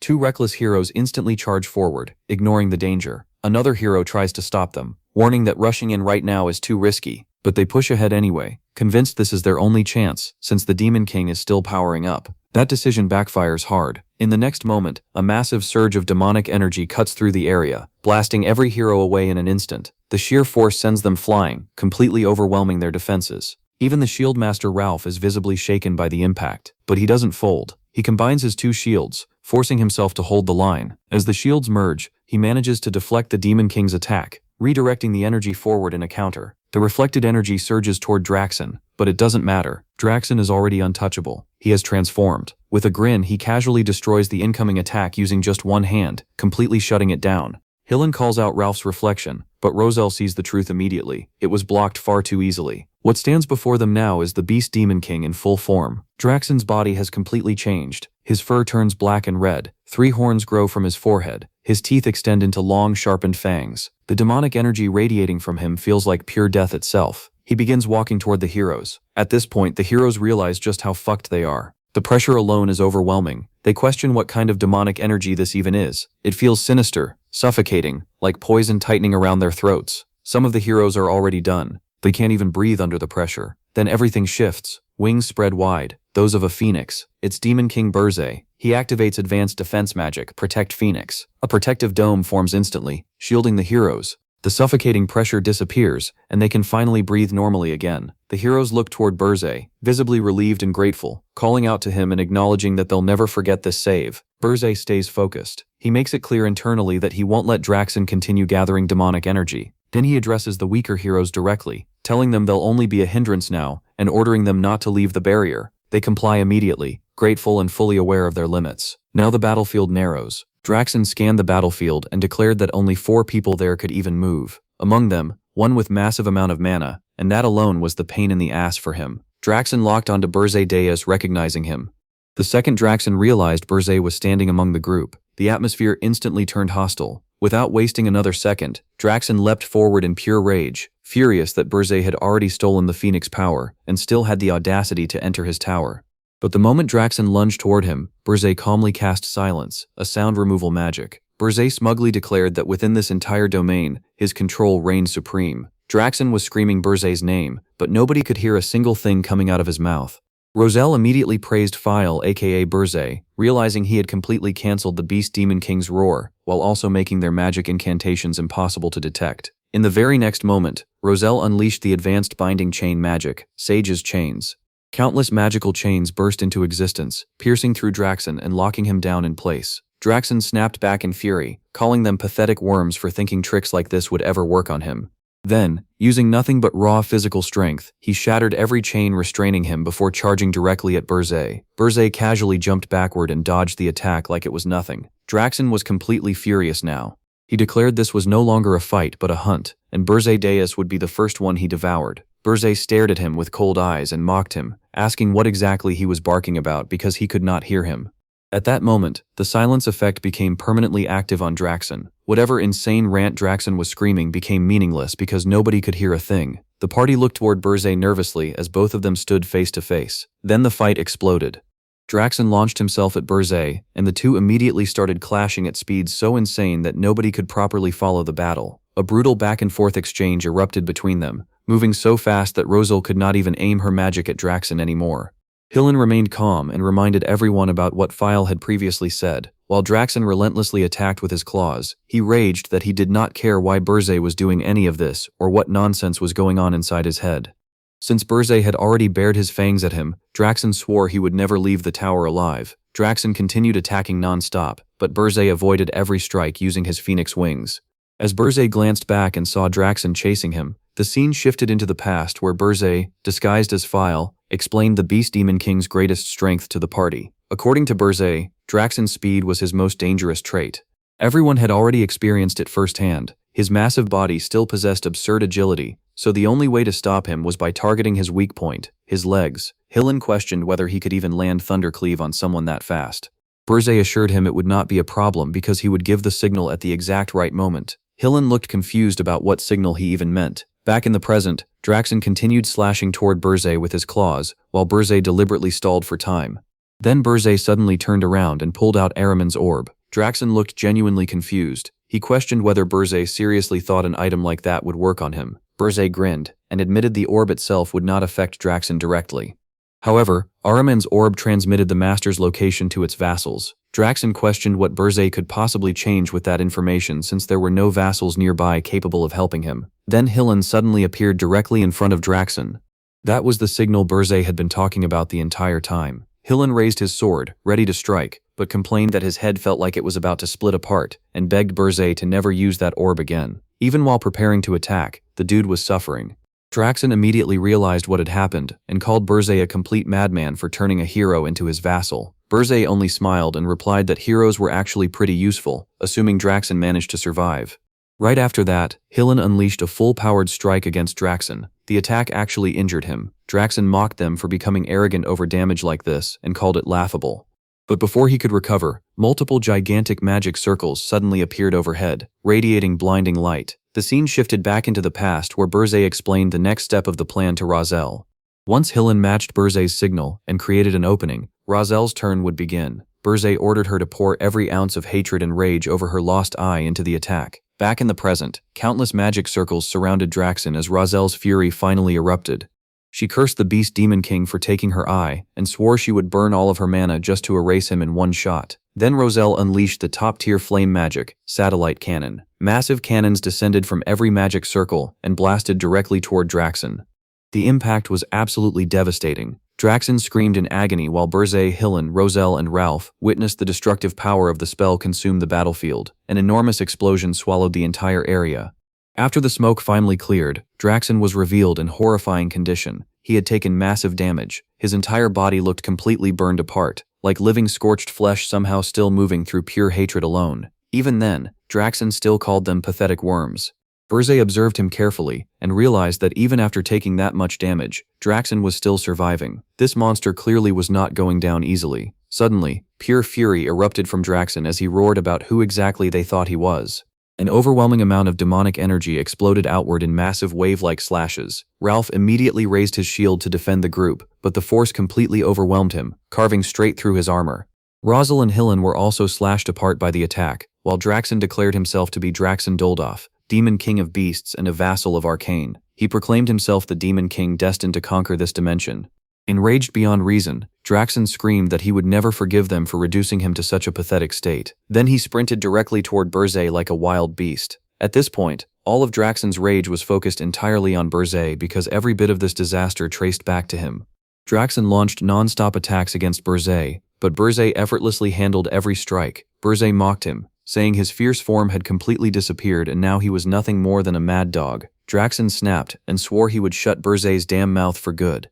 But Burzay only grinned wider. He revealed that Draxen still had not seen everything yet. Then Burzay finally summoned the power of the Phoenix into his hand. The moment Draxen saw it, he completely lost it and screamed Burzay's name in absolute fury. Burzay immediately unleashed the Phoenix power and blasted Draxen with a direct wave of energy. Even after taking that hit, Draxen still refused to give up. He insisted that damage on this level was nowhere near enough to kill him. Then Ralph suddenly appeared behind him.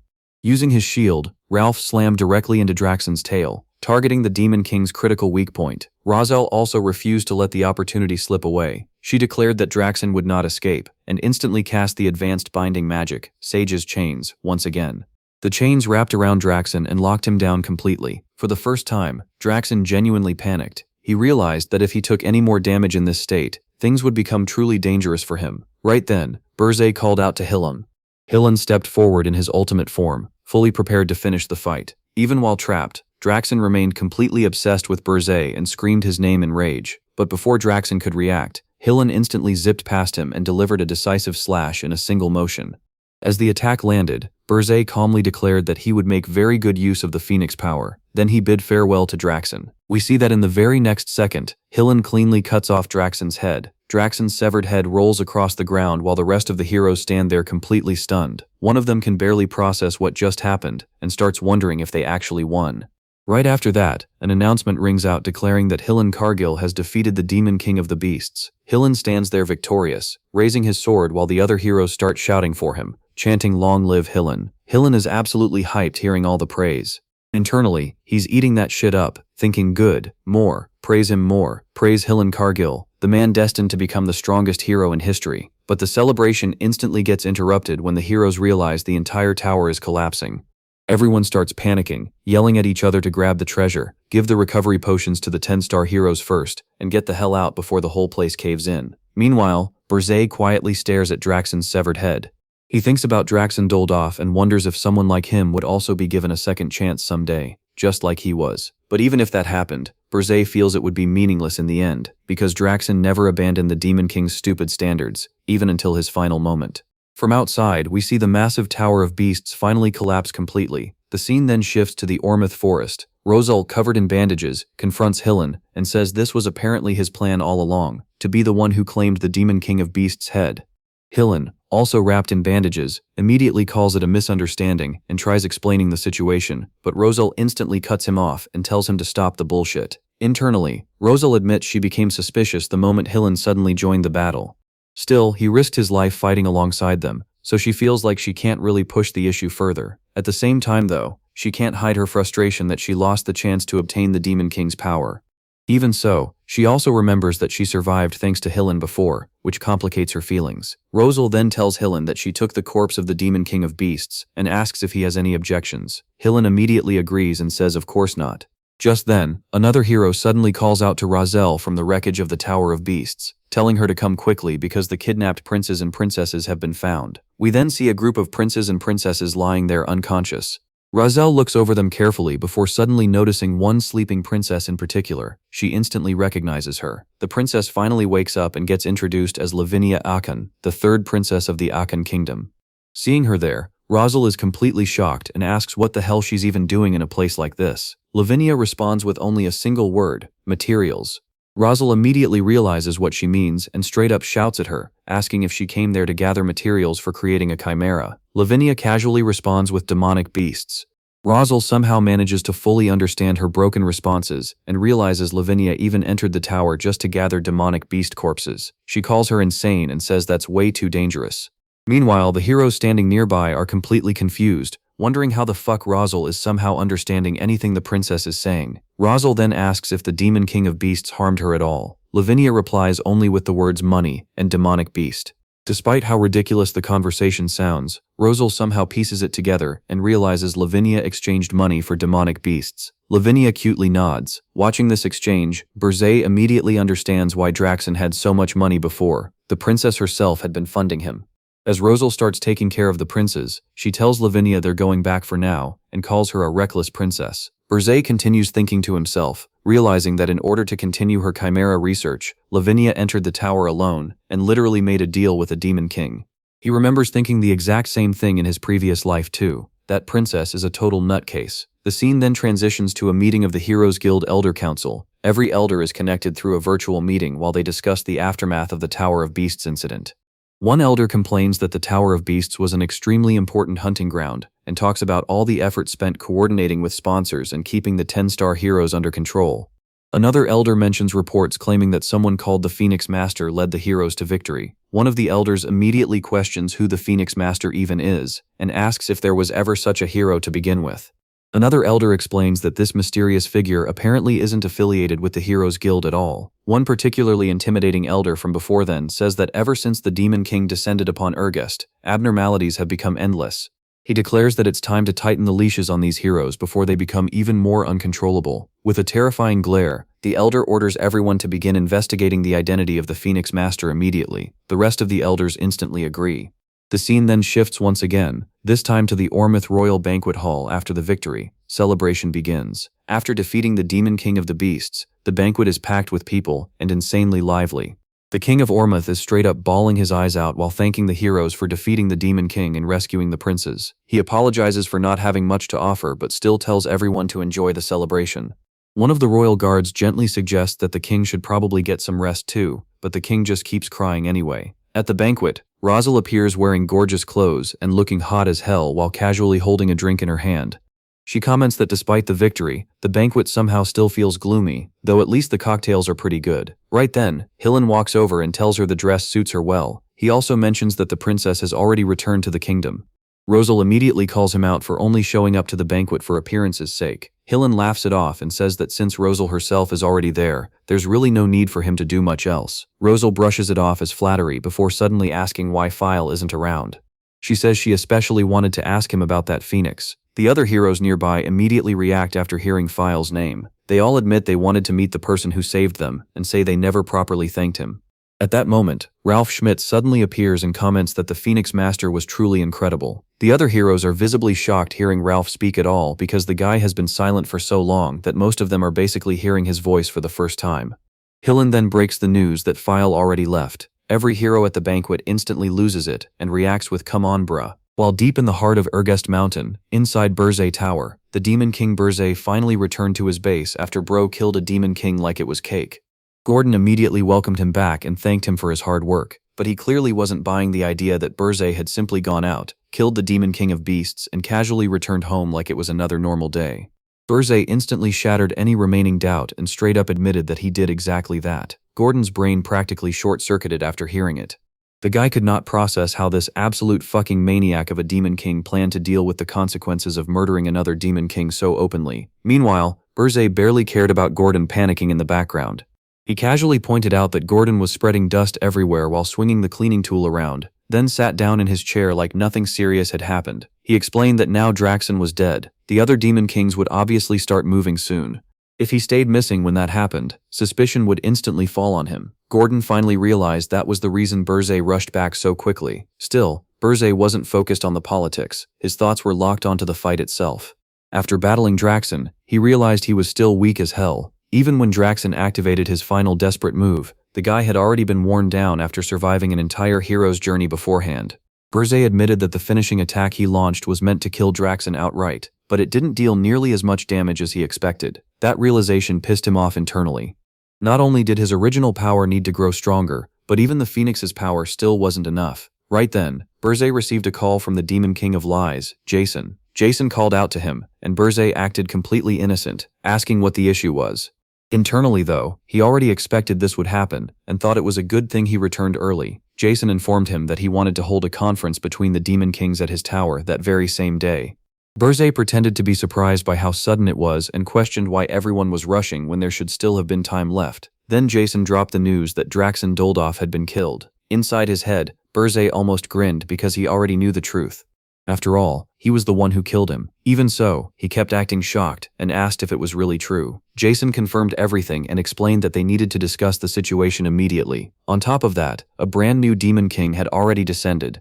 That information genuinely caught Burzay off guard. A new Demon King appearing in barely half a day was insanely fast. He immediately suspected that the old bastard Archduke Arcane had already anticipated Draxon's death and prepared everything beforehand.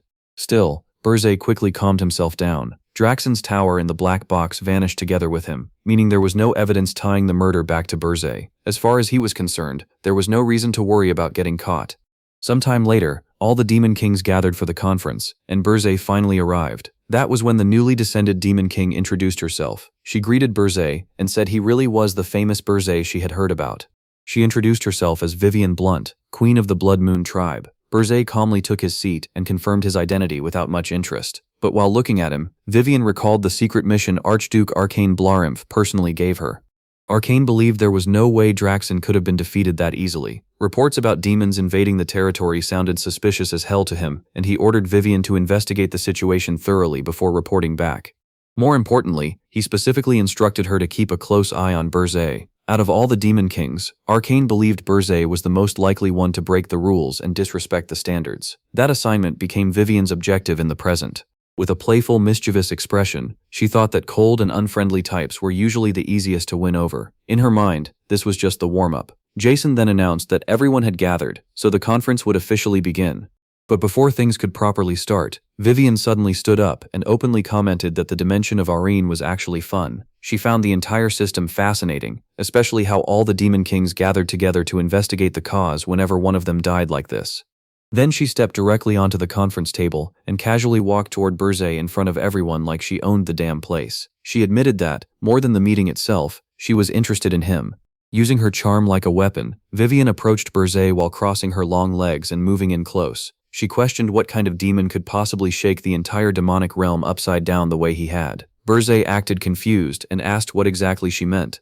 Vivian kept pushing forward with her seductive tactics and openly admitted that she was attracted to him. Then she straight up invited him to spend the night with her. Did bro scored another baddie? But Burzay completely shut her down. He slapped her across the face by rejecting her without hesitation and telling her to keep her hands off him, calling her an ugly bitch. Bro's riz is like mine. That single insult genuinely broke Vivian's composure because she was the succubus queen. Getting called an ugly bitch by Burzay was not something she could mentally recover from so easily.